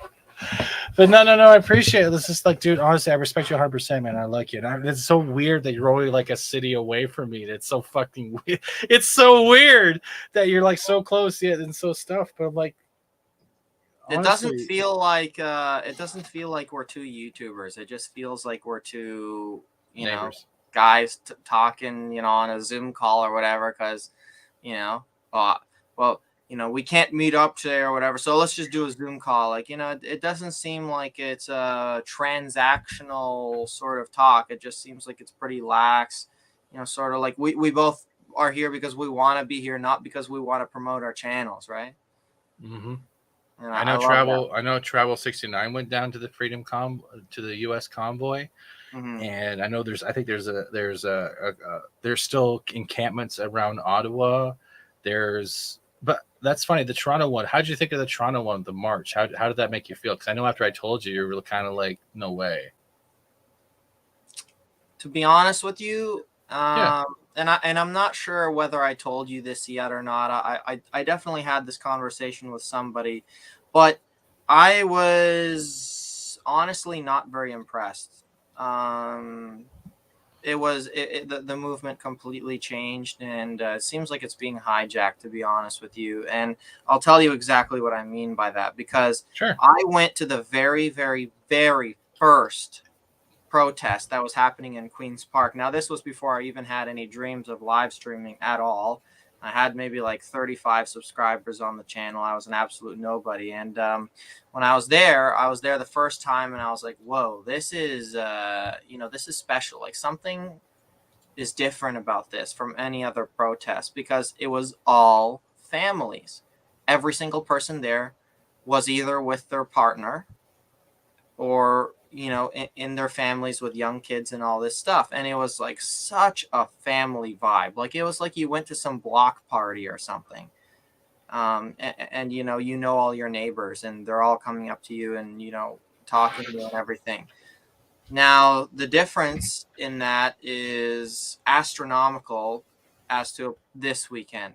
There was almost no families there. And it was all these very strange, eccentric party animals that just, in my opinion, were there only because of this rebellious aspect of it, trying to be there for the party. And, it was honestly so obvious that a lot of the guys there, and I would probably say a large majority of the women as well, were like hopped up on something like alcohol. Oh yeah, they were smoking pot everywhere, dude. It's legal. Alcohol or worse. Like, I don't even think it's pot. Like, it's worse than that. Like, some absolute like party drugs, something like LSD. Like, I don't even know what. But like, yeah, like there were some people that were tripping out there, and it was just not a good look for the channel, and especially or for the movement, and for like the girl to be dancing there, and like there was a guy like going up and like slapping her ass and stuff. It was like, oh man, like I shouldn't be filming this. I just kind of felt like morally tainted. Then does Chris Sky inspire you in a way? Chris Sky, he's see, it's interesting because I don't know exactly how I feel about him, because on one hand I feel like he's like an arrogant SOB, but in other ways I'm like, man, like this, because with the tattoos is very off-putting, and he's got this kind of intimidation in your face sort of aspect about him. But on a lot of like events and a lot of instances, he speaks a lot of truth, and he has a lot of very wise words, and he's able to defend himself, and he's a very, very good speaker. I've seen him speak in person once while at the convoy on the second weekend there, and it's just like the guy is an extremely good speaker. Like, I've never seen anyone like captivating. He had a whole, like, it was so loud, the people cheering for him, it literally reverberated through you, and you felt like you were strapped to like a giant party stereo or something with the bass just bumping through you. It was like an unbelievable experience. He's a great speaker. I'm not entirely sure about his morals and whether or not he's in this for the wrong reasons, But what I do know is that he's an amazing speaker, and he seems, at least on the outside, to have a genuine passion and care for the movement and for freedom and for people and his supporters. So honestly, like, in a lot of ways, I really respect the guy, and in some ways, I'm envious about his speaking skills for sure. Okay, that makes a good section. So I'm suggested is that no. It seems like more or less you're willing to evolve to not only please the people watching, but at the same time make sure yourself is not bored. And that I think that's a good answer. Yeah, and like, if it ever comes to the point where I want to be doing things that are all about me, I'm gonna start a vlog channel, right? And like, if I want to do more,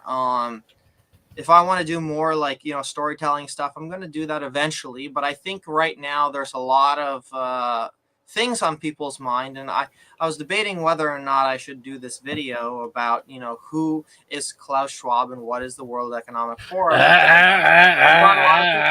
do that on Rumble. A lot of people are talking about that, and I feel like a lot of people don't have the time of day to research all this stuff. And so I really wanted to put like a Russell Brand type video out there to be neutral and say, okay, guys, make your own opinions, because for me, I personally don't know anything about it. And, you know, I've told that, oh, he's trying to control the world and all this stuff.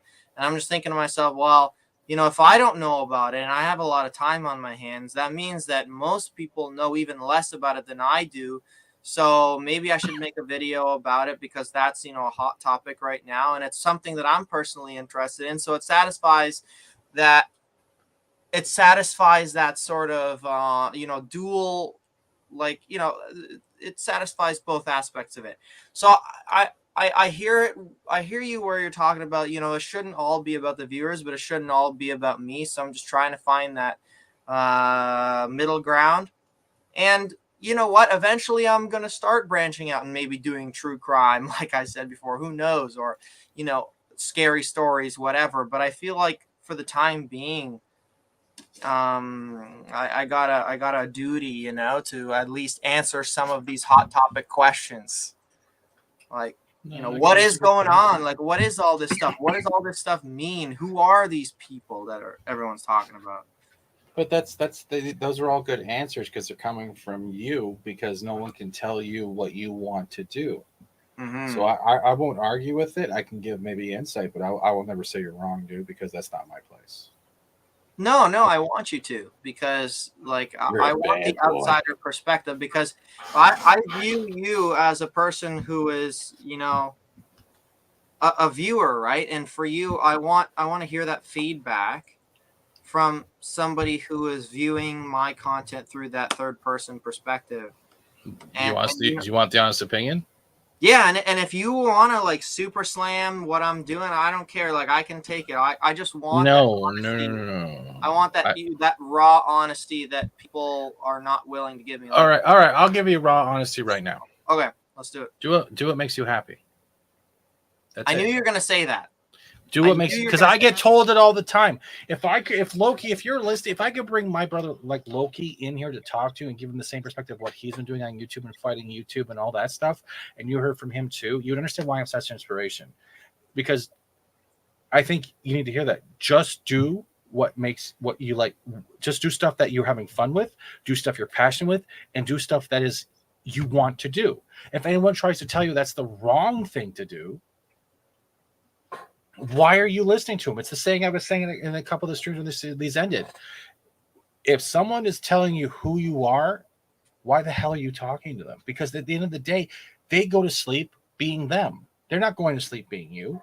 They can try to think what it's like to be in someone else's shoes, but they don't live that life. They don't know your memories, what you've been through, your perspectives. They can never, they can find an association, but they can never be you. So what I was saying is, do what you want to do. But also remember, if it's YouTube, especially, certain things you got to do research on first, and that's the guideline stuff. Make sure you don't put yourself in jeopardy where it will cost you your channel, because that's going to suck. Because once that happens, the monetization's gone. The restriction is you can never make a channel under your name again. It's fucked. But just do what you want to do. There's something in you want to get out, so do it. And if people start leaving, then maybe that's fine. But it doesn't mean new people won't come. And that's the biggest fear. We're going to lose people. I've been fighting losing people every day. I'll gain 10 and lose 10. I'll gain 5 and lose 20. And it's been an ongoing battle.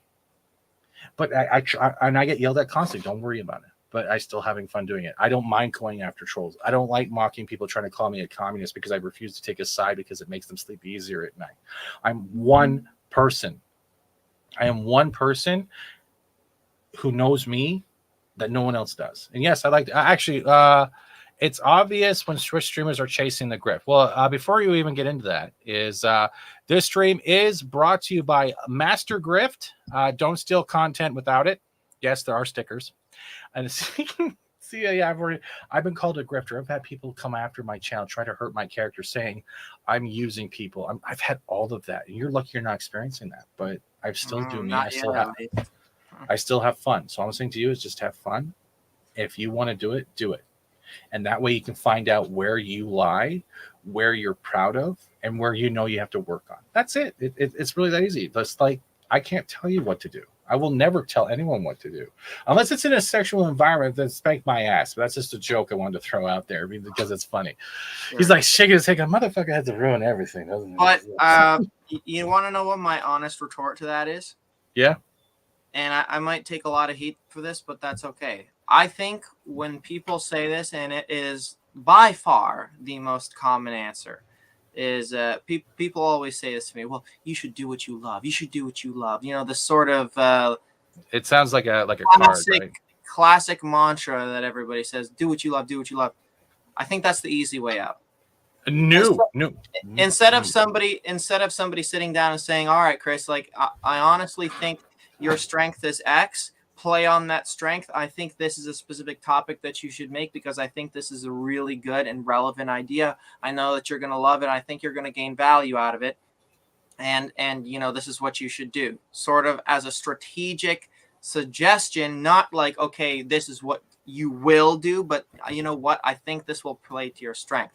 And for me, I think a lot of people get turned off you know, by that sort of personality that I have because I'm overly honest and I'm very analytical about things. I don't give that sort of, touchy-feely, like, oh, you should do what you love. I'm like, no. This is exactly how you should go about it. And very like strategic, very honest and blunt answer. And I feel like that's what's lacking. And when people, especially family members and friends, I can never take them seriously because they always give me this same answer that, oh, you should do what you love. You should do what you love. Well, no, that's not, you are not even looking at the tip of the iceberg when you're looking at this. You're not looking at the analytics about, you know, like you're not looking at the tip of the iceberg here. You're not looking at, you know, 3% of the people who view my videos are not subscribed. How am I supposed to grow off that? It's a very tough world that, you know, I'm looking through, and it's a very convoluted and tricky situation to solve and to pick things up and to continue that movement forward. And for people to just say that, do what you love, I think that's the easy way out, if I'm being completely honest. All right. And no. I actually like that because the guy Loki I was talking about, right? He actually came at me once going, look, dude, you can't get anywhere in gaming. You need to start focusing with your analytical mind. And I was like, but I love gaming. I'm going to keep doing it because I was passionate about it. And yeah. So, like, no, I get what you're saying, but like, and I'm not bashing you, Loki, because I don't want to hear another fat joke since you do that every morning. Is pretty much, I used to do it like when I was talking about pop culture. WandaVision was one of these things that took over my whole days. I was going through like little trailers for the next episode to a 0.25 play speed, screenshotting, trying to find whatever is on the Marvel wiki. I was trying to find all the Easter eggs and links I could, and then when like this certain episode dropped, it was 4 or 5, and it totally. All of it, that work I did was gone because I felt like they just stopped caring. My analytical mind stopped. I didn't give any more of doing what I did. Then you guys came along like a half a year later, and my analytical mind went back on full force and nothing but focusing on you guys, focusing on Windsor articles, how the House of Commons is working. And I was looking at it, and it's like I found a passion again. Same, it's just, it might sound like a Band-Aid to do what you love and passionate about, but then why the fuck are you turning on the camera if you're not having fun? That's what I'm trying to say. So here's the interesting thing about that, and I don't think, and from what I've found in talking to people, is that not a lot of people have the same perspective that I do. And my perspective is pretty much any environment that you put me in, I will succeed and I will like it. Like I've worked jobs where they're like, "Oh, Chris, like nobody wants to do this job. Are you sure that you're comfortable doing it?" I'm like, "Yeah, like I'll do it, whatever, man. Like it's not a big deal. Why are you assuming that I won't like, you know?" So I feel like people are just way too picky. Like I won't enjoy it unless I'm doing X. And maybe Y. And it's just like, no, you like I enjoy doing a wide variety of things. And like there's like maybe there's a very small handful of things that I would not enjoy doing on YouTube and that I would probably never consider doing. You know, do it. So in my mind, I'm just like, and one of the most important things that I realized when doing YouTube is the videos that go the most viral on YouTube are ones that solve a problem or satisfy a certain question in an audience. Like, you know, a review on a certain product, or you know, a journey, you know, going to the most northern tip of the universe, you know, whatever, North Pole, like the most northern tip of the earth, like I saw a video series on the other day. You know, like climbing the tallest peak, or the tallest building. You know, it's just like, ooh, I want to see that. Like that's new. I've never seen that before. Like that satisfies a certain curiosity or a question of, you know, is that even possible? And so I feel like for my channel, I constantly have to ask myself, okay, like, is this video I'm about to post, does it satisfy a curiosity? Or, you know, does it enrich people's lives in a certain way? And so that's what my goal is. Now, Shed. Now this, did you hear about this? No. Remember that? Have you seen the video where the cops were trying to come into the building and the cafe was closed because they served truckers and there was no truckers in there? Nope. The video where they were threatening to break the glass windows down. What? No, I have not seen this. Hold on. Hey guys, it's David here, live from the shed. So I'm back in downtown Ottawa, and I'm just in front of the iconic cafe. It's a little cafe that was very kind to the truckers while we were here. Great little spot, doing good food and coffee and letting people use bathrooms. He followed all the health rules. He wore his mask while he was working. You know, runs a great business. But now the city of Ottawa is going to evict him. So I'll just turn around here. I'll show you. His sign has been taken down. I just talked to the owner, and they took down his sign. He doesn't have it back, so they just basically stole it from him at this point. They took down his sign, and I'm actually going to go meet up with him at a storage facility because he had to remove all of his food. So he had he said $8,000 or $9,000 worth of inventory in his restaurant. He's now had to go move it to a storage facility so it doesn't go bad. Actually, he's such a kind man that he said if he can't open his store again, he's going to donate it all to shelters because he wants to make sure his food is used. He has been given until the end of March. Actually, he told me right around his birthday, which is just insult to injury. So he's been given around to the end of March to get out of here. They've already found new tenants. They've already found someone else that they're going to stick in here, and they're going to kick him out. You know what his crime is? Being open. The guy was struggling to pay rent. Really difficult 2 years, obviously, as it was for everyone. And all of a sudden, tens of thousands of people come down here, and they're looking for places to eat. He opens. You know, he had his signs up. He was wearing his mask. He was doing all that. But for the crime of allowing people to come in and eat, the city is shutting him down. And I'm going to talk to him more to get the full story. But apparently the excuse they're using is that he's behind on rent. Oh, sort of like every other business in the country, little behind on rent. He offered to come up with the money. Obviously, he could have found the support to come up with the rent if it I don't know why I paused. meant keeping his business. But they said, no, you have till the end of March to get out of here. And we've already found someone else. And they took down his sign, and they're kicking him out because he's behind on rent. So I'm trying to secure a commercial lease lawyer for him. If you guys know any good commercial lease lawyers, there's no way that this is legal. He's behind on rent, but so is everyone else, and he's trying to make ends meet, which is why he was open in the first place. He didn't fit the narrative. You know, they told this little story about how the truckers were destroying businesses downtown, and you know what? He flipped the narrative. He opened, and he was finally successful for the first time in 2 years. And you know what they repay him with? Evicting him. Now we're going to go over here so people can actually see. This is the same cafe. This is during the riot police came in. You didn't see this, did you? No. There's no inspection on the weekend. We know that.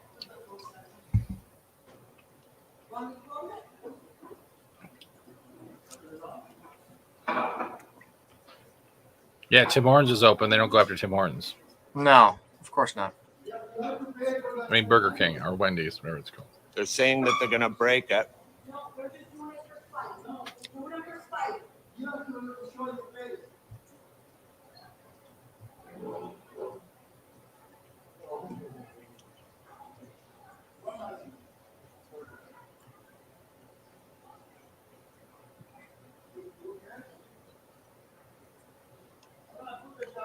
Okay, share this out, you guys. Get it out everywhere. Now, get it out. They're saying they're going to break the window. They already walked around back, you guys, so. I know they can't get in because they're breaking in and then they'll have to say that thing so they can't. Here's your tax service. Here's your taxes at play, everyone. Welcome to. Just because they serve Absolute truckers and there's no Tyranny. one in there.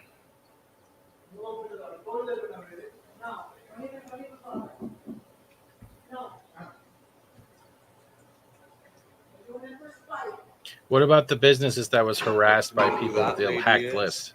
I don't trust you. You just told me that you're gonna break the door, so I don't have to fear. Come on. No, never. Listen, I'm not gonna open the door. This is private property. Yeah, I'll take the ticket later on.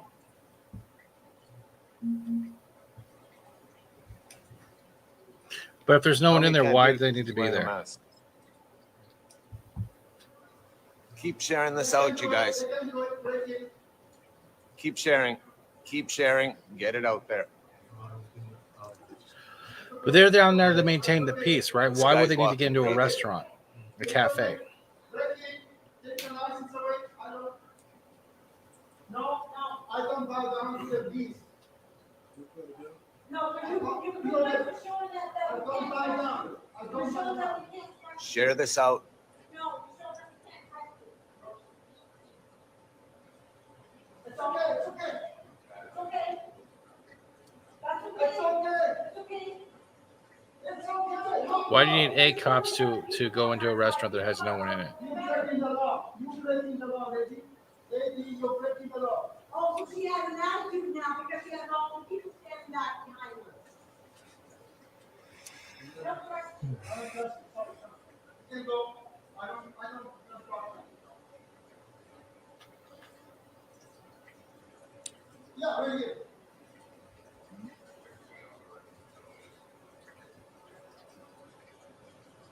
Yeah.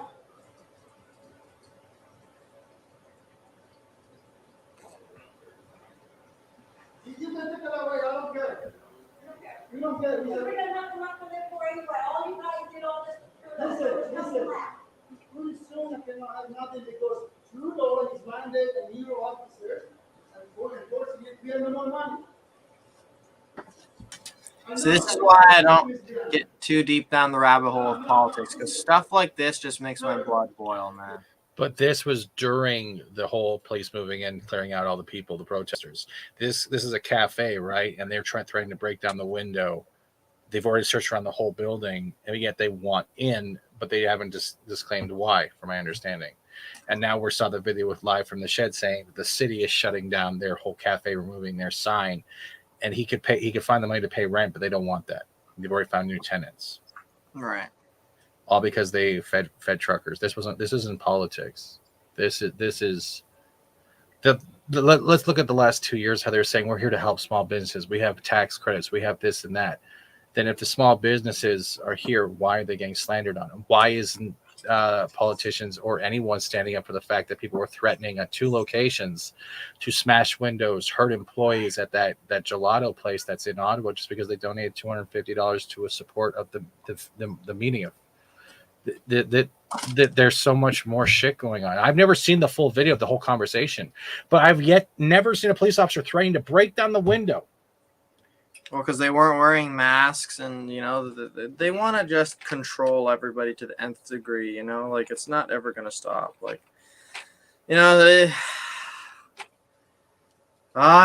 just so frustrating. In the name of Jesus, I command you to go. In the name of Jesus, I command you to go. Come on.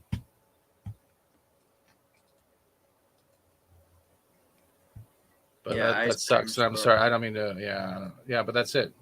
Ice cream store probably gonna close down too.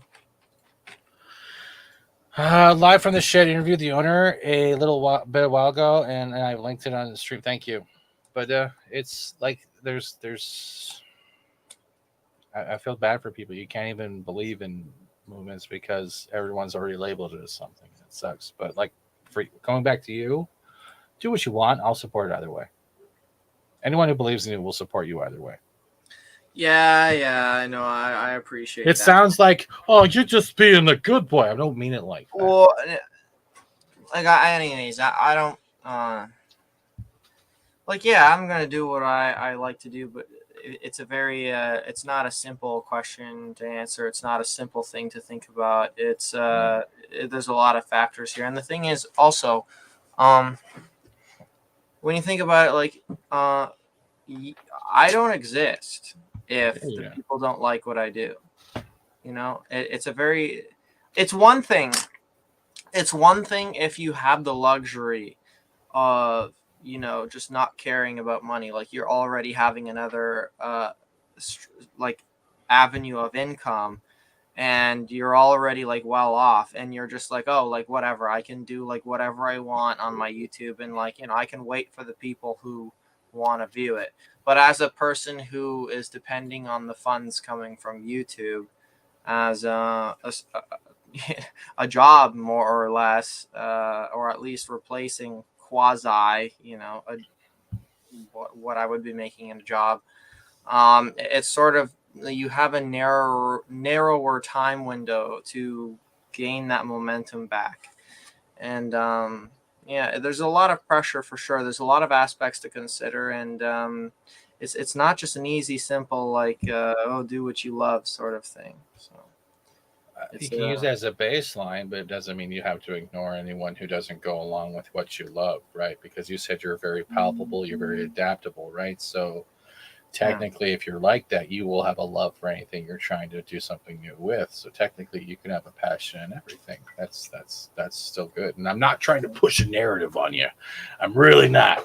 I'm just trying to say, don't give up hope and just keep doing what you're doing. Well, no, and yeah, I'm just I'm here because I like what I'm doing, right? And it's just I try not to think about it too much because that will make you go insane, but I also don't think about it at all. Like I also don't completely disregard that. Again, everything is all about balance. You got to know. And here's the thing, it's easy coming from you because you're good. I've looked at your analytics pretty closely, and you've bounced back pretty nicely. I can't even, dude. You can say that, but I've been hit constantly. You don't understand. YouTube's been wiping me daily, hourly, minutely. Well, you've gotten. I have it right here, actually. Are you looking me up? What is this shit? Yeah, you had a very, very slight window of loss, and you're back at it again. You're on average gaining like 20 people a day. Yeah. So I'd say that that's not bad. For I- me, when you yeah. look me up, I have not been in a net positive ever since the movement ended. Never, not once. Yeah, it gets So, hard. Yeah, you know, I get what you're saying. it's more or less like for every 2 people that subscribe, 50 unsubscribe. Like the ratio is really bad. And again, like keep in mind, I'm looking very closely at all this, so it's very daunting to, you know, like again, and maybe I shouldn't be looking at it so closely because it is. Then the results are so negative right now. But it's just like, okay, like my mindset is that I need to know the analytics of the channel like the back of my hand, so I know exactly what the problem is so that I can solve it. Can I add something to that? So it Yes, can go ahead. alleviate some of your stress. course. YouTube has been known for a while, will automatically unsub people to your channel just because they can, because they think you're inactive. It's an algorithm that automatically unsubs people. Oh, really? So it's not even your content doing it. It's literally YouTube doing it. I have friends on YouTube that have had their fiance being unsubbed to their channel. I've been unsubbed to your channel 4 times since I've met you. Really? After our interview on your channel, I was unsubbed like a couple days later, and I just found out. So YouTube is constantly under and there he is. There's Snoopy. See, there we go. Hey, Snoopy. But see, here's the thing, man. Like he's a very the Snoopy on the ground character is a very, you know, like he'll say one thing to your face, and then behind your back he'll say something totally else. I think he just believes in more people just standing up. And wait, Avalon just said it. She had to resub. So it's more than one. And Snoopy's honestly been very, very helpful for me as well as others. But I think he's just very passionate, and it's just. Well, there's no doubt about that. That's one way to put it. He was also hit by the frozen accounts too. Oh, really? Yeah. That's very interesting. I really want to know how they find these people and how they decide. The list was probably given out by I guess a government order or whatever, or even the hack list, and they were, I think, freezing accounts of people over $25 or more who donated. Interesting. I was very concerned about, because a lot of people were telling me about facial recognition where they were using that to identify the streamers and lock them down, but I don't think it went that serious. I do think though that with the donation list and everything, but a lot of people got spooked about that, and I do know that the donations slowed down a lot after that threat, and it's just Sorry, too that's bad. my fault.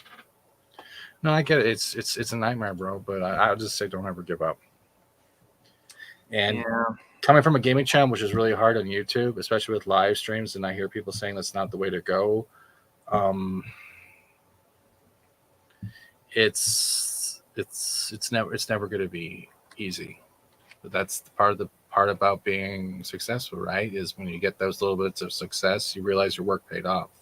And God, I sound like a motivational parent. It's like, Jimmy, don't worry, your Lego set will be fine tomorrow. See, here's the thing. You gave me advice, and I'm going to do the return and give you some advice. And I personally think that for you, with the gaming thing and the pop culture thing, you're really into that, and I know that.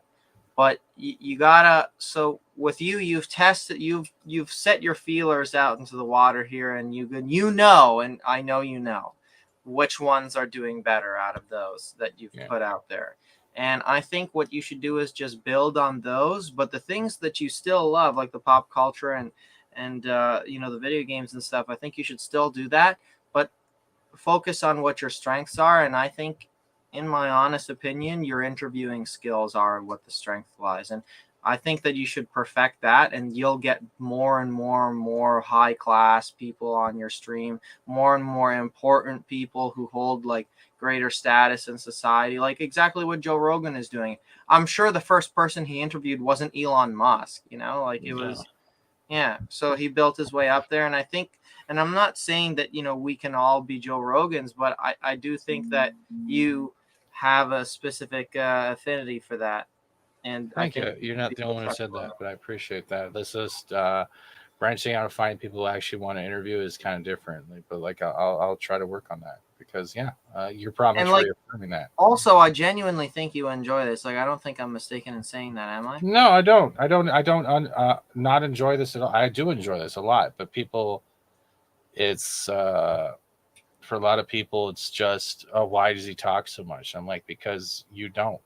And that's the kind of thing I'm like that. Like I said, my channel is my house. Don't shit on my carpet. I won't shit on yours. That's exactly it. Yeah. Arwen, shut up. Don't give him more power. Yeah. So I know, and is a great in toe-to-toe conversations. And here's the thing: when you take things to the next level, see, that's why I think that if you were to show your face, you would have a massive advantage, because face-to-face interviews like Joe Rogan does, like, and not just on the Zoom or StreamYards or whatever, it has that personal touch that, you know, technology like this just doesn't give you. See, if I show my face, a lot of people, that's the thing, that I don't want to get doxxed. I don't want them to know my neighbor, because I'll show my face and then it ruins the whole Fat Steven Seagal persona. Like, I do have a profile picture and some people have seen it. If I show it, they're like, oh, that's how you look. And I'm like, yeah, I'm just another white guy. That's it.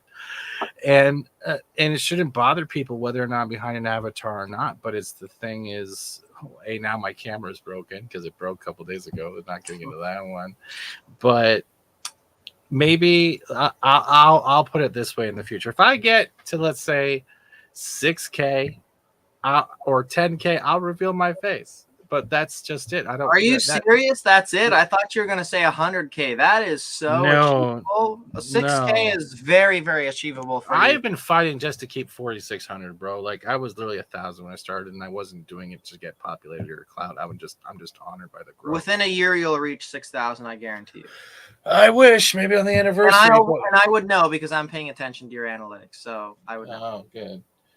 Yeah, so my channel has jumped since Ottawa for some reason, so I guess it's doing good because now you made me check Social Blade, and I've gone from like a C- to a B-, so it must show that my channel is in the top 4,000 Canada, which is weird, but it's just I try not to look at that stuff, right? It's just it's very much based on engagement.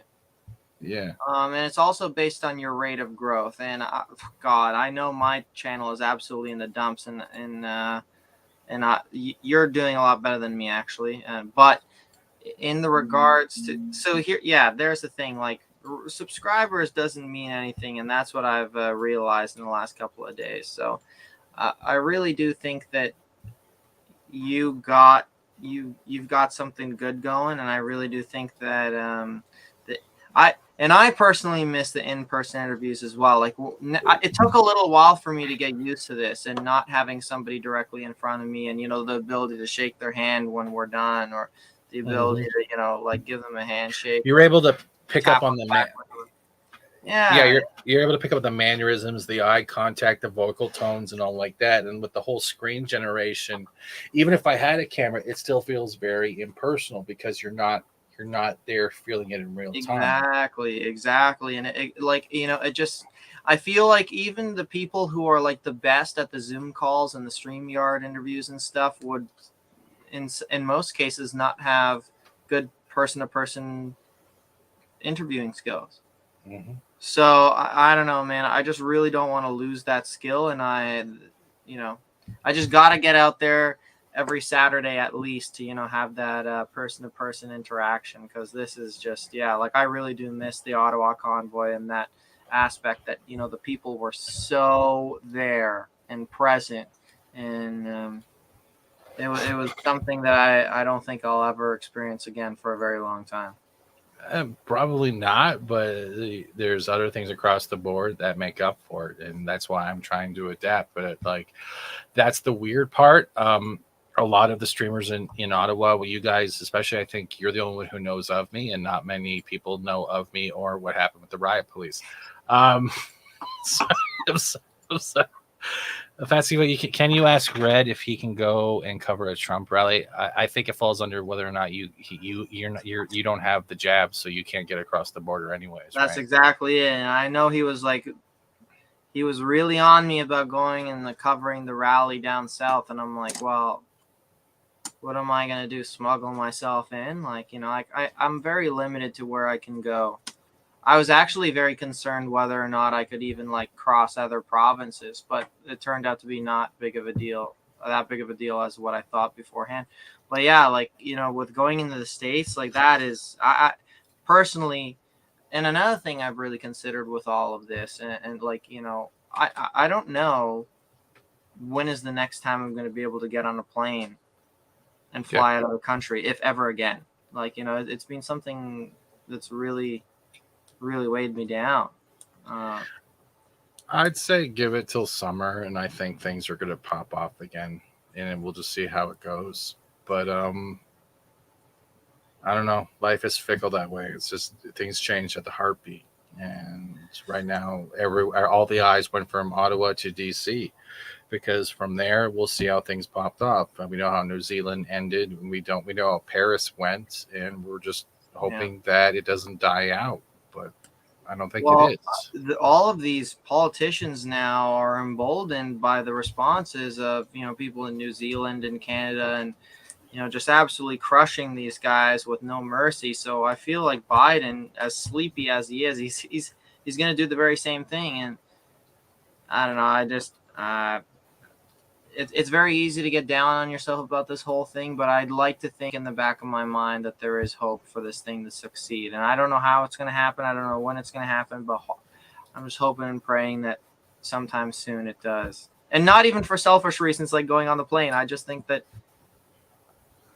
people need in a different reality, Prince and Snoopy could have called each other friends. But yeah, I just really do. I want to have hope. I want to believe that it's going to change, and I want to believe that people are going to wake up and change and not be afraid to go outside without a mask on, and not be afraid to shake each other's hands and hug people. And I really do hope that is going to come back eventually. It should. And you have a benefit. You don't have trolls that you've known before the Ottawa stuff going down that are going out of the way to hurt you. So you're already one step ahead. And one day I'll do that live show of how I've had people coming at me as a character personally. You think just watching a little bit of fluctuation numbers is bad? Wait till you have people trying to whisper network the crap out of you and try to talk to your closest friends saying you're trying to do this or that without proof, just because they don't think you earned or deserve anything you've worked for. And it's a lot of fronts, dude. But I just say don't give up. Please don't give up for me, because I need someone to restream that won't yell at me. I'm kidding, but a lot of people will believe in you. A lot of people will believe in me. A lot of people will just believe in the fact of hope. People want hope, and hope is where it lies, whether it's in storytelling or different perspectives. Why do you people keep DMing me when I have my phone on the table? It drives me nuts. It sounds like my vibrator's going off. But no, I and honestly, thank you for coming on, because honestly, this whole thing has been you were down there in person, but me watching all you guys and getting to know how your mannerisms are, I felt like I was down there at the same time, and I felt like I got to know a lot of y'all, and I can't reach out. I want to reach out and interview all of them and say thank you at the same time, because there's so much more out there with people who were watching that just wanted to have that moment where they could live again, whether it's through a camera, a screen, or experiencing for themselves. And life's too short to live without hope or belief that we can change.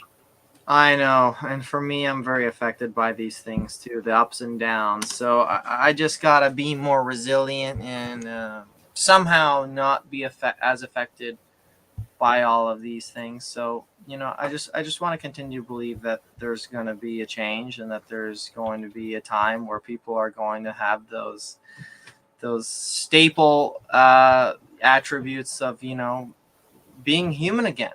I mean, it was a very strange experience. People wanting to give you hugs in the streets of Ottawa. I'm like, oh my God, this kind of feels taboo, even though I want to do it. It's like, oh, am I supposed to be doing this? Because it's, you know, you've been trained for so long to not do stuff like that and to be 6 feet apart, right? So, in short, I really do think that we can turn this around, but it's not going to be an overnight thing. No, it's not. And like the trucker said, they were doing it for their children, so at least they can go home knowing that their children can see what they've done.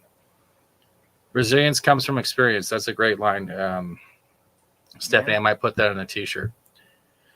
But I gotta say thank you, Chris.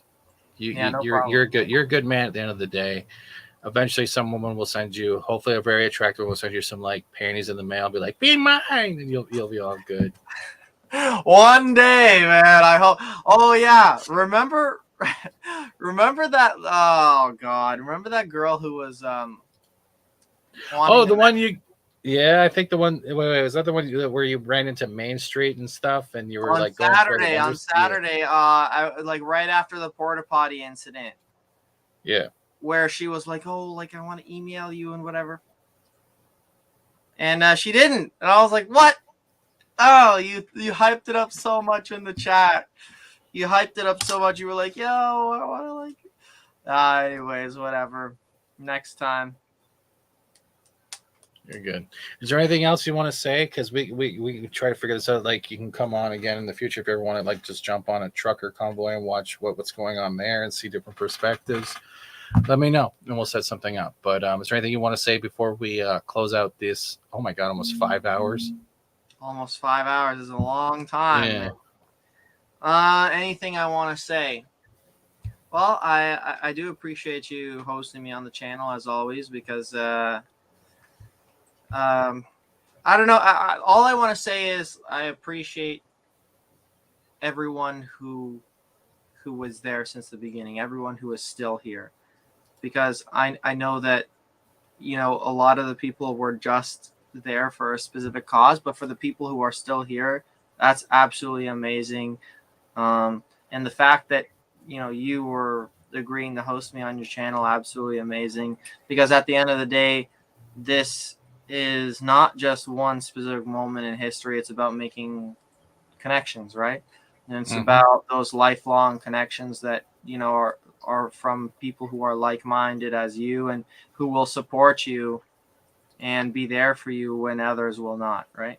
So in my mind, that's what this movement was all about. And I can't even tell you how thankful I am for having the opportunity and the means to go to this protest and be there for 2 weeks on end. So thank you, Fat Steven Seagal, and literally every single one of y'all in the chat. And I'm just going to work my hardest to get more original content out there. And hopefully I'll be on the show again, or you'll be on mine soon enough when I think of an idea of what to do. Works for me, man. Thank you as well. I'll make sure I'll put the link in my description later for your channel so they can find you, but pretty much everyone knows who you are. Yeah. And I know she got Belle Dorsey. I already put a clip on and put it uploaded it. So I'm already one step ahead of you. And with that, ladies and gentlemen, cover your ears. And remember, I'm still fat. I'm disabled!